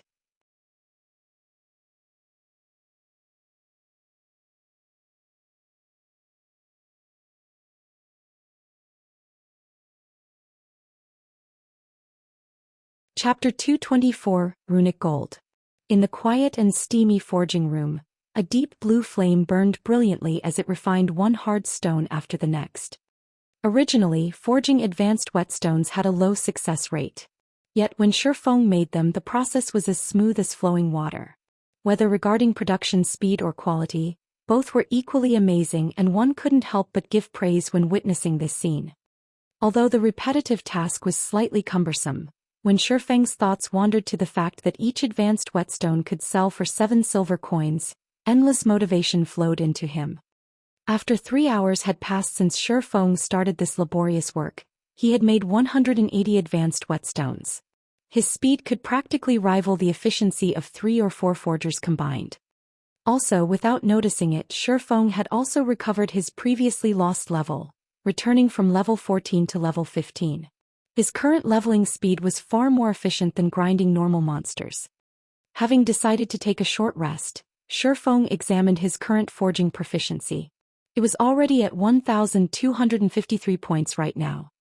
He needed 3,000 proficiency points to be promoted from an intermediate forging apprentice to an advanced forging apprentice. As long as he continued to work hard for 2 or 3 more days, he could become an advanced forging apprentice. If other players knew of Shifeng's promotion speed, they might become stupefied. After all, throughout the entire White River City region aside from Shifeng, there was not a single intermediate forging apprentice to be found. Shifeng's forging promotion speed was monstrously fast. Based on this speed, if I focus solely on forging, I can become an advanced forging apprentice in 2 days, just in time for the next transaction with Aqua Rose. I can rake in another large sum of money from Aqua Rose. Shifeng made a rough estimation, growing excited. He greatly profited every time he met with Aqua Rose. If he could make another large sum this time, he would have mostly dealt with the matter of setting up his workshop. Later on, he only needed to think of a way to recruit a large number of players that could serve as the backbone of the guild in the future. If he wished to establish a guild with tens of thousands of members, he needed at least several hundred players to serve as the backbone of the guild. Otherwise, he could not manage so many players properly. Hence, Shifeng had decisively bought the office building to establish his workshop. It would save him the trouble of having to move to a new workshop in the future, limiting such issues related to the guild's development. Gentle Snow? When Shifeng heard the ringtone for his communicator, he discovered the caller was Gentle Snow. However, she was not looking for Yifeng but Black Flame instead. It just so happened that Shifeng had reasons to look for Gentle Snow as well. Previously, he had intended to use the idea of Black Flame to establish the lifestyle guild, the Horizon Alliance. However, he never found the chance to do so. Now a chance had arrived. Currently, he was temporarily in charge of the Star Streak trading firm, which possessed shops in 8 different cities. Moreover, these shops were all located in the heart of each city. Regarding materials, workplace, or a place to sell items, Shifeng now had everything a lifestyle player would need in his possession. If he factored in Gentle Snow's advertising, establishing the Horizon Alliance was practically a done deal. If Horizon Alliance successfully developed, it would be worth a gold mine. He could obtain both funding and materials through this lifestyle guild. At that time, Shifeng would not have to worry about Zero Wings development. Black Flame, are you interested in making a deal? Gentle Snow immediately asked without any greeting.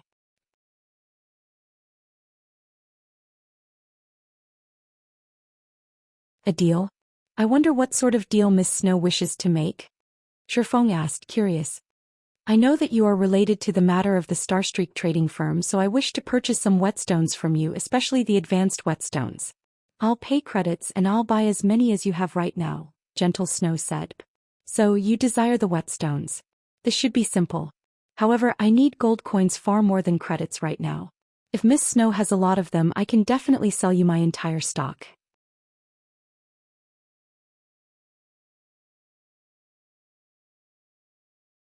Shifeng did not refute Gentle Snow's claim. After all, it was not strange that she had discovered his relation to the Starstreak trading firm. Previously, he had used the appearance of Black Flame to stroll through the trading firm with Anna openly. Moreover, many players had recorded a video of that scene. Since Gentle Snow had seen Black Flame before, she could easily figure out the relationship between him and the Starstreak trading firm as long as she saw one of those videos. I'll pay you 3 times of the market price via credits. Gentle Snow did not want the other guilds to catch up to them.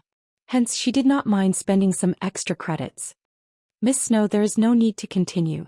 You and I both know how important gold coins are right now. If you do not have the sincerity to conduct this trade, let us just forget it altogether. I am sincere about this deal. However, I've recently purchased a large batch of hard stones, so I don't have any excess gold coins at the moment. How about 5 times the market price? Gentle Snow felt helpless right now. Black Flame certainly had a powerful backer supporting him, so he might not value credits as much as gold coins. However, she truly had nothing she could use to trade. She only had credits. Let's just forget about the credits. Don't you have a lot of hard stones right now? Shifeng revealed a faint, bitter smile. If he were not required to earn 30,000 gold coins within 20 days, he would have definitely agreed to 5 times the market price. However, gold coins were much more important to him right now. This matter affected his own future development, so he could not compromise. Hence he suggested, let's exchange using hard stones then. Exchange. Gentle Snow's beautiful face froze. Stunned, she asked, what will the ratio of exchange be? That will depend on you. For the normal whetstones it will be a 1:4 ratio. As for the advanced whetstones, I require a 1:9 ratio, Shifeng stated calmly. Fine. However, I want only advanced whetstones. Moreover, I want to conduct the trade immediately. After giving the matter some thought, Gentle Snow felt that this exchange seemed reasonable. However, Gentle Snow inwardly cursed at Shifeng for being too hateful. It is as expected of the chief forger of Star Moon Kingdom. If she allowed the forgers in her guild to make whetstones right now, they could produce 1 whetstone with every 4 or 5 hard stones. Meanwhile, Shifeng had accurately suggested trading 1 whetstone for 4 hard stones. The result of this exchange was just slightly better than the result the forgers in her guild could produce. So, Gentle Snow agreed to trade the majority of their stock of hard stones for advanced whetstones, leaving the remainder for the forgers in her guild to increase their forging proficiency. Alright then. Look for an NPC named Anna once you arrive at the Starstreak trading firm. She will conduct the exchange immediately, Shifeng instructed, chuckling. Soon after, Shifeng disconnected the call, resuming his production of advanced whetstones. Shifeng's trade with Gentle Snow was only a small interlude. After Gentle Snow had exchanged 4 stacks of advanced whetstones with Anna, under Shifeng's instructions, Anna made the exchange mechanism open to the public. The exchange ratio was the same as he previously mentioned to Gentle Snow. As a result, many players who lacked the money to purchase whetstones started frantically exchanging their hard stones. They no longer needed forging apprentices to rip them off. With this, not only could the Starstreak trading firm deal with its material supply issue, but it could also make a profit from this exchange. This scene caused many lifestyle players to have second thoughts about applying to work at the trading firm. 2 days later.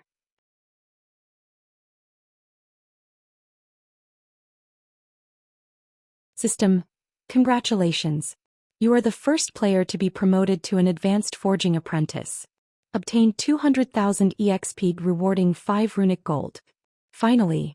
Still, the system is really generous this time, to think it would even give me a rare item like runic gold. Shifeng involuntarily smiled when he saw the system rewards. Runic gold could increase the forging success rate of an item by 10%. Simultaneously, it would have a chance to upgrade the rank of the forged item by 1.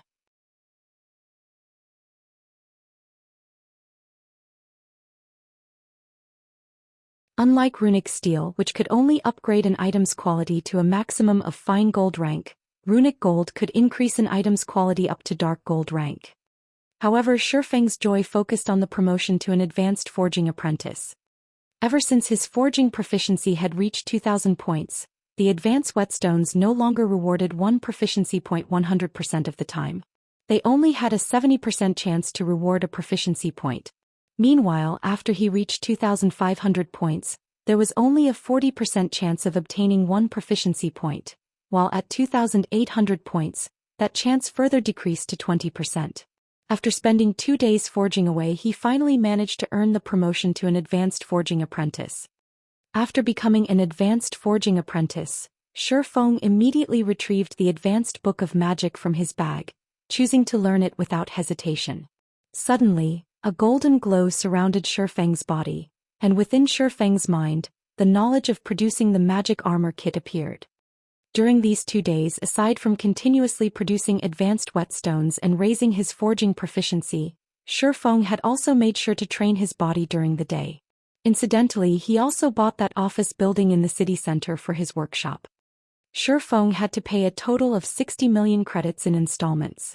He first paid 20 million credits, while he would pay the remaining 40 million in full within 3 months. Shi Feng had also earned over 10 million credits from selling the White River City guidebooks. He used 5 million or so to purchase various gaming facilities and other items to complete his workshop.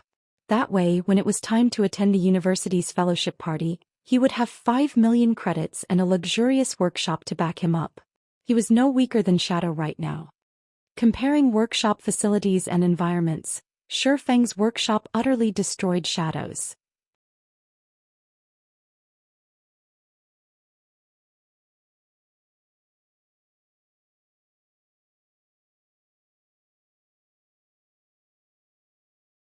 Chapter 225, Mana Armor Kit. While Shi Feng had been stuck in the forging room for the past 2 days, many of the players that had just entered the city were amazed by the scene they witnessed.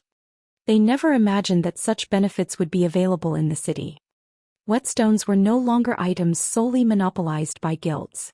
They could be purchased at the Starstreak trading firm along with the rare intermediate recovery and mana potions. Compared to other shops in White River City, the Starstreak trading firm's stock was far more thorough. Most importantly, the Starstreak trading firm was the only location that sold advanced whetstones. This item had become the Starstreak trading firm's signature item and was only sold in limited numbers every day. With such an advantage, the Starstreak trading firm instantly obtained a strong foothold in the 8 cities it occupied, suppressing the other shops. During these 2 days, players no longer visited other shops to purchase their items, as they could simply purchase everything they needed at the Starstreak trading firm. As a result, business boomed for the trading firm. Meanwhile, a huge incident also happened in White River City, and even Shi Feng, who was extremely knowledgeable about God's domain, was shocked. 10 guilds had suddenly grouped, forming an entirely new single guild. This matter sent shockwaves throughout the entire White River City region. Many of the second-rate and third-rate guilds started panicking at this news. They all increased the treatment they offered to their members and continuously tried to recruit new members into their guilds. Simultaneously, they also increased their speed of annexing smaller guilds. As for the unrated guilds, they started to form alliances to resist the annexation of these second-rate and third-rate guilds for self-preservation. White River City, which originally had hundreds of guilds contending with each other for supremacy, suddenly entered a new phase where only a handful of powers contended with each other. In reality, a dozen or so unrated guilds coming together to form one large guild would not greatly affect these second-rate and third-rate guilds. The main reason this merger frightened these powerful guilds was the guild at its core. It was none other than the top-tier third-rate guild Dark Star. Furthermore, Dark Star had a new guild leader. Lone Tyrant had suddenly become Dark Star's new guild leader, while the previous guild leader had been chased out of his own guild. Originally, Dark Star already had Lone Tyrant, who was ranked first on the ranking list. They also managed to obtain the first clear of several hard-mode team dungeons. Previously, they had even competed against the Assassins' Alliance over supremacy in White River City. However, due to lacking a powerful background, they could not grow any stronger within a short time. Now that Lone Tyrant had become the guild leader, not only had Dark Star annexed a large number of guilds, but they had also managed to recruit quite a few hidden experts. Just a short time after the merger, Dark Star had obtained the first clear of 2 hard-mode team dungeons, and one of them was even the first clear of a 20-man hard-mode team dungeon. As a result, Dark Star's fame soared once again. They were no longer beneath the Assassins' Alliance. They might have already surpassed the Assassins' Alliance. Currently, Dark Star's influence in White River City could rival that of a first-rate guild. They had become one of the tyrants of White River City. On another note, for reasons unknown, the first thing Lone Tyrant did after he unified those unrated guilds was place a bounty on Shi Feng's head. Moreover, the bounty he set was rather generous. As long as someone could kill Shi Feng to level 0, he would immediately reward the person responsible with 5 million credits and an elder position in Dark Star.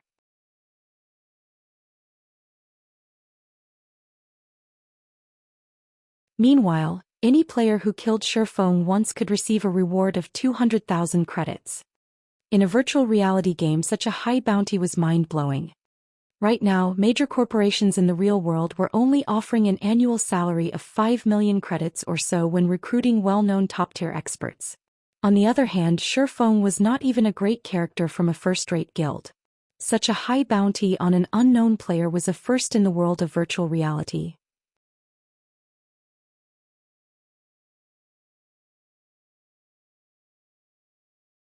Even though they did not know what sort of enmity Lone Tyrant had with Shifeng, many players had expressed their sympathies for Shifeng. Meanwhile, Lone Tyrant's tyrannic actions had undeniably garnered the attention of many independent players, compelling them to join Dark Star to develop themselves further. However, from Shifeng's point of view, Lone Tyrant was simply a lunatic. He had snatched away only one first clear away from Lone Tyrant. Was there really a need to be so unforgiving? Moreover, Shifeng was really confused as to when Dark Star had become such an amazing existence. They had actually managed to annex more than 10 unrated guilds within such a short amount of time. One should know that each guild would have at least 1 to 2,000 members. In the case of a larger guild, there might be even 5 to 6,000 members. Yet Dark Star had actually devoured and incorporated them in a single go with room to spare. Even the Assassin's Alliance did not possess a background strong enough to carry out such a feat. Although Dark Star was very powerful right now, Shifeng considered the bounty on his head no more than a joke. If Shifeng were only a normal expert, he might have trembled in fear as he could not continue mingling in White River City. However, was Shifeng a normal expert? Oh, he wasn't. In a situation where everyone else had yet to familiarize themselves with God's domain fully, Shifeng already had 10 years' worth of experience playing in God's domain as an expert swordsman. As of this moment, Lone Tyrant, the current first-ranked player on the ranking list, was only level 14. However, during the time Shifeng had spent cooped up inside an intermediate forging room producing advanced whetstones, he had already recovered to level 16. Shifeng was leaps ahead of Lone Tyrant regarding EXP they had. Moreover, with his current level and equipment, Shifeng had dared to face an absolute powerhouse head-on from his previous life. So, why would he possibly be afraid of Dark Star? This time, however, Shifeng could not use the same strategy he had with Martial Union within Red Leaf Town. There was nobody in White River City who dared provoke a tyrannic tiger like Dark Star. Moreover, Dark Star had too many members. Shifeng would go bankrupt if he placed a bounty on all its members. Not to mention whether it was gold coins or credits, Shifeng was sorely in need of both right now. Hence, Shifeng chose to ignore Dark Star and instead focus on his own matters, producing mana armor kits. Compared to normal armor kits, mana armor kits were far more powerful. Aside from providing additional defense, normal armor kits only provided a small bonus to attributes. On the other hand, mana armor kits provided a significant bonus. Moreover, mana armor kits could be equipped on both plate and cloth armor. The materials needed to produce them were also very basic. No expensive or rare materials were necessary at all. Basic mana armor kit. Materials required: 10 copper ore, 3 bronze ore, 1 basic recovery potion or 1 basic mana regeneration potion. Can be crafted into either physical or magical basic armor kit. Bound to character after equipping. Basic physical armor kit. Defense plus 80. Strength plus 3, endurance plus 4, agility plus 3. Maximum binding limit per character: 3. Can only be bound to level 10 equipment or above. Basic magical armor kit. Defense plus 30.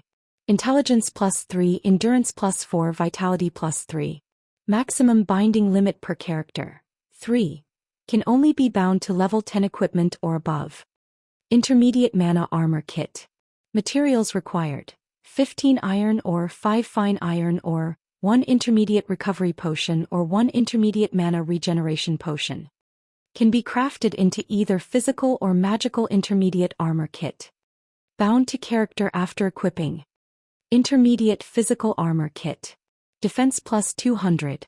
Strength plus 10, endurance plus 12, agility plus 10. Maximum binding limit per character: 3.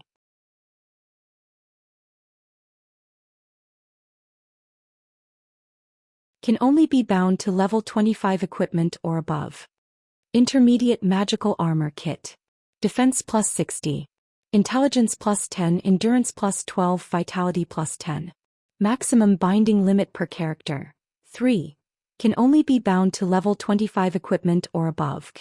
Advanced Mana Armor Kit.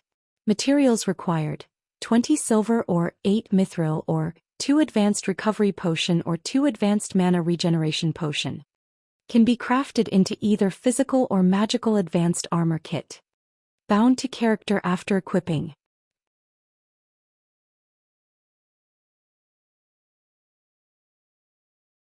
Advanced Physical Armor Kit. Defense plus 400. Strength plus 30, Endurance plus 40, Agility plus 30. Maximum binding limit per character. 3. Can only be bound to level 50 equipment or above. Advanced Magical Armor Kit. Defense plus 150. Intelligence plus 30, Endurance plus 40, Vitality plus 30. Maximum binding limit per character. 3. Can only be bound to level 50 equipment or above. As long as a player bound 3 mana armor kits to their equipment, they would have the equivalent of an additional piece of precious equipment. Whether in a normal battle or dungeon raid, the mana armor kits would provide an immense improvement to a player. Who could resist such an enticing item?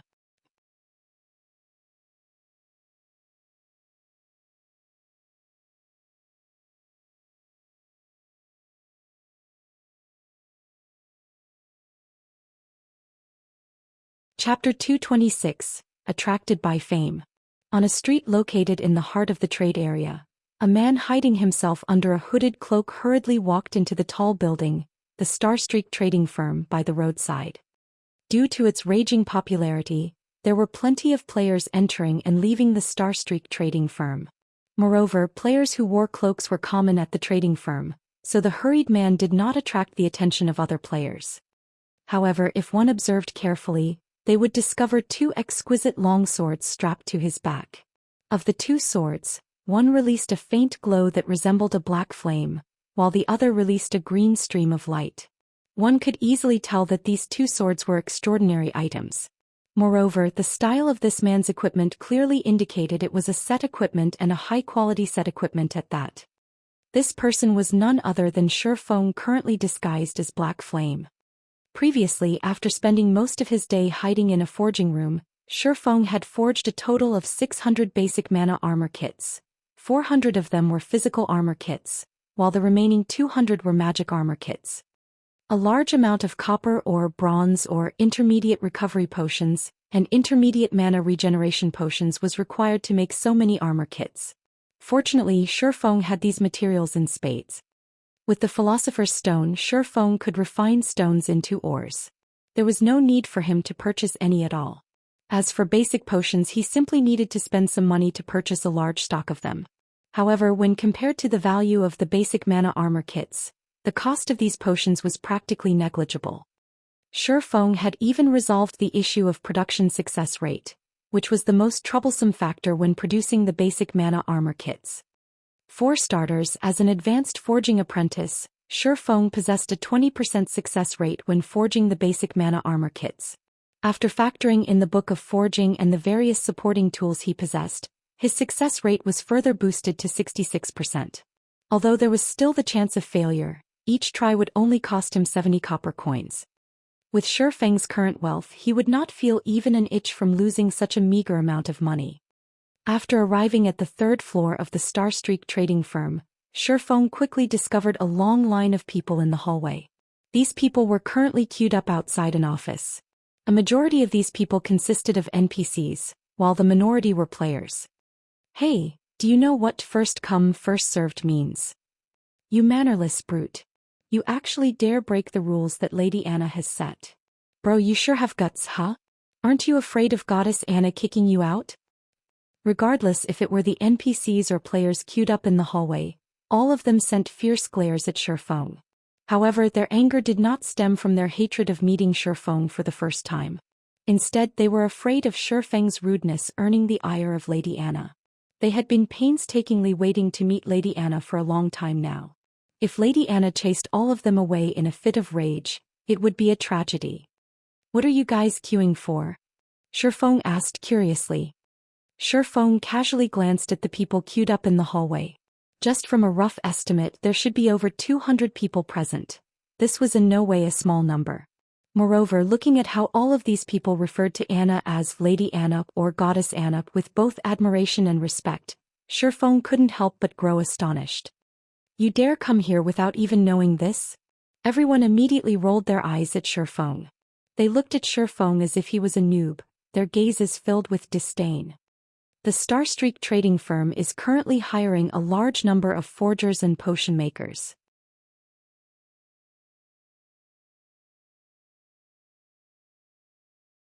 If we're chosen and can work for Starstreak, we will enjoy a private workshop all to ourselves. Moreover, the trading firm will provide us with an endless supply of materials. If we perform well, the trading firm will even reward us with our very own private research room and provide us with all the materials we need to carry out our research. In other words, as long as we can become a forger or potion maker of Starstreak trading firm, both money and fame will be available for our picking.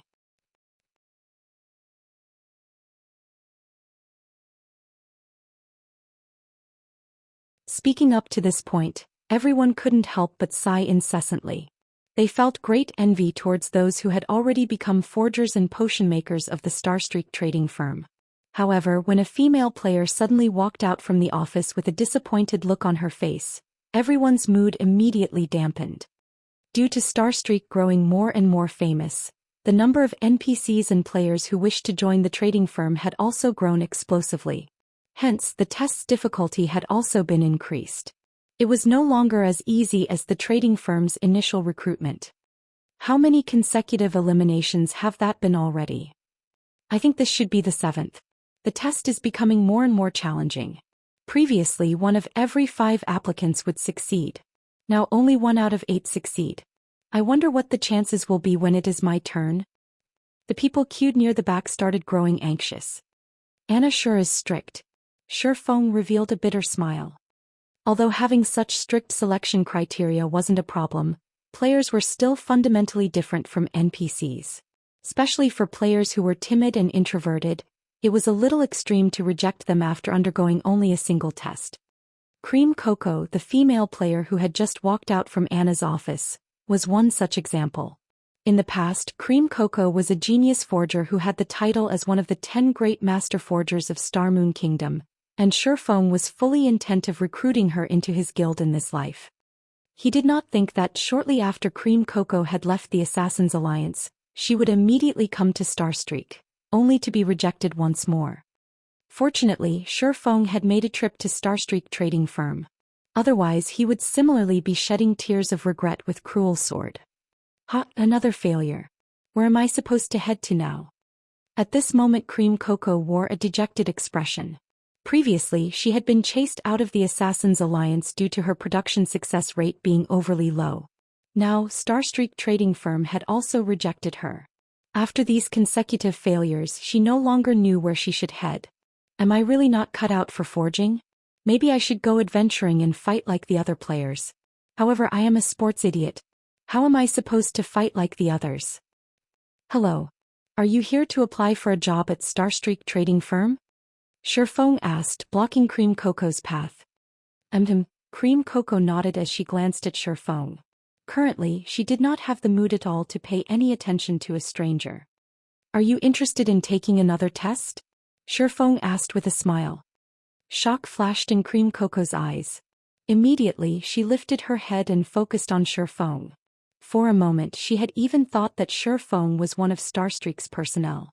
However, when she failed to find the Starstreak trading firm's emblem on Feng's clothing, she couldn't help but feel disappointed. Who do you think you are? Starstreak's president? Can you let someone who has already been rejected take the test again? If you wish to pretend, at least think of the time and place. Look at where you are at right now. At the very least, you should get a Starstreak emblem before putting up your act. A tall and beautiful cleric sneered as she sent a disdainful gaze at Feng. However, Feng did not get angry at this girl's provocation. Instead, he used observing eyes on this tall beauty. Melancholic smile. Level 10. Cleric. Seeing this name, Feng was shocked. Although not as famous as Cream Coco Melancholic Smile, the tall beauty of a cleric before him was also one of Star Moon Kingdom's future master forgers. Shifeng truly did not think that the Starstreak trading firm could be so attractive as to lure two future master forgers. My bad, I forgot to introduce myself. I am.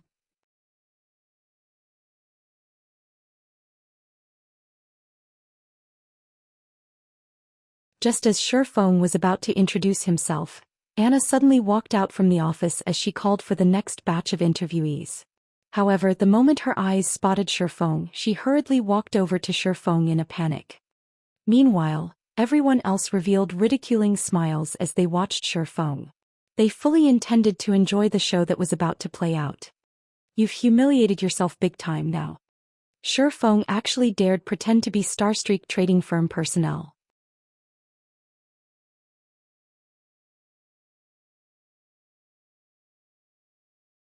Now that he had been caught in the act, he would definitely be shown the way out. Your Excellency, this subordinate is extremely sorry for this. I did not think that these people would disturb you. I will immediately send them away. Anna glared at Cream Cocoa and melancholic smile, hurriedly apologizing to Shifeng.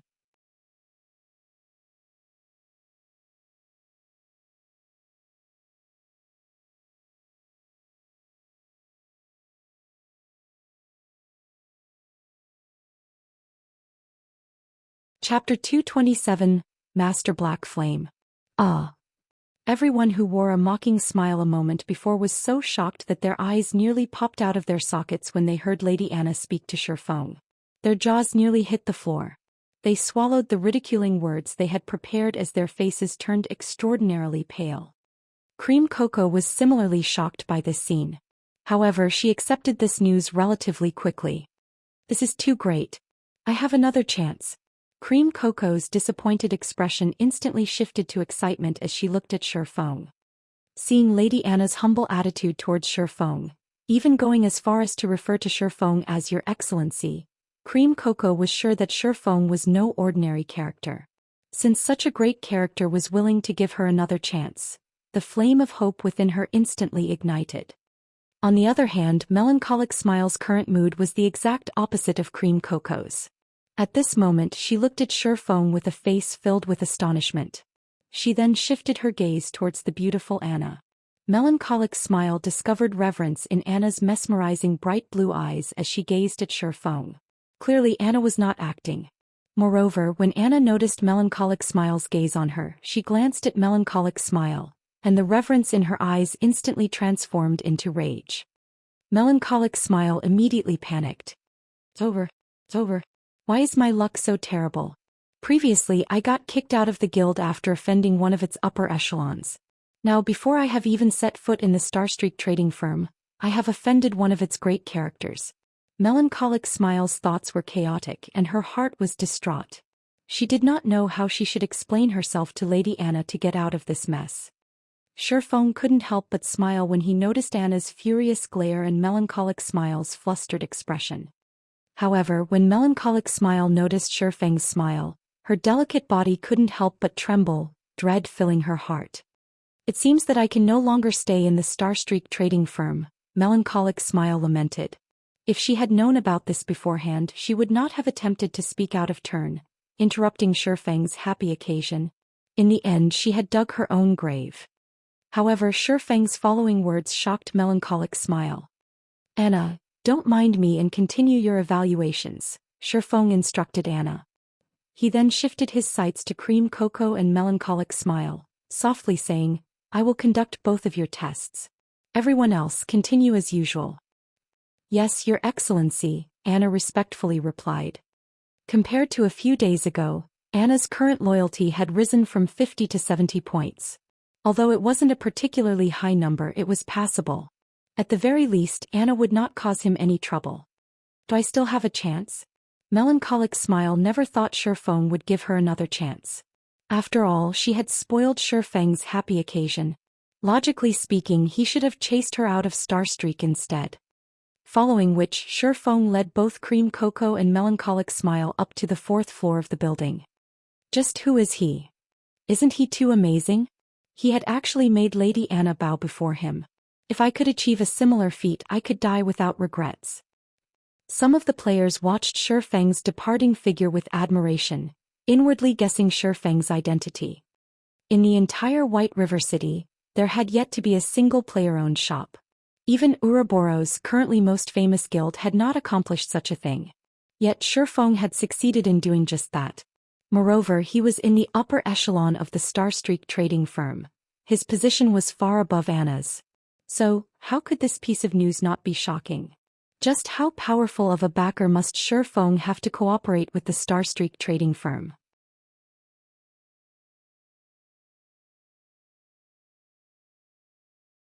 Meanwhile, when some of the male players saw Shifeng leading away both Cream Cocoa and Melancholic Smile, they inwardly cursed and called him an animal.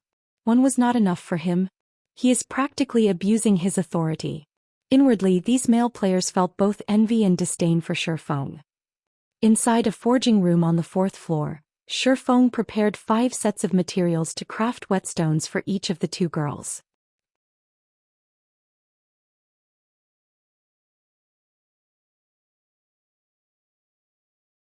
Looking at the materials placed on the stone table, Melancholic Smile's thoughts slightly lagged.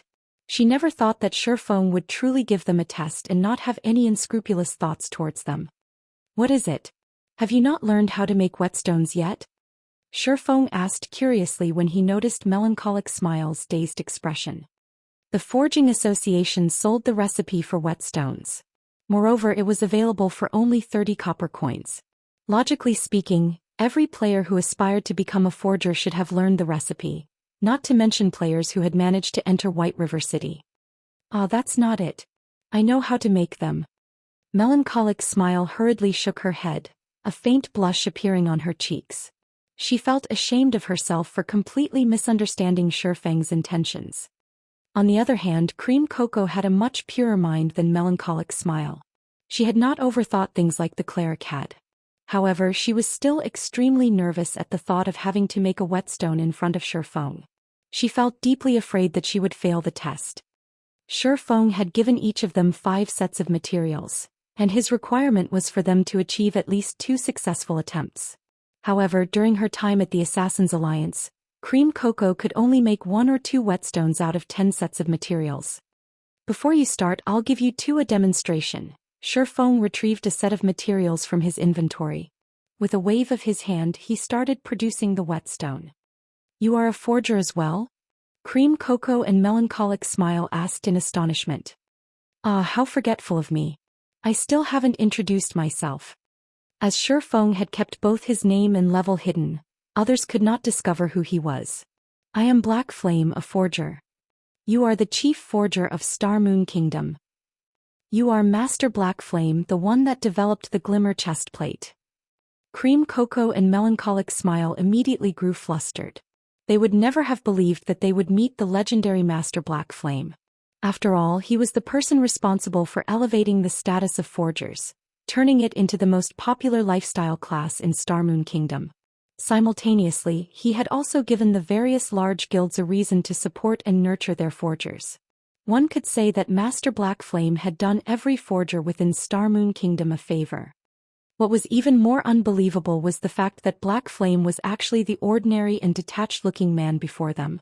In their eyes, Black Flame should have either been a handsome young man or a strange old man. However, Black Flame did not match either description. Although Black Flame looked different from what they had imagined, that did not stop their growing excitement. If this man before them was the famous Black Flame, that would explain why Lady Anna showed so much respect. It also explained how the Starstreak trading firm could possess items such as the advanced whetstones. Noticing Cream Cocoa's and Melancholic Smile's excited and hungry gazes, cold sweat dripped down Shifeng's forehead. He coughed dryly and said sternly, I will only demonstrate this once. If you cannot complete 2 whetstones, you can show yourselves out. I won't accept you into the firm. The 2 girls instantly calmed after being admonished by Shifeng. Afraid that they would miss out on something, they both heightened their concentration as they watched Shifeng's hands. However, Shifeng's actions rendered them speechless. Shifeng's production speed was simply too fast. Moreover, his actions were as smooth and natural as flowing water. One would easily find themselves mesmerized. Before they could react, Shifeng had already finished producing a whetstone. "All right, it is your turn now." Shifeng smiled calmly as he pointed the two towards the materials on the stone table.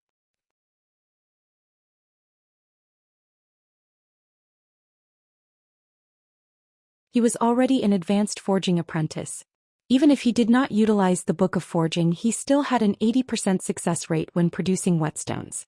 However, even if he succeeded in making one, he would not receive any additional proficiency points. He had only done so to test the two girls' potential. After all, they were both future master forgers.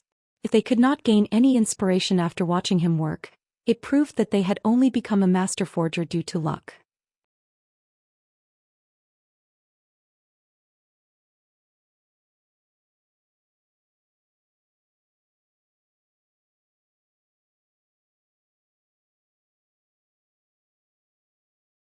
Chapter 228, Meteoric Rise. As the level of technique Shifeng demonstrated was slightly high, in addition to his strict requirement, Cream Cocoa and Melancholic Smile immediately grew serious. Shifeng's forging techniques had clearly undergone refinement hundreds and thousands of times. It was not something inexperienced forgers like them could hope to compare to. However, they had, more or less, noticed the key points in Shifeng's demonstration. Soon after, the two girls stepped up to their separate forging tables. As if they had received some enlightenment, they held up the forging materials and fell into deep thought. As expected of future master forgers, Shifeng revealed a faint smile when he noticed their actions. At this point, it was impossible for the average player to possess sufficient materials to practice their forging with, not to mention the precious materials to produce items. However, Shifeng was different from these inexperienced forgers. During his 10 years of playing God's Domain, he had encountered plenty of master forgers. In their free time, these players would usually discuss forging. For players with their skill level, their conversations were no longer about simply playing a game but instead counted as true research. Shifeng had experienced many such conversations. Coupling that knowledge with an endless supply of materials to use as practice, he had naturally learned the craft fairly quickly. However, in terms of talent, Shifeng was far from being a match of the girls currently before him. After all, at the end of the day, Shifeng was still a player more suited to battle and adventure. The only thing he could do was combine the knowledge he had gained from listening to those masters with his own understanding of forging techniques and display it. Although it would not be of great help, it would be enough as long as they could realize their own deficiencies. At this stage of the game, a majority of the players had a relatively high success rate when producing whetstones. They should have at least a 40% success rate. They should be able to produce 2 whetstones out of 5 sets of materials. If they had passable techniques, it wouldn't be unusual if they could even produce 3. However, a majority of the players at this stage could only produce 1 whetstone out of 5 attempts.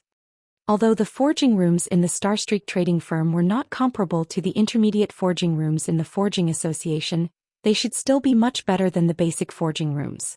When making a common item like the whetstone, the forging room should increase a player's success rate by at least 5%. Due to this, Shifeng required the both of them to produce 2 whetstones out of 5 sets of materials. After a period of silence, the two girls finally started their first attempt at producing the whetstone.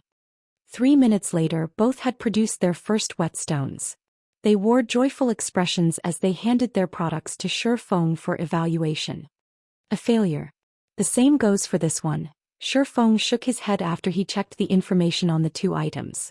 Both whetstones were of poor quality, and they yielded 0 effects when used. Cream Cocoa and Melancholic Smile were both disappointed by these results. They knew they did not have many chances remaining. If they did not produce 2 whetstones out of the remaining 4 sets of materials, without a doubt, they would be chased out of the trading firm. After experiencing failure on their first try, the 2 girls spent more time reflecting before their second attempt. After reflecting for more than 10 minutes, the next action the 2 girls took astonished Shifeng. Within a single breath, the 2 had used up all 4 sets of materials. Moreover, their production speed was much faster than before. After producing all 4 whetstones, the 2 smiled at each other.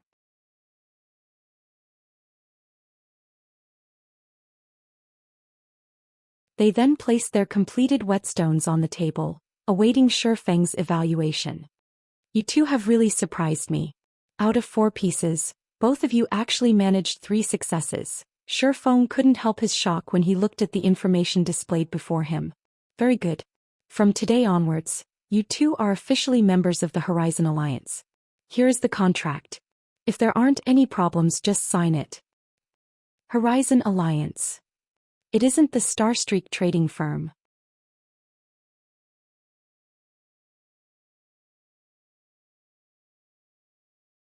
Cream Cocoa and Melancholic Smile were confused when they took a look at the contract. After all, their goal in coming here had been to join the wealthy and powerful Starstreak trading firm. However, after they read the contract, they discovered that the benefits stated were abnormally good. Even Cream Cocoa, who had come from the Assassin's Alliance, found the offer quite attractive. After all, not only would they be provided with limitless materials and forging designs, but they would also obtain 15% of the profits once the item sold. They would also earn a minimum monthly salary of 2,000 credits. On the other hand, the other guilds only provided their forgers with 5% of the profits and a low monthly salary. The materials these guilds provided were also very limited. Under normal circumstances, the best materials would be given to the forgers with better techniques, leaving remaining forgers wanting. I can't reveal what kind of relationship the Horizon Alliance has with the Starstreak trading firm. However, I can tell you one thing. The Horizon Alliance is a lifestyle guild. It is not like your usual adventure and battle guild, and lifestyle players will be the core of this guild. Moreover, in the future the Horizon Alliance will expand its market much further than the Starstreak trading firm. We won't only sell our products in 8 cities, but in every city throughout the entire Star Moon Kingdom. Moreover, you guys will not have to worry about materials. As long as you can produce items of sufficient quality, you won't need to worry about failing to sell the item. Shifeng calmly smiled as he continued. Of course, if you don't want to, you can choose to join the Starstreak trading firm instead. It all depends on you. Cream Cocoa and Melancholic Smile considered their options carefully. At present, the Starstreak trading firm was undeniably the better choice if they wished to develop themselves further. Moreover, they had never even heard of the Horizon Alliance, not to mention a guild run by lifestyle players. I am willing to join the Horizon Alliance. However, Cream Cocoa signed the contract without hesitation. Melancholic Smile simply shook her head at this sight, thinking that Cream Cocoa was simply too naive. However, although she thought in such a way, she had similarly signed her name on the contract she received from Shifeng. The reason she had chosen was the man currently before her.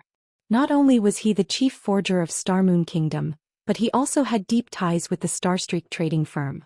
One could also say that, without the advanced whetstone, the Starstreak trading firm would not be enjoying its current popularity. Most importantly, it was the Horizon Alliance's future potential. Good. Since you two have signed the contract, you are now official members of the Horizon Alliance. From this moment onwards, you two can use the forging rooms in the Starstreak trading firm anytime you want. If you lack materials, just notify Anna and she will provide them for you. You two only need to focus on advancing into a true forger, Shifeng said, smiling. With 2 potential master forgers joining, Shifeng felt much more optimistic about Horizon Alliance's future. Shifeng also made Melancholic Smile the Horizon Alliance's temporary manager. While she managed the Horizon Alliance, she was also tasked with poaching some of the forgers and potion makers with potential from the Starstreak trading firm. After all, Shifeng was only an acting president of the trading firm. Starstreak trading firm's forgers and potion makers belonged to Starstreak only, not the Horizon Alliance. When Shifeng completed the second phase of the epic quest, he would no longer have any relation to the Starstreak trading firm. He would not be able to sell items through the Starstreak trading firm any longer. In other words, he and the Starstreak trading firm would draw a line between each other.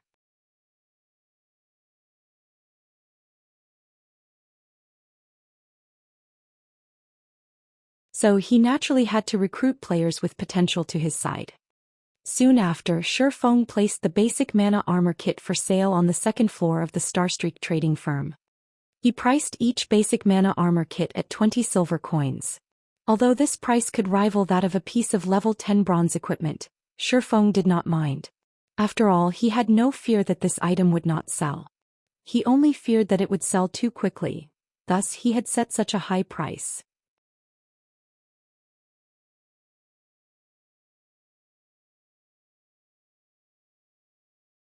Shifeng then returned to his forging room and resumed forging basic mana armor kits. The 600 basic mana armor kits were just a drop in the bucket. He still needed to produce a lot more to meet demand. Not to mention Shifeng still had a mountain in the form of 30,000 gold coins weighing down on him. Moreover, plenty of guilds had started growing greedy after seeing Shifeng make so much money from selling the advanced whetstones. They all started thinking up of plans to obtain the recipe for themselves. Hence, during the past few days, many guilds had started investigating the origins of the advanced whetstone. Shifeng couldn't help but admit that a guild was indeed far more powerful than an individual. Within a short amount of time, these guilds had discovered the origins of the advanced whetstone. They had even managed to obtain its recipe.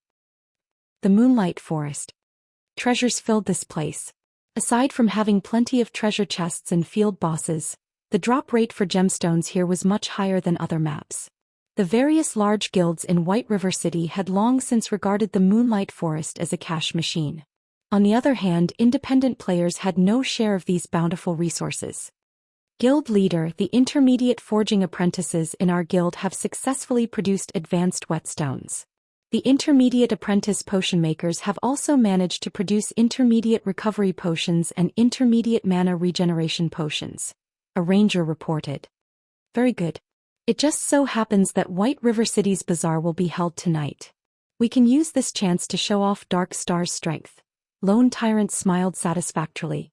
He had long since grown impatient after witnessing the Starstreak trading firm rake in an ocean of wealth. Now that their guild could similarly produce and sell advanced whetstones and intermediate potions, he was one step closer to becoming the true tyrant of White River City.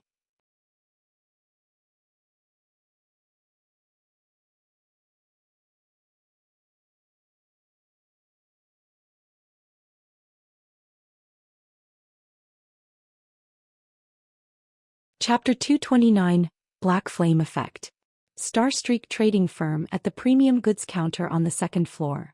Due to the raging popularity of the advanced whetstones and the fact that only a limited amount was available for sale each day, many guilds and players could normally be seen queuing and waiting at the counter. Today, however, fewer people were present on the second floor of the trading firm. No one waited in line at the premium goods counter. Those present were only independent players just window shopping, and not a single guild player wandered the spacious hall. Nobody present even asked about the availability of the advanced whetstones, and such a situation had caused Anna, the manager of the trading firm, to grow anxious. Immediately, she started an investigation into the cause of this sudden lack of customers. She then forwarded her findings to Shifeng, letting him decide what to do with it. Although I have long since expected this, they certainly took action quickly. Is Dark Star trying to start a price war with us? Shifeng revealed a calm smile after he read the message Anna had sent him. The reason the Starstreak trading firm's business would suddenly grow cold was mainly due to Dark Star. Dark Star had managed to nurture forgers and potion makers capable of producing advanced whetstones and intermediate potions. Furthermore, they had widely trumpeted the fact that they offered their products for a much lower price. Originally, a stack of advanced whetstones sold for 1 gold 40 silvers at the Starstreak trading firm. However, Dark Star sold them for only 1 gold per stack. As for the intermediate potions, both types sold at a price 1 silver coins cheaper.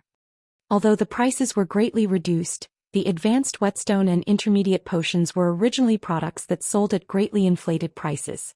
Even if one reduced their selling price, they would still earn several times the base cost of the items. Hence, in order to solicit customers, Dark Star would naturally initiate a price reduction. As for the players looking to purchase these items, they would purchase these items for the lowest price. This was the natural law of human nature. Nobody would be so foolish as to purchase an item of equal quality for a higher price. However, a price reduction was only the beginning of Dark Star's strategy. To make matters worse, Dark Star had even made a decisive change to the exchange mechanism.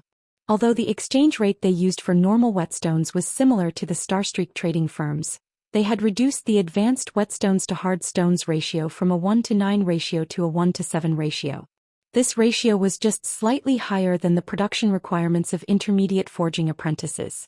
Compared to the Starstreak trading firm, Dark Star's exchange rates were far more lucrative. As a result, many players had turned to Dark Star to trade their hard stones. Now that the Starstreak trading firm had lost its main source of income for hard stones, even if they relied on the hard stones Shifeng had previously accumulated, they would sooner or later run out. Without the necessary basic materials, how were they supposed to produce anything?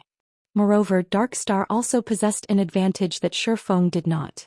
They had more people producing the advanced whetstones. As more time passed, Dark Star would obtain more advanced whetstone recipes from raiding dungeons. They could endlessly increase the number of people capable of producing advanced whetstones in their guild. Meanwhile, the Starstreak trading firm only had Shifeng. However, Shifeng currently had neither the manpower nor the time to waste raiding a low-level dungeon for the recipes. If this situation persisted, Dark Star would surpass the Starstreak trading firm eventually. Soon after, Shifeng passed on his verdict to Anna. Since Dark Star wanted to start a price war, he would gladly engage.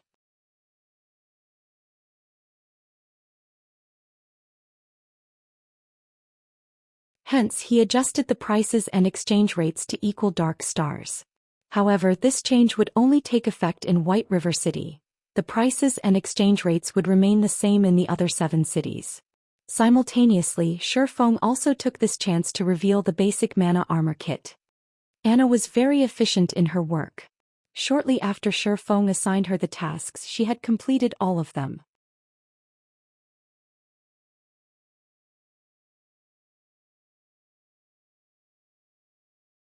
Moreover, she had also added an additional counter on the second floor specifically for selling the basic mana armor kits. Visiting players quickly discovered the new addition. There's a new counter here. What's this basic mana armor kit? Won't we know once we take a look? Originally, one of the elite parties present on the second floor had only come to the Starstreak trading firm with the intention of purchasing some normal whetstones for future use. However, when they noticed the appearance of the new counter and a new product, curiosity got the better of them and they decided to investigate. Crap. This is insane. Is this thing made of silver? They're actually charging 20 silver coins for a broken armor kit. I can get a piece of level 10 bronze equipment with that kind of money. They're even limiting the sales of this thing to 50 pieces a day. This is too expensive. Even though we are an elite party, our harvest from a single dungeon raid will, at best, amount to 2 to 3 pieces of bronze equipment. Moreover, not only do we risk losing experience, but we also need to spend money on potions and repairs after a raid. One armor kit already amounts to our party's total harvest in a single day. Wait a minute, why are the attributes of this armor kit so high? We can bind a total of 3 pieces on per character. The total attributes of 3 pieces is even higher than a level 10 mysterious iron ranked breastplate. Look. Every armor kit is marked with a black flame. Don't tell me this is something made by the Black Flame Forger. Originally, the members of the team had cursed the Starstreak trading firm for trying to rip them off. However, the moment they noticed the attributes on the mana armor kits and the Black Flame mark, they involuntarily shuddered. Who is Black Flame? He was someone every veteran player throughout Starmoon Kingdom knew. Although the Glimmer chestplate was outdated at this point, it was an undeniable fact that the item had once caused an uproar throughout Starmoon Kingdom. Moreover, due to its gallant appearance, many players still held onto their Glimmer chestplates. The ones that held the Black Flame mark looked even more awesome, and countless collectors wished to possess of one of these pieces. Unfortunately, such marked pieces were exceedingly rare and right now each piece was already worth 50 silver coins on the black market. Yet even at such an insane price, nobody would willingly sell theirs. Now Black Flame had revealed himself once more. He was even selling such powerful mana armor kits. It was just like the saying that had circulated Starmoon Kingdom. Anything produced by Black Flame would definitely be a premium product. How much money do we have right now? Speaking softly, the leader of the elite party suddenly asked in the party chat.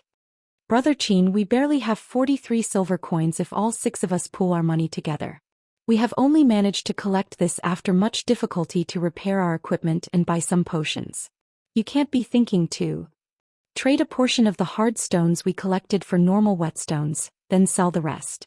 Also, sell all of the gemstones we previously obtained. Before anybody discovers this armor kit, we need to buy as many as we can. As long as we can equip our MT and healer with 3 of these mana armor kits, we can easily clear normal mode party dungeons. Furthermore, by the time Starstreak sells out on these mana armor kits, we can resell our extras for a high price. We should be able to earn back most of what we have spent. When the other party members realized the logic behind their party leader's words, they immediately started pooling their money and sold all of their expendable items to buy as many basic mana armor kits as they could.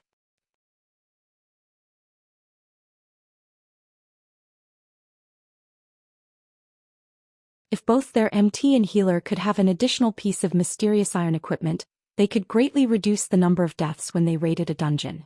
With an additional 240 defense and 12 endurance, their MT's strength would soar to the next level. Their MT could tank boss monsters with much greater ease. Not to mention their healer would also receive an upgrade. Soon after, the elite party's MT and healer each bound 3 basic mana armor kits to their equipment.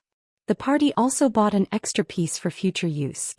In reality, it wasn't just this particular elite party that had found out about the basic mana armor kits.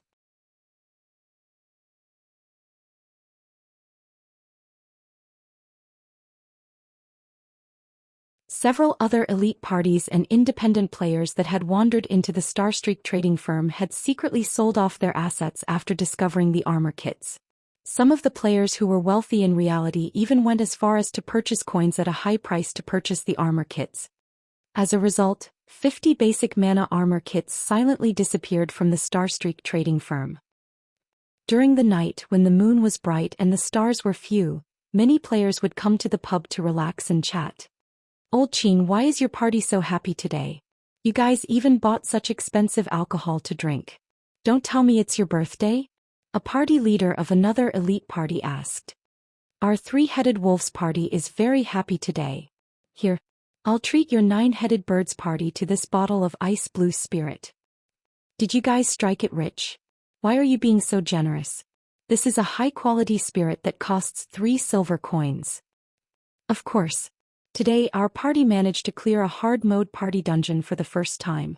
We also managed to get a piece of mysterious iron equipment for our MT from that dungeon raid. Tomorrow we plan to raid another hard mode party dungeon.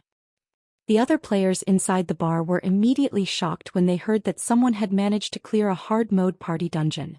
They all sent envious gazes at the player called Qin. Throughout White River City, the number of independent parties that managed to clear a hard mode party dungeon could be counted on one's hands. "Old Qin, stop boasting. Did you think I don't know about your party's strength? Not to mention hard mode, you guys still have to struggle through life and death to even clear a normal mode party dungeon." The party leader of the 9-headed birds frowned in disbelief. "Haha. If it were in the past, of course it would be impossible. However, our party's MT has over 1,000 defense and 1,600 HP right now." Qin gleefully boasted. The party leader of the 9-headed birds was greatly shocked by this information. After all, he and the other party leader had known each other for a long time now, so he knew Qin from top to bottom. Previously, the 3-headed wolf's MT had not been so powerful. He was even weaker than the 9-headed bird's MT by a small margin. After some probing, the 9-headed birds spent 20 silver coins to obtain the secret the 3-headed wolves used to clear a hard mode party dungeon. The main reason for the 3-headed wolves' success was the contribution of the basic mana armor kits. During the day, the 3-headed wolves were one of the parties that had secretly bought the basic mana armor kits from the Starstreak trading firm. With their newly improved MT and healer, in addition to their familiarity with the dungeon they cleared, they finally managed to achieve the feat that all independent parties aimed for, clearing a hard mode party dungeon.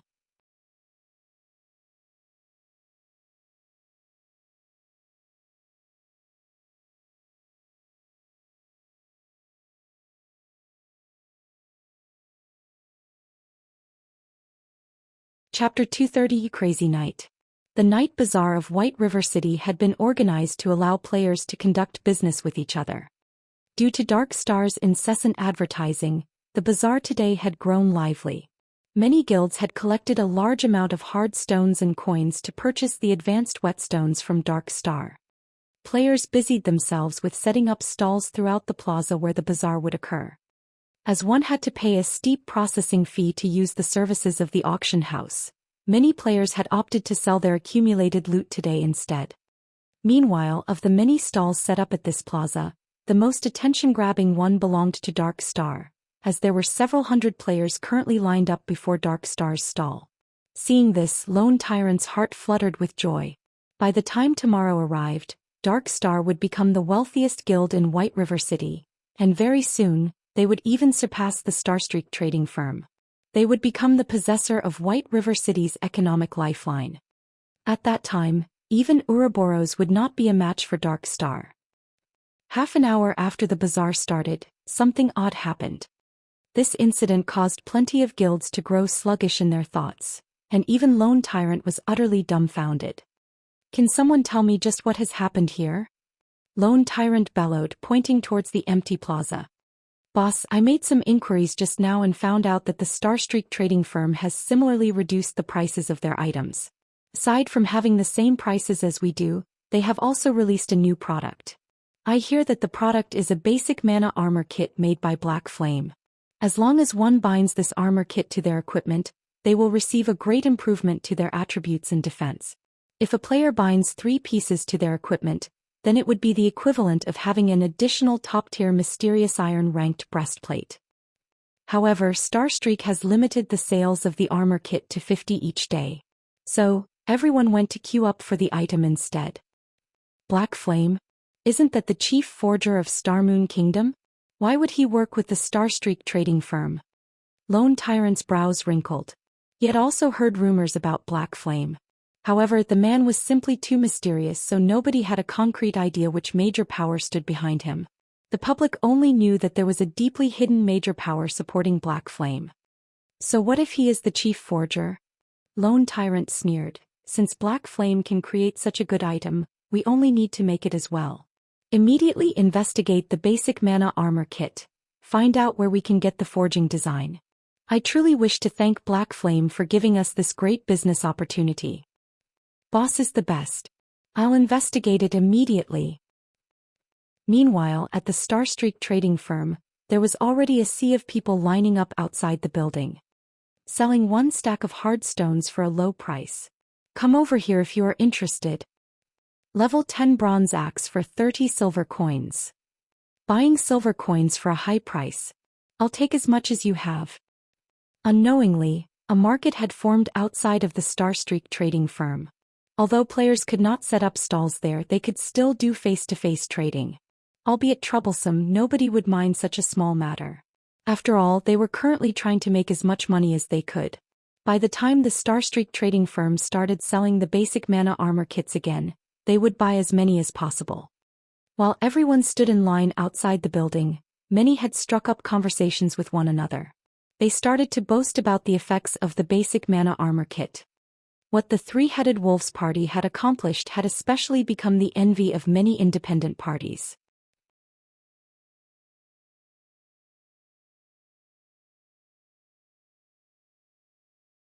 Meanwhile, the more this news spread, the more it was blown out of proportion. Currently, the rumors mentioned that the Three-Headed Wolves had originally not been able to clear even a normal mode party dungeon.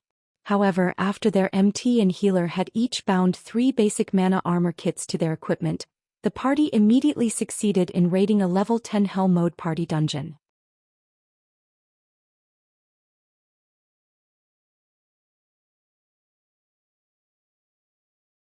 They had even obtained a secret silver-ranked shield and many other mysterious iron set equipment pieces from the raid, increasing their team's prowess to that of a party of experts. Some said that the Three-Headed Wolves were currently stronger than even the elite members of a first-rate guild. This rumor had caused many independent players to long for the basic mana armor kits. They wished to obtain the armor kits and achieve great success. Aside from independent players focusing on the basic mana armor kit, the various guilds had also started taking action. They tried to think of ways to contact Black Flame. They wanted to purchase a large number of the armor kits from him directly. After all, if they could equip every member of their elite team with 3 basic mana armor kits, their team's strength would rise to an entirely different level. At that time, conquering the 20-man Hell Mode team dungeon would no longer be a dream. Taking a step back, even if they could not clear the Hell Mode, if they could manage to clear the Hard Mode, they could still reap a lot of benefits. Hence, it was a must for them to obtain the basic mana armor kits. D. Snow, is Big Brother Black Flame offline? Zhou Xian asked, worried. Gentle Snow nodded her head, saying bitterly, I have truly underestimated Black Flame. Originally, I thought that he would suffer a small setback after Dark Star revealed the advanced whetstones and intermediate potions. However, I would never have imagined that he would reveal such a card, catching everyone by surprise. Gentle Snow had believed that she had a good understanding of the man called Black Flame. However, time and again, Black Flame continued to surpass her expectations. It was as if Black Flame had brought out 2 cards, one white and one black, forcing others to guess which card he would reveal. In the end, however, he had done the unpredictable by taking out a gray card, catching everyone by surprise. Night in God's domain was day in reality. At this moment, Shifeng had already logged off from the game and started training his body. Hence, he had absolutely no idea about the current goings-on in White River City. Ever since Shifeng had moved to his new apartment, the first thing he did after waking up every morning was drink a bottle of nutrient fluids. He would then complete 20 sets of muscle-strengthening exercises and a 10-kilometer morning run. The nutrient fluid is as extraordinary as expected. My current physique should be on the level of a normal member of the school's fighting society. After ending his morning run, Shifeng made a rough estimate of his body's current condition. However, if he wanted a more accurate estimate, he would need to test his abilities in an appropriate training room. After training and strengthening his body these past few days, Shifeng was no longer as frail and thin as he used to be. Currently, Shifeng's body had grown much sturdier, giving others a faint feeling that it was packed with vitality.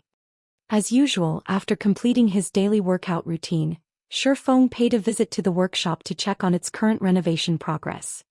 A gaming workshop occupied an entire office floor of such size. In the past, such a notion was simply inconceivable. However, along with God's domain's growing influence, it wouldn't be odd even if a gaming workshop took up an entire office building, not to mention a single floor. In the past, Shadow was one such example. However, the Shadow of that time possessed a lot of members. It had even established 10 great city-states under its name. It was only normal to have such a large workshop. Brother Feng, you're here. The workshop's renovation is complete. We are just waiting for the gaming facilities we ordered to arrive and we'll set them up.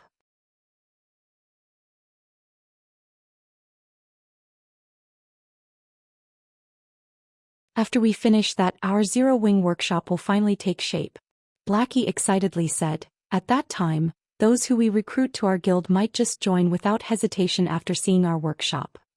A few days ago, Shifeng had suddenly paid a visit to Blackie's dormitory. He notified Blackie that he had already purchased a workshop in the city center. In the future, Blackie would not need to live in the dormitory disturbed by others. Blackie could simply live in the workshop and focus on playing God's domain. Moreover, there was a high-class restaurant situated a floor below the workshop.